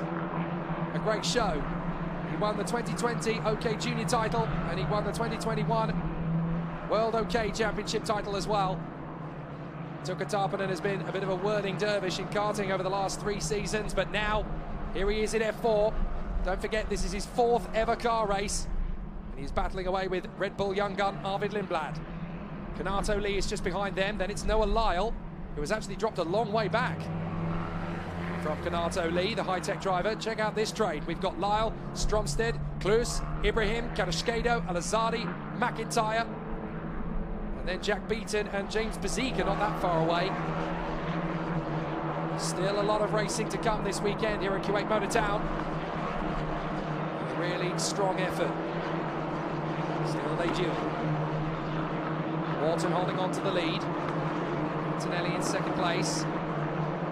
recovery crew has managed to collect Lena Bueller's car, and they're going to take that back to the pits by the look of it. I just saw that in the background. Meanwhile, we've got Chiara Alazzani trying to fight himself back into contention, getting up on the inside of Jesse Kalaskeida. Is that going to be enough to get through? He has to think about it as we look at Klus side by side. Alazzani's going to try and open the throttle. He does, and there's not a lot that Kalaskeida can do except bail out of it. So Alazzani is through, Kalaskeida goes wide, and that's going to be enough for Will McIntyre to get through past the Mexican as well. Meanwhile, further up, this is close between Klus and Lyle. Side by side, and Klus is going to have it. He actually ran enough room on the inside for Noah Lyle, and Klus is going to shake Noah Lyle off his tail up to the braking zone for turn 2. A big lunge from Noah Lyle into the hairpin. Is he going to have enough space? Yes, he does, but he doesn't overtake. Noah Lyle, no fear. Trying his best on Klus, and you can see the big twitch there from Valentin Klus in the BHM car. So now he knows, Noah Lyle, that he's got Valentin Klus a little bit vulnerable. Now this long flowing hairpin, the car can wash out here, especially in a tough crosswind. Much more technical hairpin next up, the right-hander. Then you come on to that set of chicanes. Right, then left. Still on the power. You're accelerating all the way through. Slight blip of the throttle through the next right-left. Got to blend the power. And Tarpanen now finds himself down behind Kanato Lee. I'm not entirely sure how that happened, but Tarpanen is there in 7th position. Having initially got past Lindblad and Lee, we didn't see where he dropped back. And Tarpanen is down to 7th. And that is Mohammed Ibrahim trying to work his way forward in the next of the Mumbai Falcons cars. Still some good battles everywhere you look. There are 32 cars still running. We have lost Alexander Bolduev, we have lost Lena Bueller, we have lost Zach David and Dion Gauda, and we've also lost the 2 that tangled on the first lap, Alexander Pisava, and we've also lost Georgi Zhiravsky from this race. I'm not sure what happened to Tuka Tarpanen to drop him down to 7th place. I didn't see anything, and I'm not entirely sure if you did either. But a tough battle for the Finn, as side by side. This is Tarpanen trying to shake off Kanato Lee and trying to get back in on terms with him. Kanato Lee to the right of your picture, Tarpanen to the left of your picture. That's where Kanato Lee wants Tuka Tarpanen to be. It's going to be very difficult to hold him off. So Tarpanen breaks early, will get faster off the turn. Can he get back on terms with him on the inside line? No, Kanato Lee has held the car in the middle of the road. Exactly where you need to go. Kanato Lee sliding around a bit. But not a bad run from Kanato Lee. In his British karting days, everybody used to nickname him Bruce. So Kanato Lee doing a great job. Through the right-hander. And back onto the chicane. A very strong run here from Kanato Lee, a man who never really raced out into international competition in his karting days, but has stepped into the F4 car and has immediately been on the pace. A big slide from Tuka Tarpanen. Look at the back end washout. And now he's got to try and hold and sustain that in front of Noah Stromsted, the Dane. Goodness me, that is how tough it is to follow in crosswinds. For anyone who thinks, oh, it's just easy, you follow the car behind, you pick up the slipstream, when you're mid-apex and you get that wash from the car in front, it throws the whole weight transfer of the car. And Tuka Tarpanen was very lucky indeed there not to pitch that into a spin. So Wharton leads, Minichella and Ugachukwu. And it has been very windy indeed here at Kuwait Motor Town. It's been a lot colder and a lot cooler than it was in Dubai 2 weeks ago. So everybody's been having to adapt to that. Cars come back into view on the main straight. Wharton leads through turn 1. Rinnicella, Ugachukwu, Nile, Lindblad, Tarpanen and Lee. So Tarpanen has come through behind Kanato Lee now, in fact. Look at Rinnicella having to go defensive now to Ugachukwu. Ugachukwu's really got him on the ropes. He's going to brake late. He's going to try and hold it round the outside. And there's not a lot of room, so Ugachukwu decides, you know what, discretion's the better part of valor this time. He's going to attack him again, though. Down the drop. Ugachukwu is still right there with Rinnicella. Rinnicella hugs the inside line. Ugachukwu takes a slightly wider trajectory, can keep a little bit more speed up. Hunts down Rinnicella again, trying to intimidate the Italian into a mistake. Through the right, through the left. Back on the battle once again. Right and left one more time. Lip of the throttle mid-section. Then you've got a series of right-handers. You've just got to keep it flowing all the way through. Place the car neatly. Try and follow as close to the car in front as possible. Yugo Chukwu is in very tricky spots here. Trying to run as close to the car in front as you possibly can, whilst also not overexerting the tyres, not getting too close to the car behind mid-apex, because that could really throw the weight transfer off kilter. I have to say, I am massively impressed with Théophile Nal, the Frenchman for Saint-Elong, right up there in 4th position. A great run from him so far. The leading rookie, and going for the win in the rookie trophy, is Arvid Lindblad, 5th position for the Red Bull Junior. In front of Kanato Lee, Tuka Tarpanen, Noah Stromsted, Valentin Klus, and Noah Lyle. Then it's Ibrahim, Al-Azari, McIntyre, Kanashkedo, and the hard-charging James Bezique.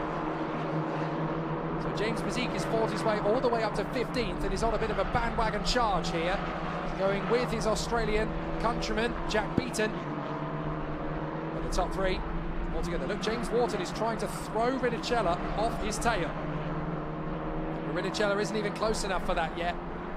Rinicella trying to defend from Yugo Chukwu. Further back, we've got battles. This is Kanato Lee versus Tuka Tarpanen, take 2. And Tarpanen's got level with Kanato Lee. He's trying to correct the radius. He's done it!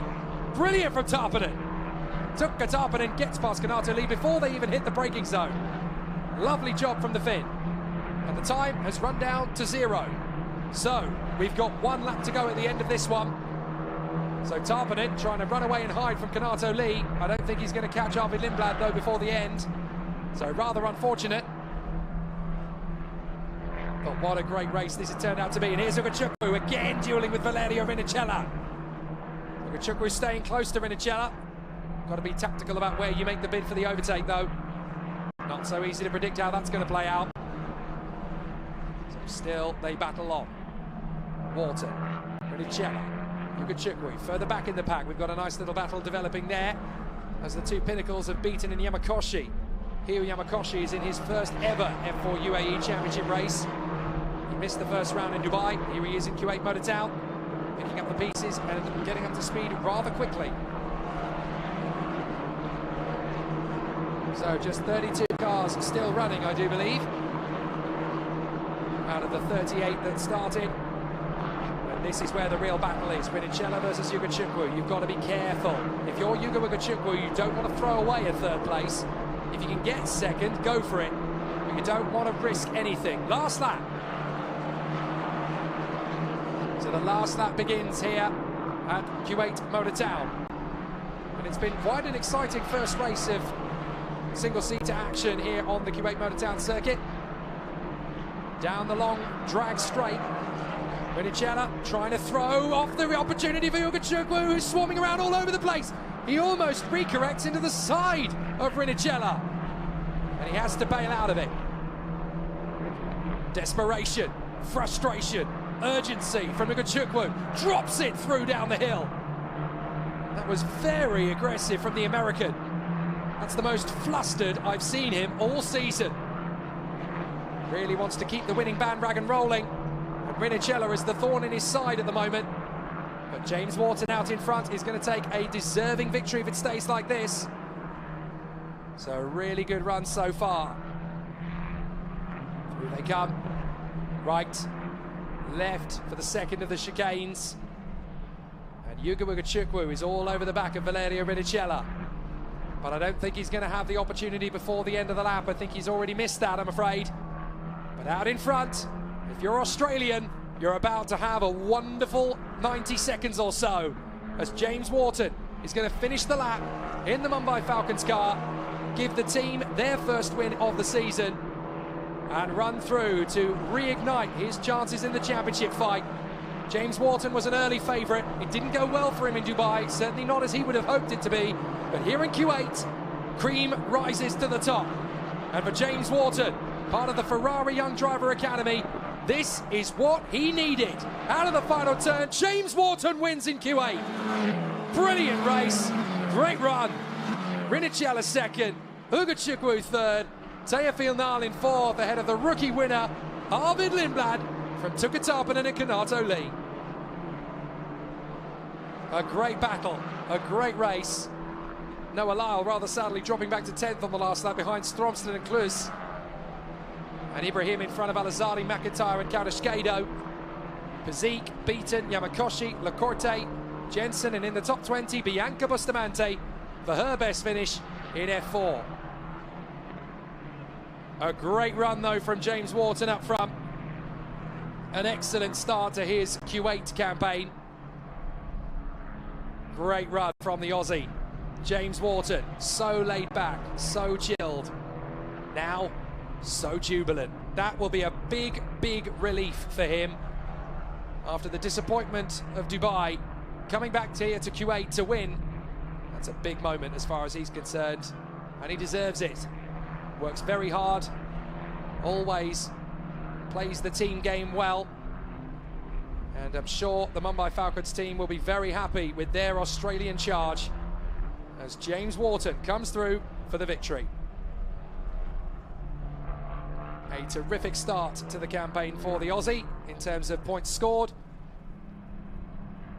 But there are so many positives to take from this race. Rinicella, such a smooth defence of second place in front of the man of the moment, Hugo Ugachukwu. And Teofil Nile, 4th position for Santilok. Now that is a name you really need to pay attention to. Teofil Nile is going to be quite the megastar in years to come based off this. He has not done anywhere near as much international karting as the drivers around him did in their youth. And so Teofil Nile, to be right up there in the top 5 at this level, my goodness, that is one heck of a talent behind the wheel of the Santilok. Good to see Lindblad, Tarpanen and Lee battling for the rookie honours. And both drivers, Lindblad and Tarpanen, fighting for the win, giving as good as they got. So really good to see. Little bit of argy-bargy on lap 1, but I think that's to be expected, really. Let's try and look through the field at some of the star turns. Noah Stromsted was really impressive there in the top 10 as well, as was Valentin Klus. Listen to the jubilance and the elation of James Wharton and the Mumbai Falcons team. A great race. And a great victory for the Australian. Beside Rinicella and Ugachukwu on the podium, but he's the man on top. That means a lot to James Wharton, you can hear it. There you go, mate, at last. A very deserving win for James Wharton. The championship fight begins here. He becomes the 3rd different winner in 4 races. Now it's game on. A great run there from James Wharton. An extreme talent, definitely worth watching. So James Wharton takes the win from Valerio Rinicella and Hugo Ugachukwu, then Teofil Nile in a brilliant 4th place. The rookie win goes to Arvid Lindblad ahead of Tuukka Tarpanen and Kanato Lee. Noah Stromsted, Valentin Klus and Noah Lyle in the top 10. Next up, Mohamed Ibrahim in front of Keanu Al-Azhari and Will McIntyre. Then Jesse Kardashkedo and James Pazik. Then it is Jack Beaton, a very strong run in front of Hugh Yamakoshi in his first race. Nicola Lacorte, Theo Jensen, and a very strong race for Bianca Bustamante. Sebastian Murray drove well to 21st in front of Flavio Olivieri. Jacob Bergmeister ahead of Matteo Quintarelli. Emile de Roos and Kai Darignani from Luciano Morano, Victoria Blocchina, Rafael Narak, and Akshay Bora. The last 2 finishers were Hamda Al-Kubaisi and Federico Rifai. And what a start to motorsport on the world stage for Kuwait Motor Town. This place really does have a lot of potential. It's not perfect yet. There's still a lot to build around here. The entertainment city, which was going to be done originally through COVID, but what a start. Let's head down to James Wharton, who is with Feline Wang. Hey James, congratulations, a fantastic race. And tell us about the beginning, so quite a lot of dramas. Yeah, I think being this first time on the track, it was a very unknown situation for everyone. But it was good to get in the lead. Then the safety car restart was hard, but finally got the win, and first of many, hopefully. 1 week later than what I wanted, but now time to push for the championship. Okay, thank you. 那刚刚呢，我问到 James， 他也是呢第一次来到这条赛道，他提到呢，他拿到冠军呢非常的开心，而且因为比赛呢，因为红旗之后重启其实是有点艰难，不过他还是保持了第1的位置，同时呢，这个刚刚的这个比赛周刚刚开始，也希望在之后呢获得更多的胜利。Back to you guys. Thanks, Feline. Of course, the race 2 grid is now assessed by who set the fastest lap during the course of race 1. You'll never guess who did it. Yuga Chukwu. How does he find his way to the front of the field so many times? The American still very much in a great opportunity. Let's look back over the best bits from the first ever F4 race at Kuwait Motor Town. Stepping into the unknown, these drivers not really sure what Kuwait Motor Town was going to give them. It gave them sunny skies, but high winds. It was always going to be tricky on a real race driver's circuit. The first lap shenanigans behind the battlers, Rinicella, Wharton and Ugachukwu. It was actually the Australian who took first blood.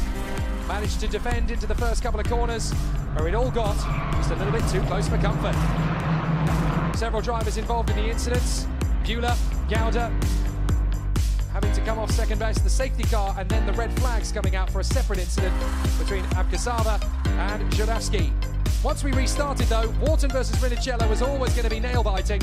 The Australian defended valiantly, not just from Rinicella, but also from Yuga Chukwu and Teofil Nile. Good battles from Noah Lyle and Valentin Klus as well. Everybody giving as good as they got. We saw some great battles between the Formula 1 juniors as well. Arvid Lindblad for Red Bull, Tuka Tarpanen for Ferrari. Maybe they'll do it in Formula 1 10 years from now. But as they battled, Rinicella and Ugachukwu find themselves in hot water. Ugachukwu tried every trick in the book. Rinicella would not be overtaken, and nor would the race winner, James Wharton. It may have been 2 weeks later than he planned, but he's a winner.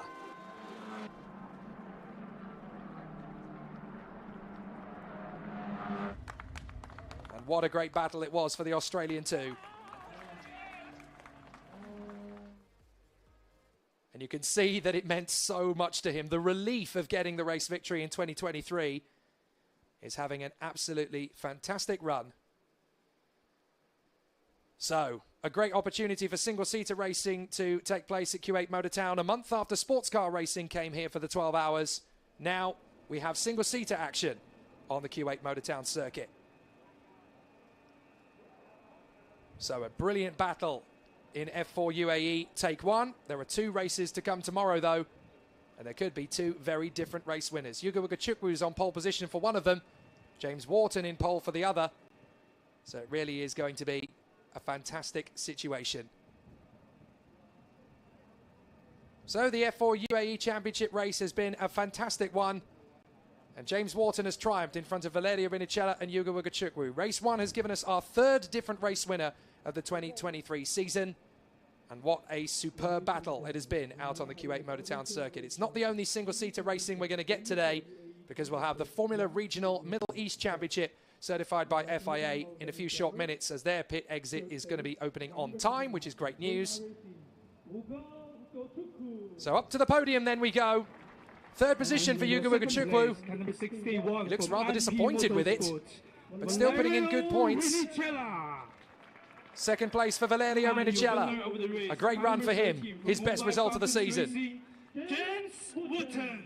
But the Australian James Wharton gets the job done, and a very significant victory for the Australian. And we have the rookie winner, Arvid Lindblad. For the 3rd time this season, he takes the rookie victory. He did it twice in Dubai, and now he does it here in Kuwait Motor Town. He's putting on an excellent display. It's a great show.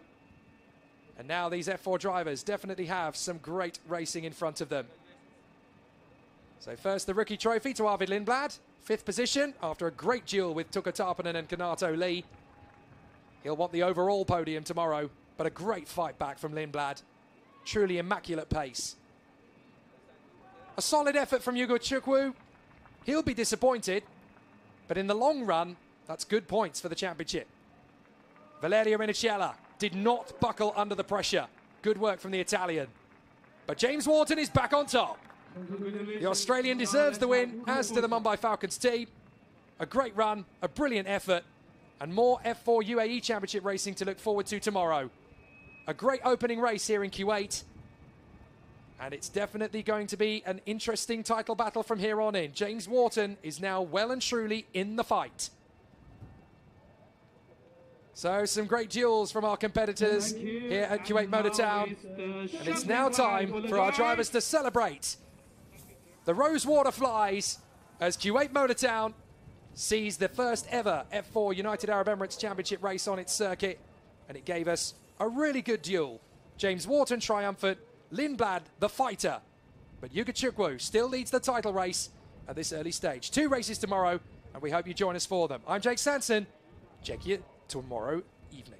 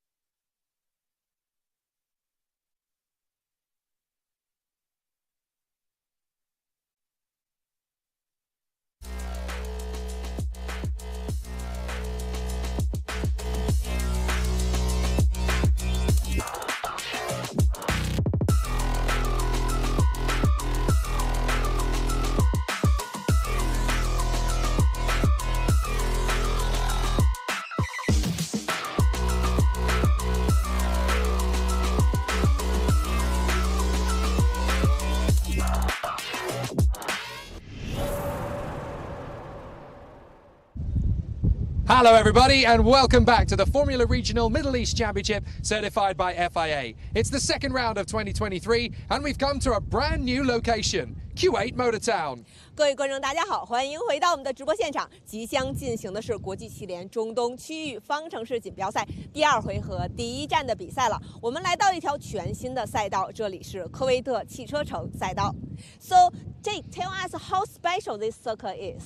Well, it's brand new. Nobody's ever raced on it before, neither team, nor driver, nor championship. So it's a brand new opportunity for everybody to go out and put on a good show. It's designed by the Formula One architect Herman Tilke, and it's the longest race circuit in the Middle East. So it's got plenty of excitement wrapped up. 好，那这条赛道呢，目前也是中东最长的赛道，它是由赫尔曼·提尔克设计。那么赫尔曼·提尔克呢，也是非常著名的 F1 赛道设计师。同时呢，这条赛道也是全新的赛道，车手们全都没有在这里比赛过，所以未来的比赛将会非常的精彩。不过在比赛开始之前，先让我们回顾一下上一站的精彩集锦。So before we go racing here at Kuwait, let's look back at what happened 2 weeks ago in Dubai. Thrilling battles on the Dubai Autodrome circuit, 3 great races and 3 different race winners. You couldn't have started a championship like this in better mode. Race 1 was full of action right from the outset as Gabriele Mini and Dino Beganovic renewed their year-long rivalry in Formula Regional out here in the Middle East. But there was battles elsewhere as Taylor Barnard had to charge his way through from the back of the grid, and Sami Megatuniv nearly took out 2 of the PHM drivers. Nikita Bedrin was out on the spot, Joshua Dufek able to continue, albeit with difficulty. But the battle between Gabriele Mini and Dino Beganovic came to a point as they were squeezing each other to the line. Dino Beganovic picked up the win, Gabriele Mini a penalty.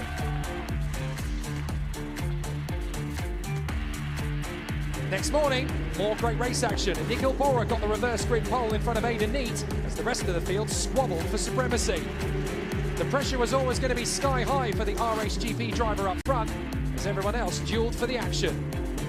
But would you believe it, Gabriele Mini and Dino Beganovic came to blows yet again as they duelled too closely and ended up taking each other out.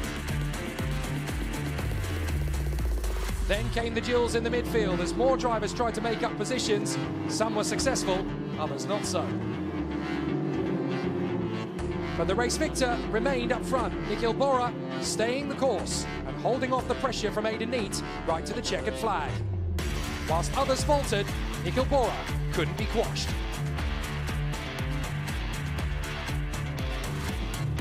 Race 3 was all about tactics and strategy. Andrea Kimi Antonelli led away, but by the end of the first lap, Mari Boyer was in front. Sami Megatuniv was in the war zone. Sadly, so too was Taylor Barnard.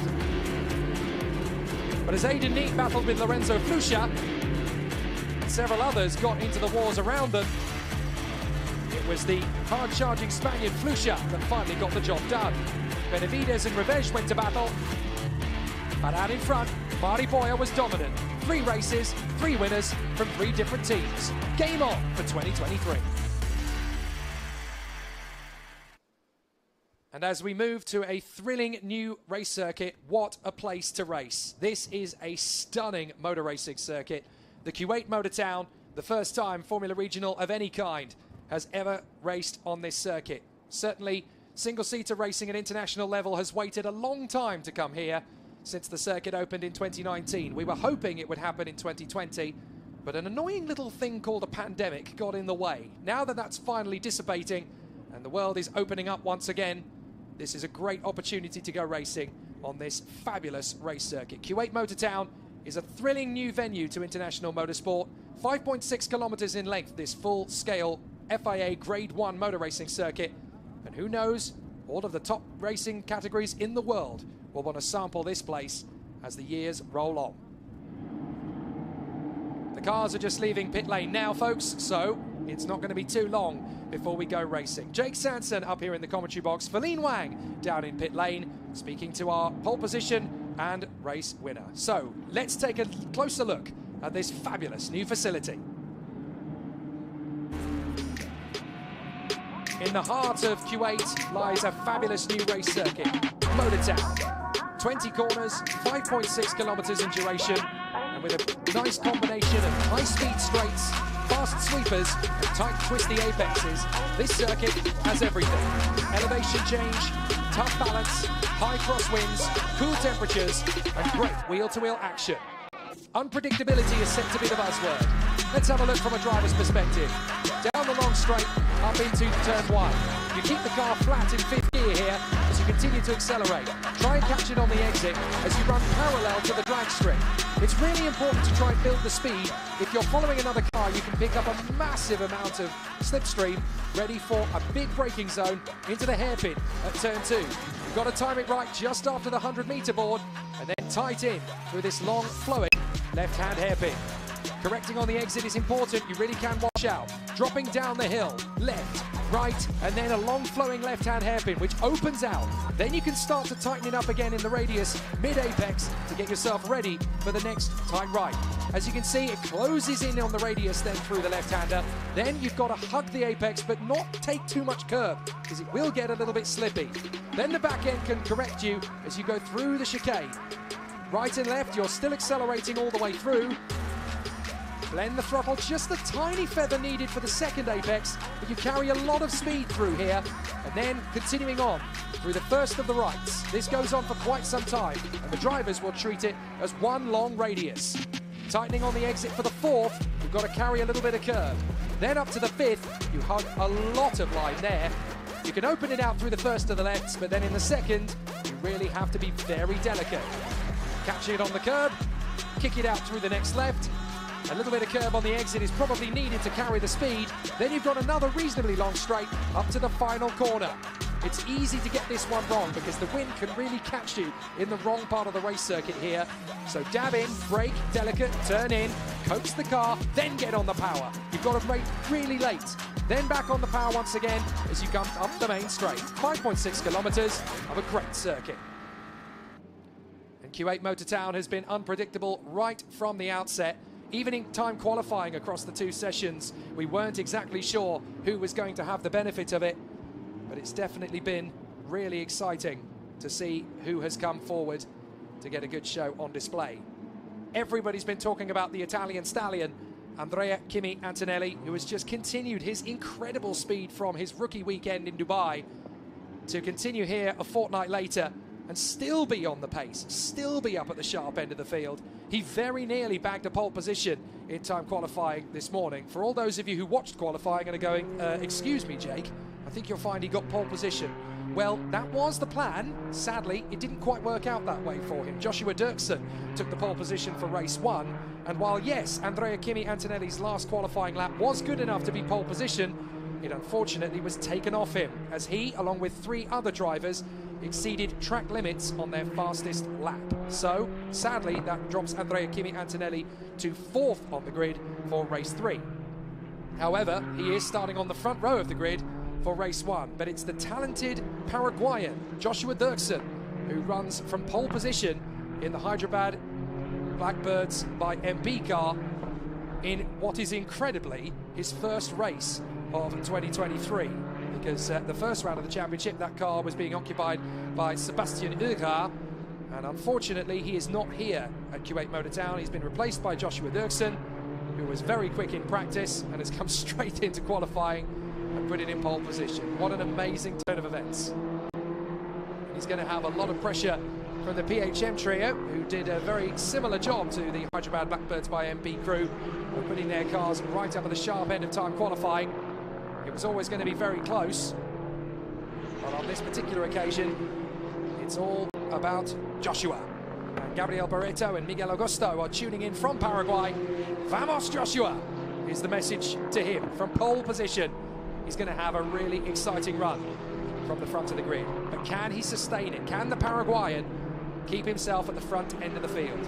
It's definitely a bit of a mystery as we watch the drivers do their reconnaissance lap around the course.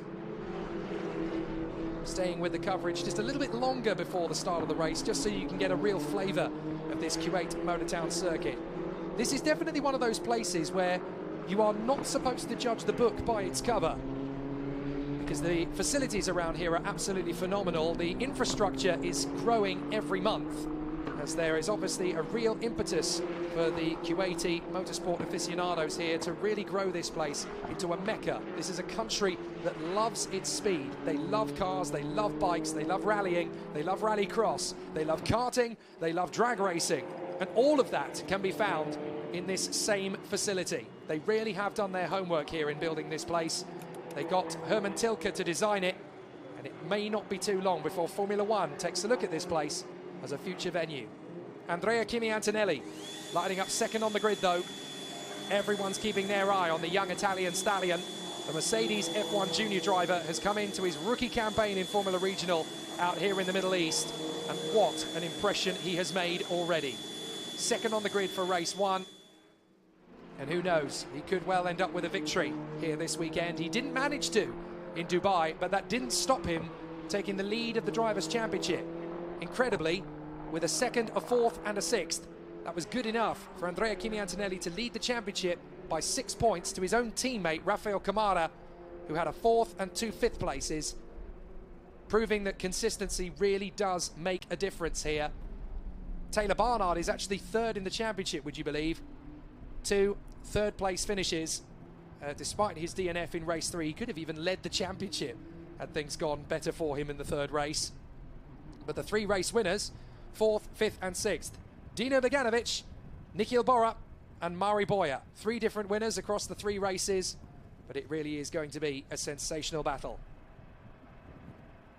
And there is Joshua Dirksen, the Paraguayan superstar, lining up in pole position for this first Formula Regional Middle East Championship race of the weekend. We saw just a few moments ago in the F4 UAE Championship race prior to this one, Valerio Renicella not quite able to hang on to pole position. But is this going to be a changing of the guard? Are we going to see Joshua Dirksen rewrite the script and hang on from pole position? It's a tough circuit, and you can hear even in our broadcast that the wind has picked up. It is so strong in this part of the world. The temperature is very different to what it was 2 weeks ago in Dubai. I would say it's at least 10 degrees cooler.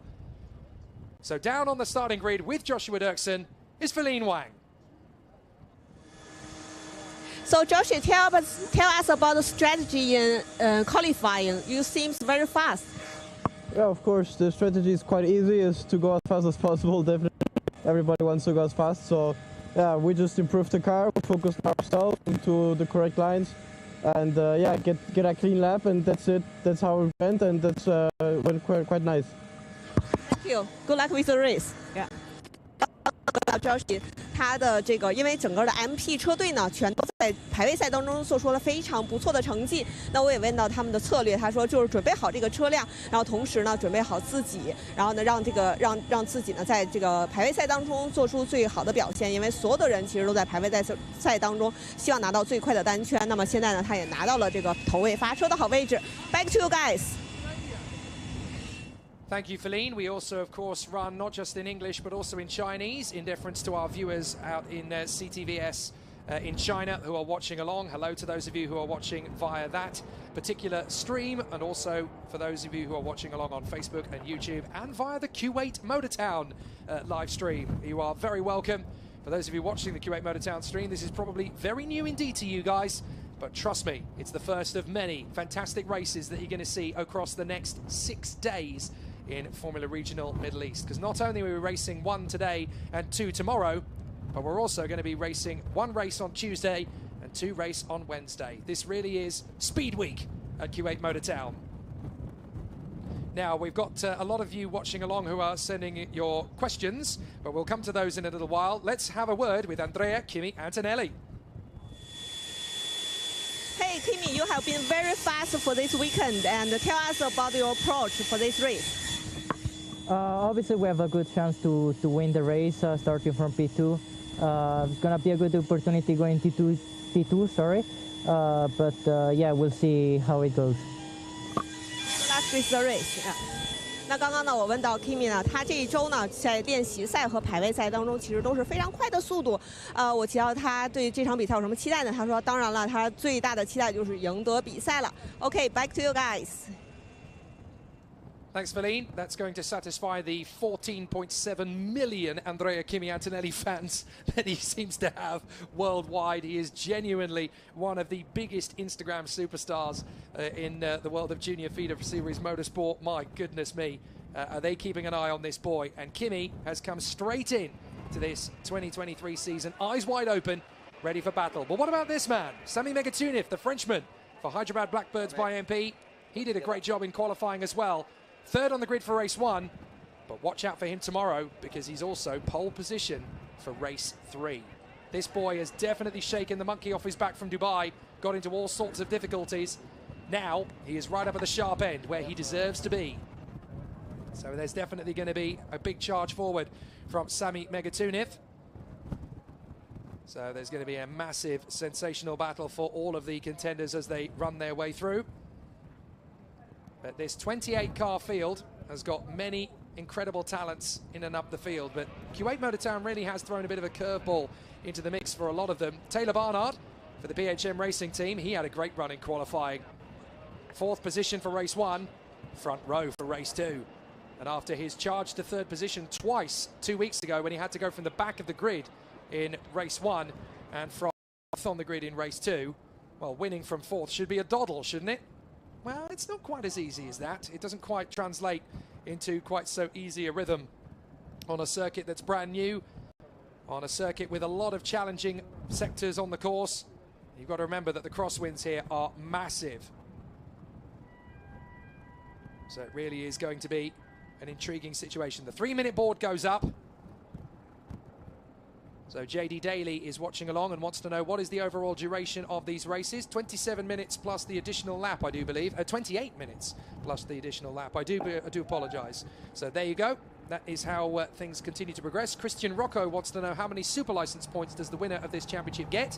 The short answer is 18. So it's quite an important one to start the season. Draiki Sakaki is watching along and says that Barnard is the dark horse. I have to completely agree with you from that second row of the starting grid. Based on how motivated and determined he was in Dubai, he now knows that the championship is very much on, having had 2 third-place finishes. So being there on the 4th position of the starting grid, he really has a great chance. Liam Redford has his say on the stream as well. Montoya has been better this weekend, but in both qualifying sessions, he couldn't hook up a full lap.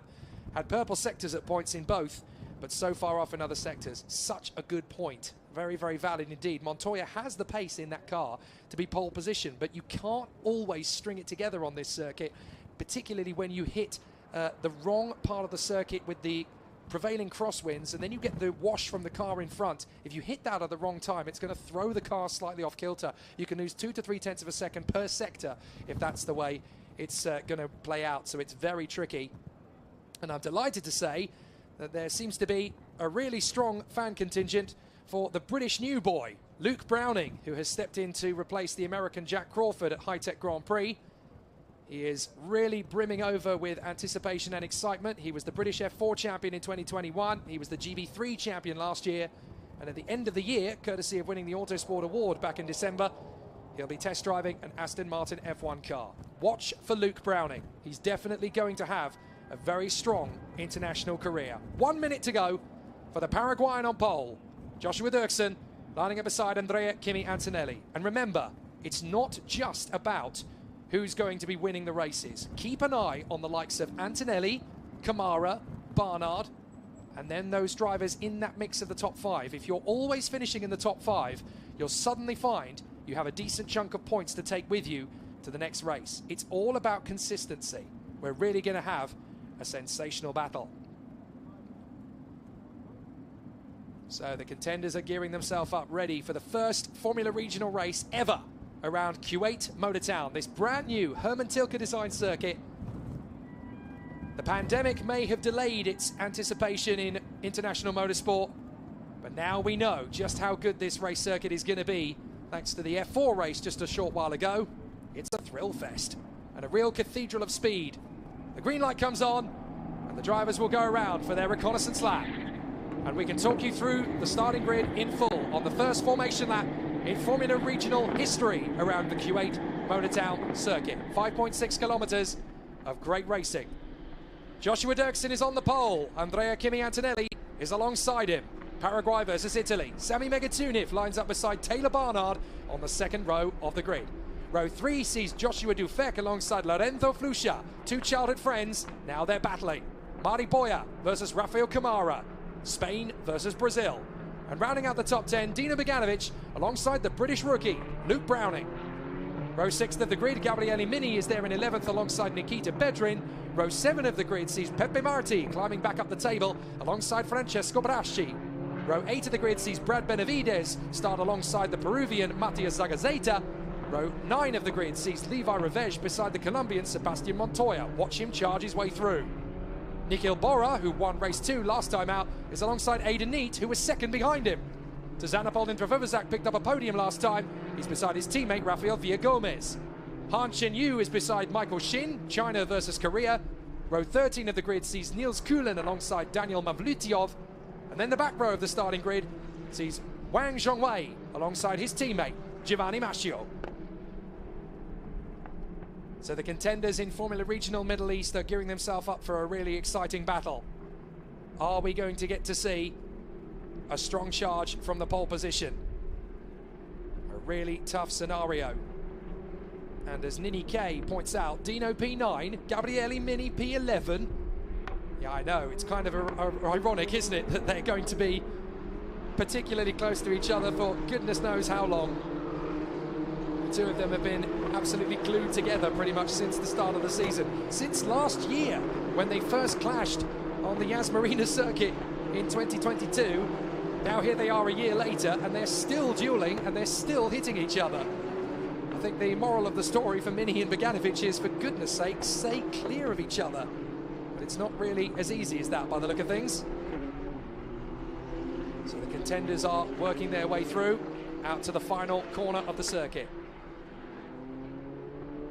3 races so far in this Formula Regional Middle East Championship, certified by FIA 2023. Race 1 saw a victory for Dino Beganovic after a thrilling last lap battle with Gabriele Mini. Mini thought the race was over. Mind you, so did many of us. But Mini backed off and ended up getting a penalty, which dropped him out of the points. So Dino Beganovic triumphed. Race 2, reverse grid pole went to Nikhil Bora ahead of Aidan Neate. The two of them pressured each other into the mistake. Neither of them made it, so Bora held the win. Race 3, Mari Boya stole the lead off Andrea Kimi Antonelli on the first lap and never looked back. 3 different race wins from 3 different race drivers.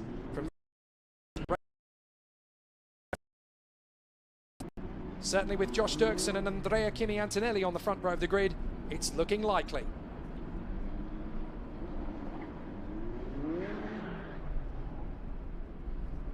The first ever Formula Regional Middle East Championship race on the Kuwait Motor Town circuit is about to get underway. Jake Sanson here in the commentary box for the first of 3 races this weekend. And boy, oh boy, is it going to be a tough one for the front row men. Joshua Dirksen on the pole, Andrea Kimi Antonelli second. Watch for Megatuniv and Barnard behind on the second row. The lights are coming on. When they go out, we'll be underway.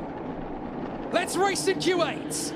A great start from Andrea Kimi Antonelli, but a perfect launch from Josh Dirksen. Megatuniv is going to tuck in behind Antonelli. Barnard's going alongside him though, so Barnard's going to try and sneak into 3rd place through turn 1. And as they head parallel to the drag strip, it is a perfect start from Dirksen. Watch for Barnard though. Barnard's already starting to look pretty hungry as they run down to the first big braking zone on the course. It's going to be 3 wide to the braking zone. They bang wheels the BHM teammates. Who's that trying to break through in a second? Up in the air. We've got a couple of drivers rolling. Oh my goodness. A big shot, a big shot. Well, that is almost certainly going to be a safety car. It could be even a red flag. Very hard to pick out who did what to who. At least 9 cars, possibly 12 involved in that one. And that's going to be almost certainly a safety car. It may even be a red flag. Well, we'll have to try and figure out the pieces, but Mumbai Falcons are 1 and 2 out of all of that. So I think that might be Antonelli and Flusha. Let's have another look. And there's the big contact that comes in as one of the Hyderabad Blackbirds ends up over the top of one of the PHM cars, and then there's a bigger hit further back. As 2 cars come together, it's an absolute mess. Well, I mean, we were not expecting as big an accident as that. It's Brad Benavides, and it's also Mari Boya. So Benavides and Boyer are involved. It looks like Dirksen's involved in that one. So too is Megatunif, although Megatunif has got going again. Flusha appears to be out. Kamara appears to be out. Mini's not come through. Bedrin's not come through. Marty's not come through. Brashy's not come through. And that's about it. My goodness me. That's half the field pretty much. Let's look at it from the back angle. One car goes up and another one goes over. It's Benavides that rolls it. He is so lucky that that didn't go full 360. Oh, ay, ay, ay. Looks as though everybody's okay, but that is a proper mess. And there's at least 12 drivers caught up in it, several of them off in one go. A monster shunt here at Kuwait Motor Town. Safety car is what's called. So, an amazing situation, but of course, as everybody has had a big accident, we need to look at where the positions are now. So Dino Beganovic is actually now leading from Andrea Kimi Antonelli, Taylor Barnard, and Sebastian Montoya. Montoya has gone from 18th to 4th in all of that. My goodness me! Montoya's had his ready brek this morning. 4th position in front of Dufek, Aidan Neat, Michael Shin, his teammate, then Via Gomez, Hans Shenyu and Giovanni Mascio. Luke Browning has somehow got through in 11th, then Niels Kulin, Wang Chongwei, Nikhil Bora, Levi Revej, Daniel Mavlutiov, Matthias Zagazeta, and then down at the back we've got Sami Megatunif and Rafael Kamara, who were caught up in the incident. So too with Zagazeta, he's been into the pits, but it looks like we've only got 19 cars still running. Dirksen out, Flusha out, Boyer out, Mini out, Bedrin out, Marty out, Brashy out, and Benavides out. And yet through all of that chaos, Andrea Kimi Antonelli, the championship leader, remains clean as a whistle in 2nd place. My goodness. Well, this is going to be quite a tricky situation now because we've got a lot of cars to clean up. We are under safety car. A lot of work to get rid of these machines. Look at that. You've got Mini's car is destroyed at the left rear. And then we've got Josh Dirksen, the pole sitter, is down there. It's so hard to try and figure out how that even started. Red flag, red flag. So the race has been red flagged. So what's going to happen now is that the field is going to come back to the pits. This is an absolute carbon copy, pretty much, of what happened in the F4 UAE race just a short while before. The only difference being that this accident was much bigger. But it looks as though everybody is okay. So, well, there is Josh Dirksen's car. He's the one that went airborne initially. The pole sitter ended up just rubbing wheels with one of the PHM cars. I didn't see which one it was. I think it might have been Bedrin. But there is game over for Rafael Kamara, the Brazilian who was 2nd coming into this race, 2nd in the championship. For the Brazilian, it's game over. Yeah, we can work. Well, can we keep working on it? Well, yes, I think we can, because we brought it back to the pits and then they red flagged it, so we can rejoin in last place, which is 19th at the moment. That seems to be the conversation. Well, fascinating situation, though, because now for those of you who are wondering why it took so long to red flag the race, this is quite a common practice now in racing at this level. You throw the safety car first to assess the situation, you figure out what needs doing and how long it's going to take, then you red flag it, but it's so that the safety car can basically keep the positions in a semblance of order.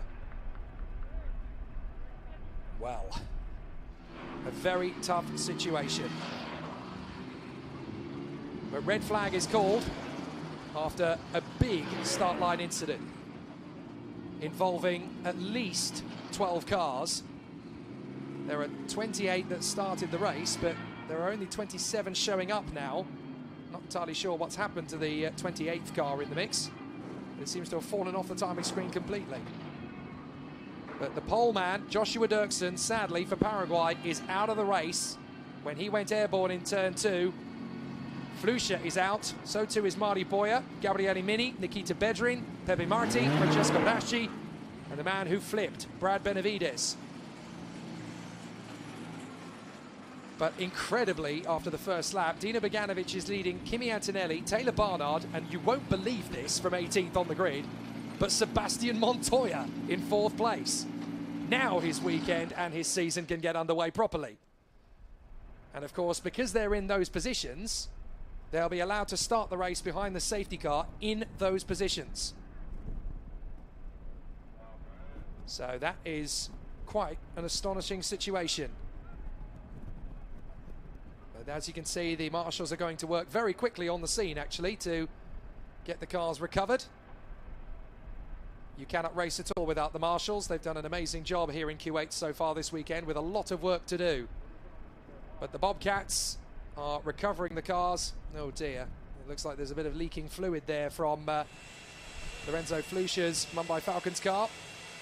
There is the 88. That is Matthias Zagazeta, the RHGP driver, who was caught up in the incident. And look, they're just trying to see if the damage is not too severe, because if it isn't, then the Peruvian can keep going. But this is a difficult situation. They have to take a laptop, they plug it into the black box so that they can assess the situation. How much damage has the engine suffered internally and all of that? The complexity of the modern race car is absolutely massive. Well, a fascinating situation for all of the contenders. For those of you who are looking at the clock ticking and wondering what's going on, don't worry about that, because that's going to reset a little bit later on when we assess how long the race has actually got left. Well, that's just an automatic system. The timer keeps counting down. But the stewards will determine how long the race has got when we restart it behind the safety car. So that will be reset. Now, that's Sami Megatunev out of the car, having been involved in that first lap incident, shaking his head in disbelief. Are we about to see the Frenchman retire again? Sami Megatunev was a retirement in all 3 races in Dubai. So I cannot believe the bad luck that has come the Frenchman's way again here in Kuwait, because it could well be that he ends up retiring from the 4th race in a row. Well, Sahel Sharma asked, is the race going to be over under red flag? We sincerely hope not, but it isn't going to run down to 0 the timer before we go racing again. I should point that out, at least not officially. So, very tough situation. But several cars going up in the air, well, 2 cars going up in the air, I should say, because Dirksen ended up just clattering into the wheel of one of the PHM cars, didn't quite make out which one, and he went airborne. That was enough to break his suspension by the look of it. But Brad Benavides couldn't slow down in time and went up and over. Now there is Dan Mavlutiov, who is currently running in 16th place. The British-based Turkish driver. So Daniel Mavlutiov, currently for the High-Tech Grand Prix team, one of only 3 cars for the team that are still running. Sebastian Montoya is unbelievably in 4th place, the Colombian Red Bull youngster. I mean, that is such a magnificent moment. Nini K pointing out Montoya P18 to P4 is his Barnard era. It's a very good point. Well, we're hoping to see if we can have a word with a couple of the drivers down there in pit lane, but obviously we have to run to protocol and procedure. So if we can get a word with anybody, then we will. So Nick Meister wants to know, will they restart behind the safety car like F4 again, or another standing start? Well, it's quite likely that we will run to a safety car restart, just based on the fact that the race was brought to red flag on the 2nd lap. So that is most likely how it will play out, but I don't want to confirm that until I get official confirmation. There is Levi Revej, the Hungarian, who is currently 15th position for the RHGP team, the Hungarian. Just trying to learn on the job. So really exciting race battle to come here on the Kuwait Motor Town circuit, but we certainly didn't get the race start we were hoping for. The great thing about this long straight is that you get a lot of slipstream. The problem with it on the first lap is that occasionally you get a couple of drivers missing their braking point. For those who have just joined us, we are under red flag conditions for an incident that happened on the first lap.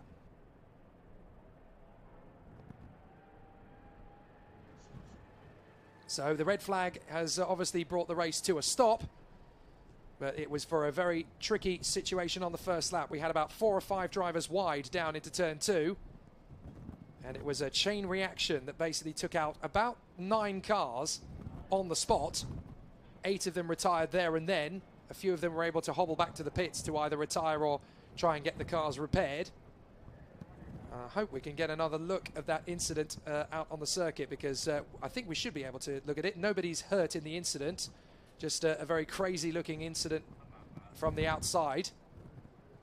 But we can try and unpick it a little bit as well, because there were multiple things going on at the same time, because we had 2 separate points of contact. We had Dirksen going slightly airborne as he hopped up, tagging one of the PHM's wheels. And then Brad Benavides, it looked like he just missed his braking point by a couple of meters and just cannoned into the back of one car. And then obviously with everybody already turning into the corner, they start to go flying up and around. Ah, we can have a look at it. So let's have a look at it again. So you can see, look, 5, 6 cars wide. Watch on the left. There's the contact with Dirksen and the PHM. So that's already started a chain effect. Then a little bit late on the brakes for Benavides, and bang, he goes over.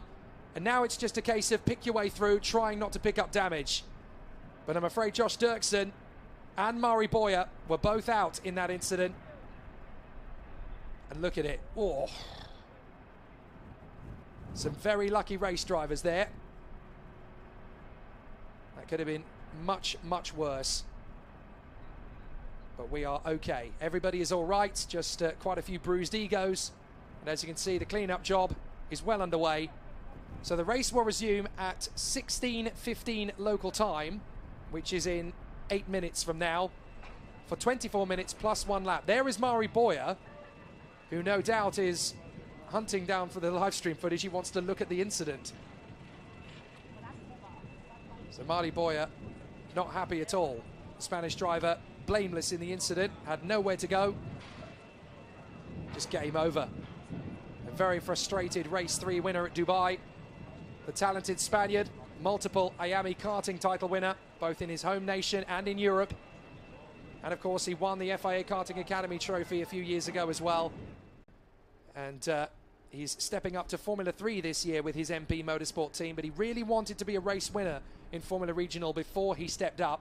He's accomplished that after his performance in Dubai, but here in Kuwait, a big moment. But fortunately, everybody is okay, and we all echo the sentiments of Vlatka Fararina. Thank God they are all okay. You're absolutely right.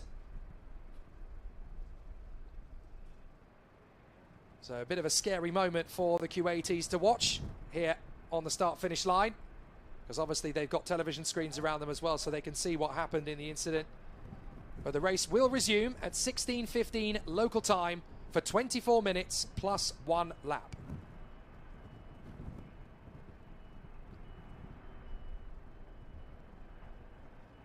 So the contenders will gear themselves up ready for a restart. The provisional race order is going to be Dino Begatovic in first position. Amazing that he managed to pick his way through all that for the win, or for the lead, I should say. Well, let's not jump the gun. Andrea Kimi Antonelli is currently second. There's work going on with Rafael Camara's crew. They want to get him out in last place. So all hands to the spanners for the Mumbai Falcons. If they can get him out at the back of the field, then he can join up as Tuka Tarpanen from the Ferrari Driver Academy looks on. He's just been in the F4 UAE race himself. And Rafael Camara is just hoping that he can get back out on the circuit. His helmet is on, his gloves are at the ready. But he's only got 5.5 minutes before the race gets back underway behind the safety car. This is proper tension and drama down at Mumbai Falcons. Exactly what they didn't need, exactly what they didn't want. And of course, at this stage of proceedings, nobody's keeping an eye on what's going on. Rafael Camara is actually helping out with the engine cover. Get in the car, get in the car. If we can do this, we need you in car, ready, no waiting around. Now, this is a precarious situation for Rafael Camara because he's having to get in the car while it's on its jacks. You don't get to do this too often when you're a youngster. So all hands to the spanners. So there could be 19 drivers in this race rather than 18. If Rafael Kamara and the Mumbai Falcons crew can get that car out there in time, then he will join up in 19th place at the back of the grid. Now, I don't know, actually, whether he's going to be a lap down or not. That's also got to be taken into consideration. So, a really fascinating situation now for all of the contenders, as Lorenzo Flusha's car is cleared away. Another blameless victim. You've got to feel, though, for Joshua Dirksen, the pole position sitter, 3 to 4 drivers wide into that hairpin, and it just all comes apart. What a shame. A brilliant effort all weekend from Josh Dirksen. Pole position, a great chance to win, and it all unravels in a matter of seconds. So the teams are just getting their restart procedures up to scratch. Hopefully they will be able to restart. Lorenzo Flusha is already back in the garage there. I could just see him chatting away with his mechanics. Very unfortunate indeed for Lorenzo Flusha, and I'm sure that his siblings, who are in Valencia in the case of Lucas and Leonardo in the case of Luna, respectfully, will be very disappointed indeed for their big brother.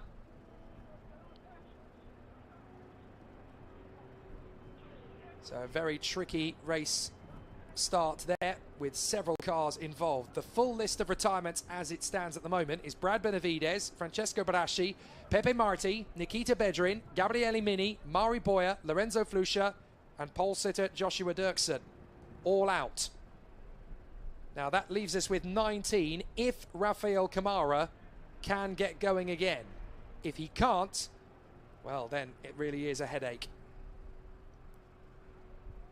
So the order as it stands at the moment is Dino Beganovic ahead of Andrea Kimi Antonelli, Taylor Barnard, Sebastian Montoya. How on earth he's in 4th place, but he is in 4th position. What a start from the Colombian. Josh Dufek, Aidan Neat, Michael Shin and Rafael Villagomez. Then Han Shen-Yu and Giovanni Mascio are in the points at the moment, the two R&B racing cars. Just ahead of Luke Browning, who managed to take avoiding action just to run in 11th. Then Niels Kuhlen, Wang Shongwei, Nikhil Bora, Levi Revej, Daniel Mavlyutyov, and then we have Matthias Zagazeta and Sami Megatunev. Now, I'll tell you who has disappeared from the fray completely, and I'm not entirely sure what's happened to him, but Tzanapol Ndfuvzak has just gone missing. He's not on my timing screen. There should be 28 cars out there, and one of them should be Taz Ndfuvzak. Now, I'm not entirely sure what's happened to the talented Thai. A very unhappy Sami Megatunev. Oh no, wait a minute, that's Francesco Braschi, I do apologise. So that's Francesco Braschi, one of the many victims caught up in that race incident. Very disappointing indeed for the Italian. I think he just wants to go back to the hotel and just sleep it off. What a shame. Very disappointing start to this first Formula Regional race on the Kuwait Motor Town circuit. Fabulous facility. The drivers love it here. They love the challenge of driving around this circuit as well. But it's obviously been a bit of a tough one. So in 1 minute's time, the race will resume for 24 minutes plus 1 lap. That's what we're going to get.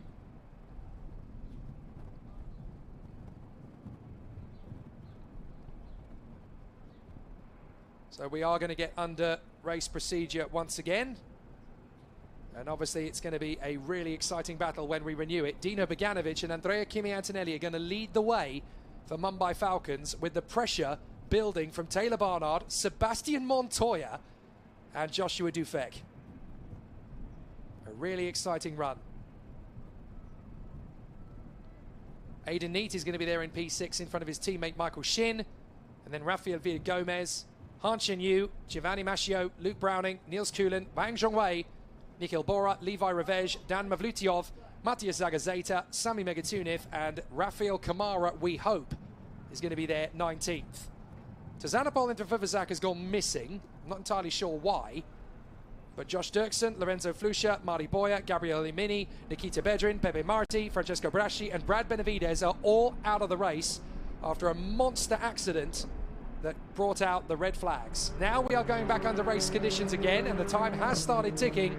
24 minutes plus 1 lap as we are under safety car, and there are 18 cars out there on the course.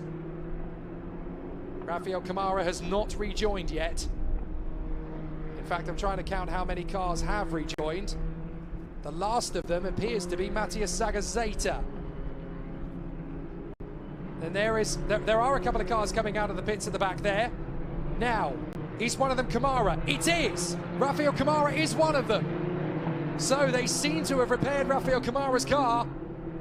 Thank goodness for that. The Brazilian fans have just taken a big sigh of relief. Rafael Kamara is out there on the course.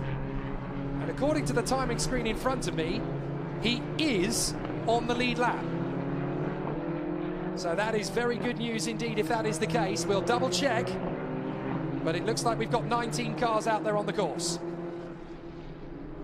But sadly, no Josh Dirksen, the pole sitter, no Lorenzo Fluscia, no Mari Boya, Gabriele Mini, Nikita Bedrin, Pepe Marti, Francesco Braschi, or Brad Benavides. All of them out in the first lap incident. 8 cars wiped out, possibly 9, because I don't quite know what's happened to Taz in the Vuvuzak. He seems to have disappeared from the fray completely. I wonder if the incident not only took him out of the race, but also broke the transponder, so it's not communicating with the timing screen anymore. And I can tell you that it is great work for the mechanics, and by the look of it, Rafael Kamara is still permitted to be on the lead lap.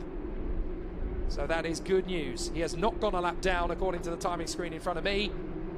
The lights are out on the safety car. The safety car is in at the end of this lap.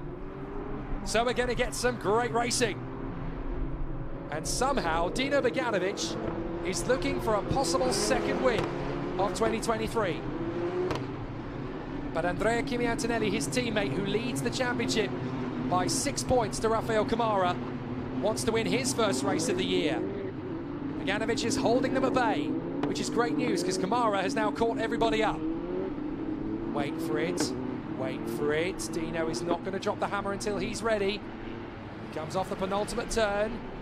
Green lights are going, but he's waiting. He's waiting. He's backing them up.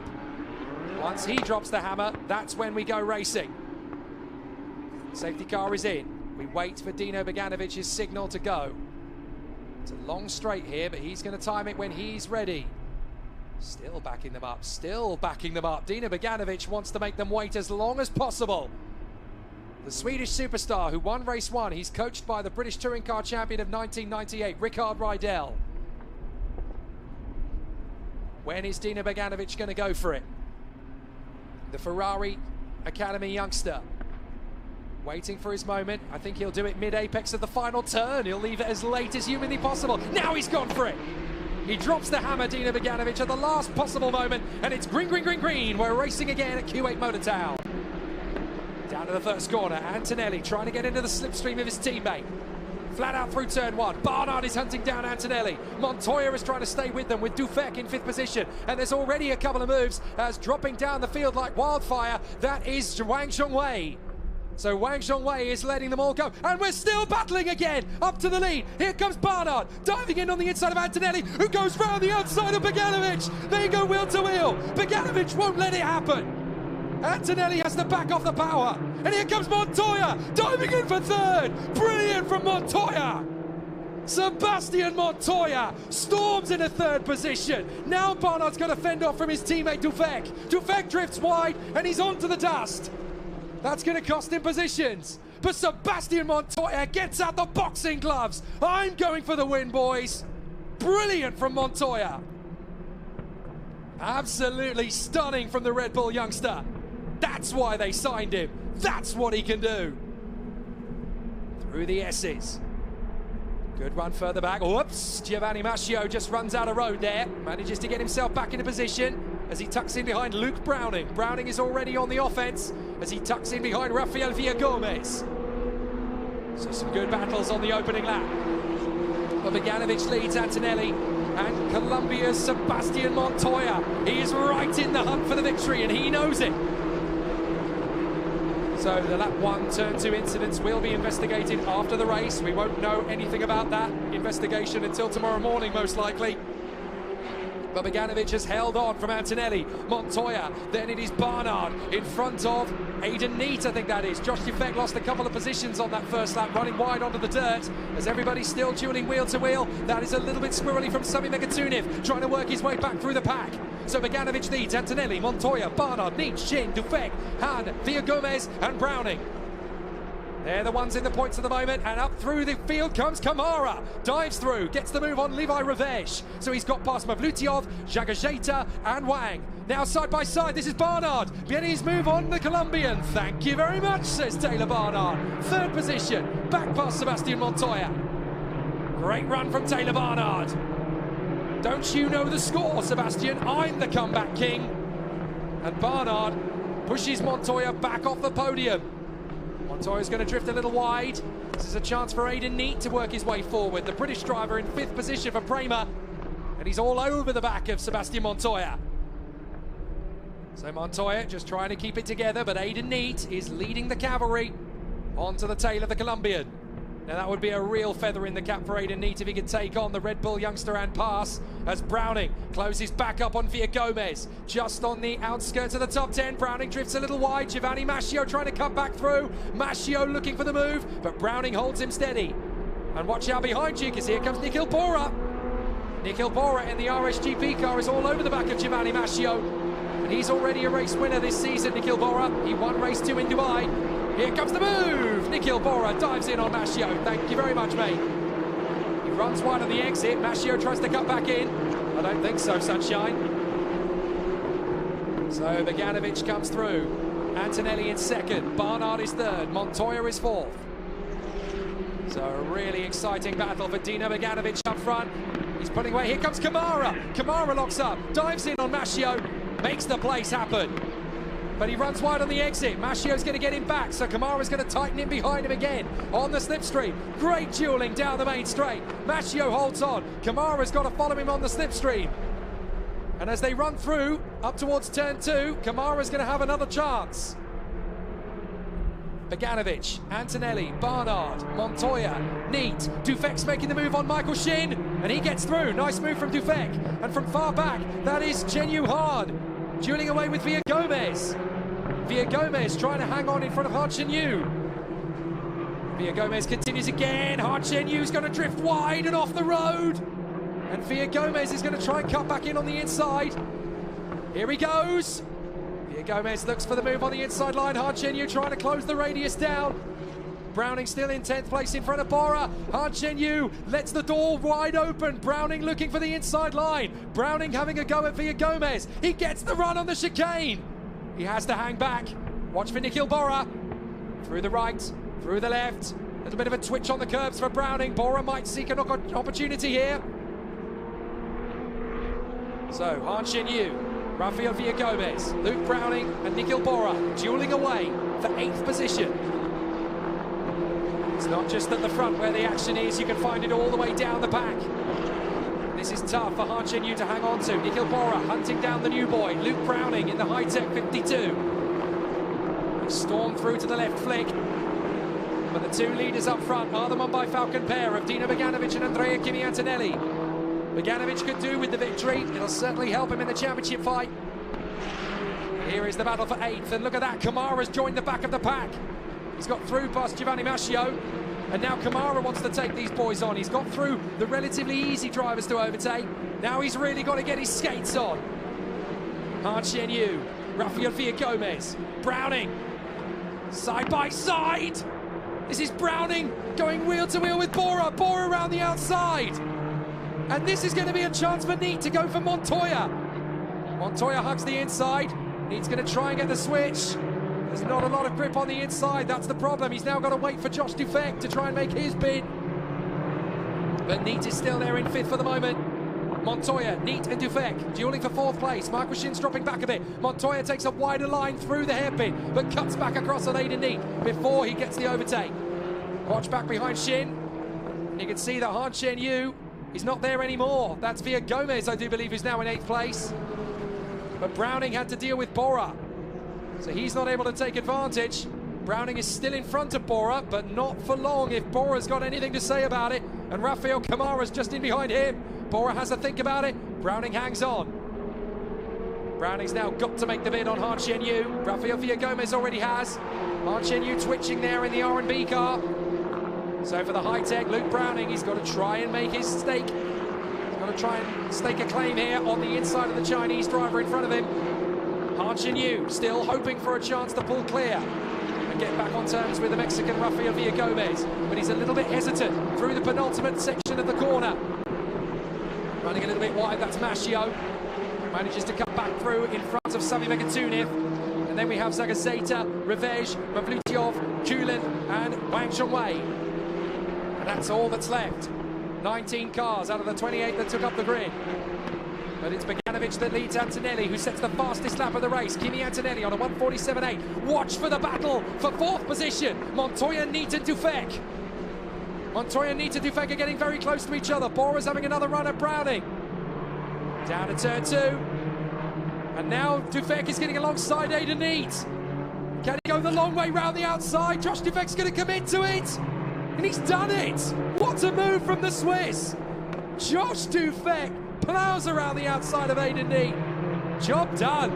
That is such a tough overtake. And that is exactly what Josh Dufek is able to make come his way. Amazing. A great run from Josh Dufek. So now Aidan Neat has got to try and shake off his teammate, Michael Shin.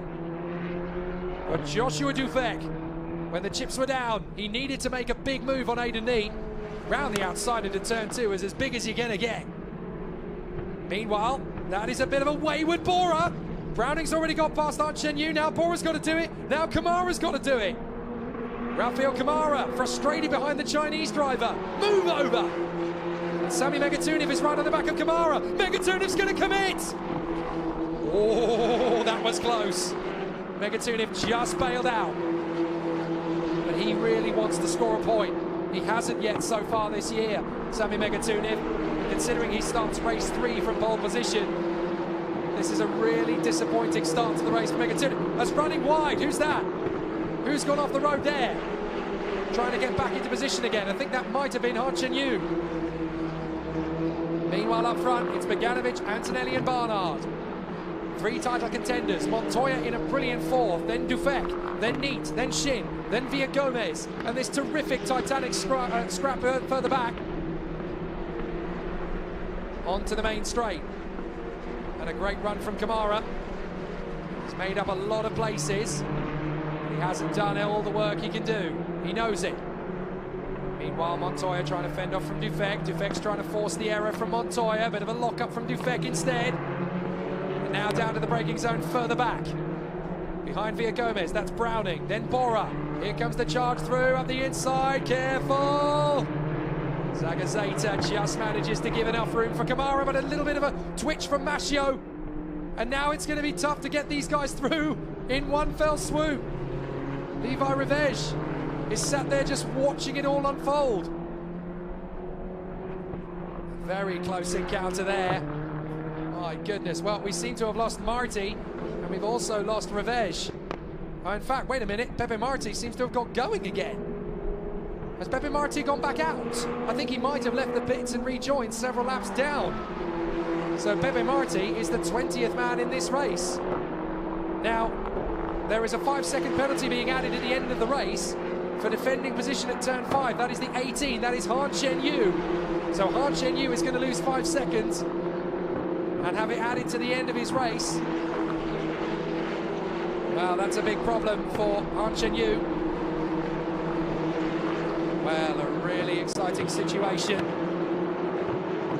So Beganovic leads.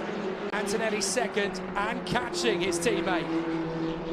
There is Beganovic. Antonelli is less than a second back. 5 seconds back from them is Barnard. Another 5 seconds back is Montoya. But Antonelli hasn't given up on the idea of winning his first race of the season.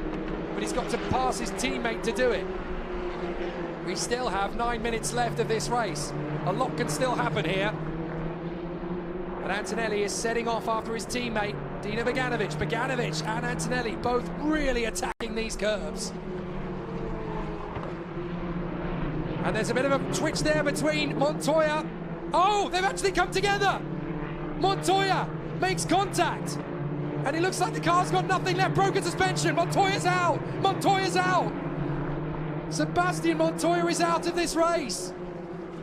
Ah, what a great run. From Sebastian Montoya comes to nothing. Here it is. He went wheel to wheel. Dufek had made the move on the inside. Neither driver prepared to give best. Dufek wobbles onto the curb. Montoya runs off, rejoins. Dufek's already there. Bang! Game over. Sebastian Montoya tried to rejoin in front of Dufek. Dufek was already too far alongside. Left front suspension broken. Sebastian Montoya is out. Safety car, safety car. The safety car is called for Sebastian Montoya's car. And now we could have a thrilling last lap dash between Beganovic and Antonelli. Barnard's back into it. Oh. Well, a really interesting situation. And there is a 5-second penalty being handed out to Sami Megatuniv for overtaking at the end of the safety car procedure. So it looks like he made an overtake just a little bit too premature to get the overtake done. So I'm afraid Sami Megatuniv in the number 61 car is going to have a 5-second penalty. There is Wang Zhongwei, who has finally got himself into a position where he can finish a race. Well, Sebastian Montoya looking pretty fed up. It was a great charge through to as high as third at one point, but he just couldn't quite catch a break today. What a shame for Sebastian Montoya. He was going so well. Now, it looks as though Levi Revege has parked it up as well. I think Levi Revege is off the road somewhere else. I can't quite make out where Levi Revege's car is. I know exactly where Sebastian Montoya's car is. But the safety car picks up the lead of Beganovic in front of Antonelli, Barnard, Dufek, Neat, Shin, Villagomez, Browning, Bora and Megatuniv. Although Megatuniv has got a 5-second penalty coming his way for a little bit of an eager overtake at the end of the safety car period. So this is definitely going to be a very tricky situation, as now we seem to have lost Sebastian Montoya and Levi Revege, who are both out of the race. Very unfortunate for Montoya, who did an amazing job to get up from 18th to 4th in the first lap incident, and then got as high as third, just lost ground in the end to Barnard, and then as Dufek tried to make the move, Montoya drifted wide, tried to rejoin, but unfortunately, you can see his car there. Dufek was already there. Wouldn't have been easy for him to spot, to be fair. But unfortunately, Dufek was already there, and that's broken the left front suspension of Sebastian Montoya's car. So his race is over. A big shame, and a fair effort there from the talented Colombian. He gave it everything he's got, but the luck wasn't with him today. He'll get another chance. In fact, he'll get another 2 tomorrow. And considering that he wasn't taken off in the initial first lap incident, he won't be starting from the back. He'll be starting from 18th in the first race of the day tomorrow. Now, this is going to be fascinating because whoever finishes this race in 10th position is going to be pole position for race 2. Now, that's currently Megatuniv. No, it's not. Is Megatuniv? Oh yeah, it is Megatuniv, but he's got 5-second penalty added to his tally. So that's going to promote, would you believe it, Rafael Kamara. Rafael Kamara is suddenly looking at 10th place. Now that's going to put him in pole position for tomorrow. Well, that really would be a great place for Rafael Kamara to start from. So I imagine he doesn't want to do anything here except just stay where he is and get ready for race 2. So it does look like there's 19 cars out there, and the last of them is in fact Pepe Marti. Pepe Marti is showing up as circulating around the course. Just trying to count how many cars are actually in the running. And it looks to me as though we've actually got 17 rather than... sorry, it looks as though we've got 18 rather than 19. So, I'm not sure what's happened with Pepe Marti's car, but it doesn't look like it's circulating at all. There are the marshals going to work there to just get Sebastian Montoya's car a little off the racing line. Now, if you're Dino Beganovic, time to sweat. And look, he's pulling right up close to the safety car. He wants this race to either finish or restart quickly because he's got Kimi Antonelli right underneath him. So this is not going to be easy for Beganovic to hang on to. But Beganovic is there in front of Antonelli, Barnard, Dufek, Neat, Shin, Villa Gomez, Browning, Bora and Rafael Kamara. Megatuniv is actually 10th on the road, but he has 5 seconds added to his race for a slightly too eager overtake under safety car. Now, they can't get the race started on this lap. Oh no, they can! Safety car in at the end of this lap. Safety car will be in at the end of this lap. I thought it was going to be too late, but no, the lights are out. Lights are out. Here we go. We're going to go racing again. And that means, for my money, we're only going to get a 2-lap sprint. Beganovic backs them up once more. They weave from side to side. This has been a race full of attrition. But can Beganovic hold off Andrea Kimi Antonelli and the PHM twins of Taylor Barnard and Josh Dufek? What can Aidan Neat have a say in this? Where's Luke Browning going to finish his first Formula Regional race? And can Kamara back pole position for race 2 tomorrow in P10? So many questions to answer, and we're about to find out. With 2 laps left, essentially, we might actually get 3, because obviously it's time plus the additional lap. And now Beganovic has put his foot down, but he's got to slow down again because the safety car is there. Oh, this could be tricky. He hasn't quite timed it right, but they just about get away with that, but that could impede Beganovic's restart.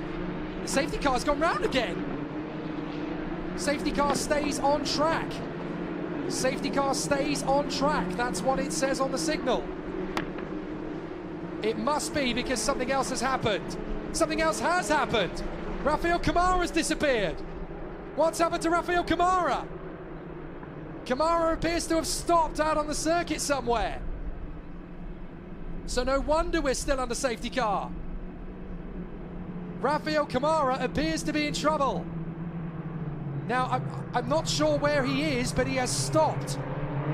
So Rafael Kamara has stopped out on the circuit. That's why the safety car's gone round again.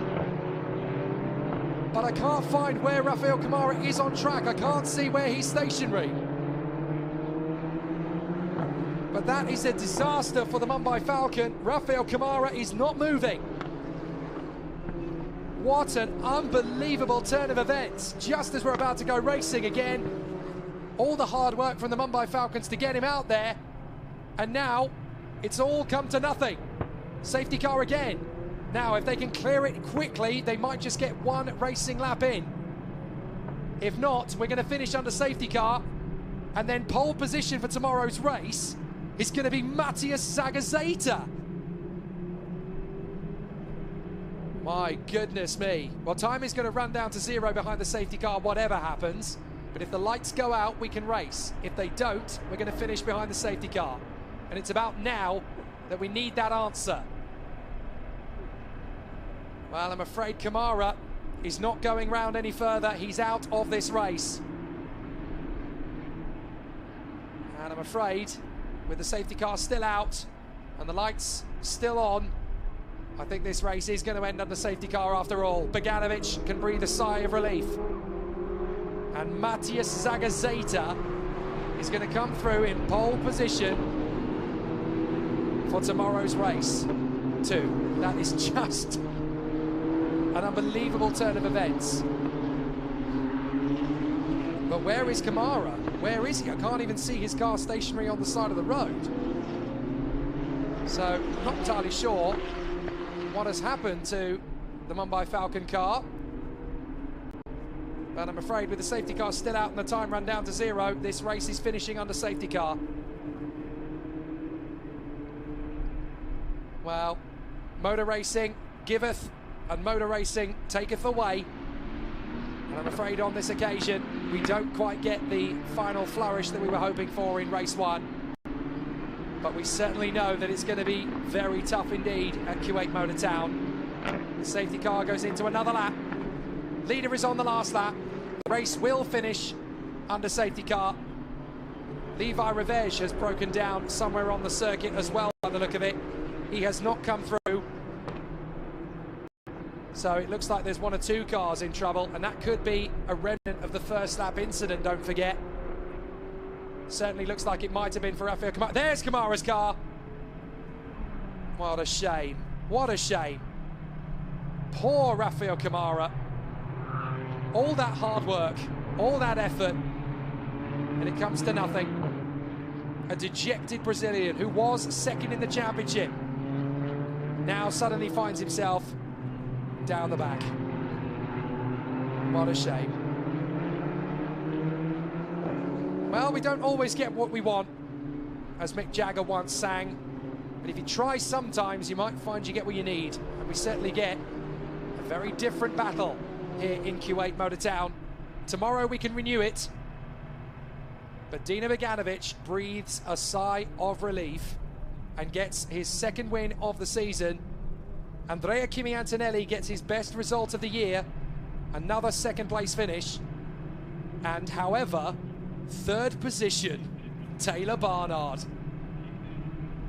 Joshua Dufek is going to get his best finish of the season in fourth. Aidan Neat and Michael Shin will bring the Premas home in the top six.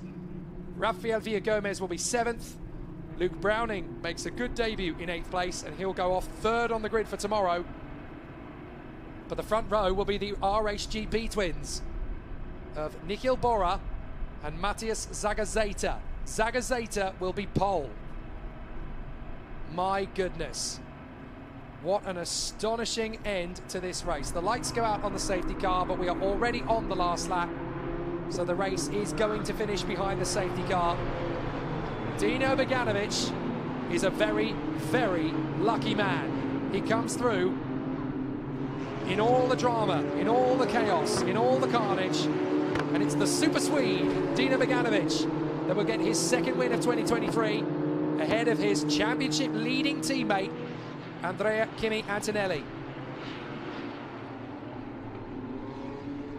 With 18 points, Antonelli is going to move to a grand total of 56.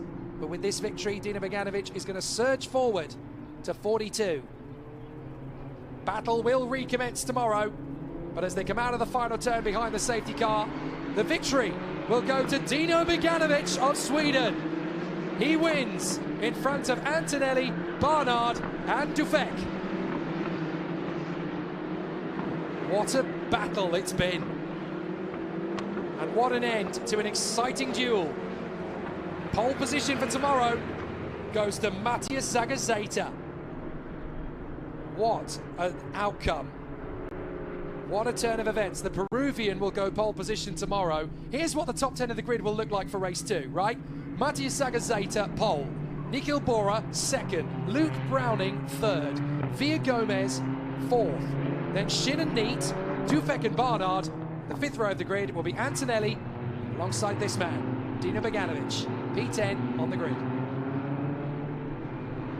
What a crazy opening race to the weekend. I don't think anybody would have expected this one. Well, a fabulous run for Dino Beganovic. Win number 2 out of 4.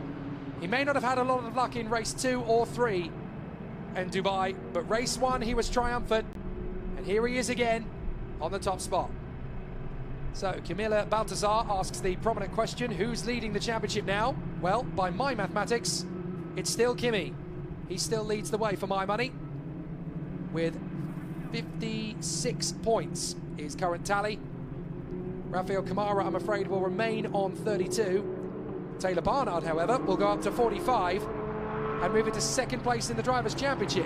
Dino Beganovic moves up to third place in the Drivers' Championship on... Oh no, sorry, he'll go up to second on 52. So Kimi will be leading this championship in front of Dino Beganovic, and Beganovic is coming in rather quickly. He just wants to get back and celebrate with his team. Mumbai Falcons triumphant for the second time this season. And their man, Andrea Kimi Antonelli, is still leading the championship. What a thriller. What What a great race. May not have finished the way most of us wanted it to, but we've certainly ended up with a thrilling encounter nonetheless. Mumbai Falcons 1 and 2, Taylor Barnard back on the podium. 3 very happy men, no doubt. We've got the podium superstar Taylor Barnard, the championship leader Andrea Kimi Antonelli, and the super Swede on top again, Dino Beganovic, race winner here in Kuwait.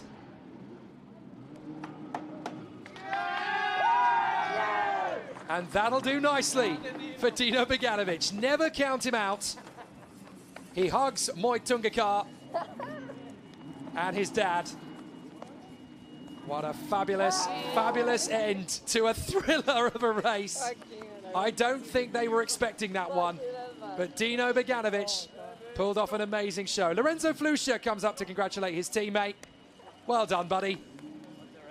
What a race indeed. Dino Beganovic from Sweden takes the victory. Apologies if any of the words you found there were offensive, but Dino Beganovic in front of Andrea Kimi Antonelli and Taylor Barnard, Joshua Dufek and Aidan Neat, from Michael Shin and Rafael Villa-Gomez, Luke Browning, Nikhil Bora, and tomorrow's pole sitter, Matthias Zagazeta for Peru. Levi Revege was able to come home in 11th place in the end in front of Giovanni Maschio and Niels Kuhlen. And then Wang Zhongwei in 14th in front of Han Chen-Yu, Daniel Mavlyutyov, and despite pulling out on the last lap, Sami Megatuniv drops to 17th, and last, nobody else was able to finish. Rafael Kamara, Sebastian Montoya, Pepe Marti, Joshua Dirksen, Lorenzo Flusha, Tizana Bolindra-Vivazak, Marty Boya, Gabriele Mini, Nikita Bedrin, Francesco Braschi, and Brad Benavides, all out of the race. So Dino Beganovic is down there with our lady on the scene, Feline Wang. Hey Dino, congratulations. Such a dramatic race, and tell us about it. No, I mean, it was, for me, it was a great race, a really good opening lap, coming from 9th to 1st. Was really good. I hope everybody's okay after the crash, but otherwise, settle down in the pace, just keep going, just keep digging, and yeah, just manage about safety cars, and yeah, it was a great finish. Congratulations. Yeah. 那么刚刚呢，我问到 Dino 他这一场的表现，因为这一场真的发生了太多的事故了，也让比赛呢非常的精彩。他说他很开心，因为他毕竟拿到了冠军，而且起步的时候从第9位一跃升到了第1位，而且在安全车出动之后重新继续保持了自己的领先位置，直到终点。Back to you guys. If you wanted drama and excitement, you've got it. Kuwait Motor Town really delivered a thriller. Dino Beganovic from the 5th row of the starting grid came through for the win. So let's look back over an amazing and unbelievable race. Right from the start, it was always going to be dramatic. For Josh Dirksen, opportunity knocked. Andrea Kimi Antonelli threw the towel in to respond. But by the time they all reached turn 2, chaos was set to reign.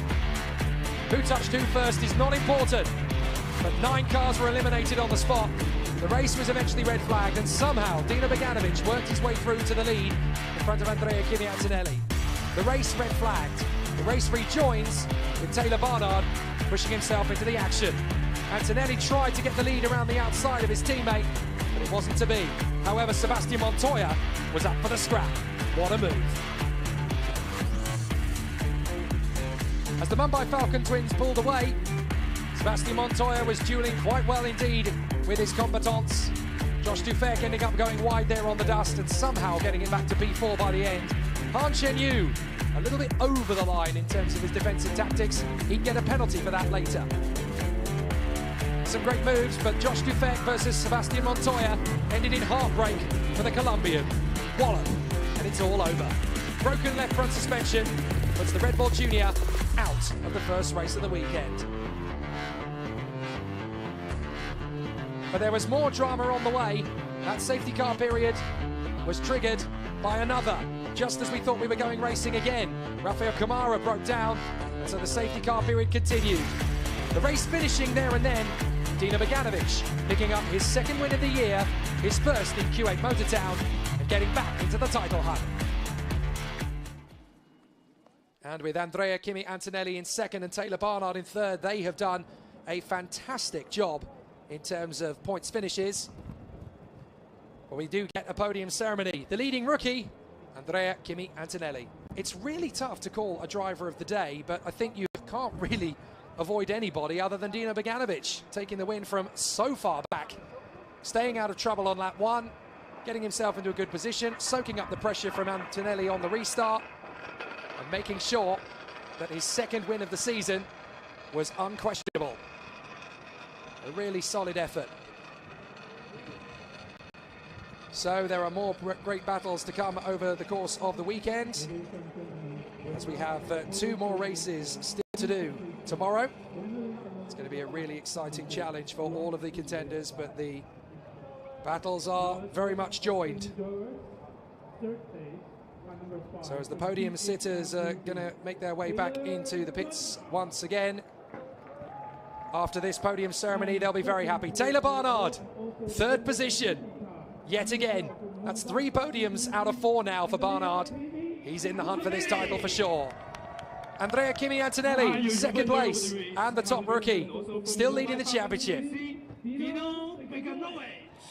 But Dino Beganovic, for the second time in 2023, flaps his way to the win. And this one, I think, means even more than the first of the season did. From so far back, I think he had no chance from his point of view, but he proved everybody wrong. Third place for Taylor Barnard. A great job for him. And now it's my honor to invite a victory for Dino Beganovic, and these trophies been given out in the right order.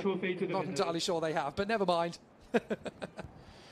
Andrea Kimi Antonelli, second place, and he gets the rookie win as well. So a fabulous performance then from our competitors. A great job and a great win. Dino Beganovic on the top. Kimi Antonelli still leads the standings. Taylor Barnard is right in the fight. It looks like it could be these 3 now fighting for the championship. But there are still 2 races tomorrow, with Zagazeta and Bora on the front row of the grid for the first of those, and Sami Megatuniv alongside Taylor Barnard for the second of them. Champagne time. So it's going to be an excellent battle here tomorrow. There'll be more great racing to come from our Formula Regional contenders here in the Middle East Championship. Dino Beganovic wins for the second time out of 4, but the title fight is electric. I'm Jake Sanson. Hope you've enjoyed the action from Kuwait Motor Town. We get 2 more races tomorrow. Bring it on.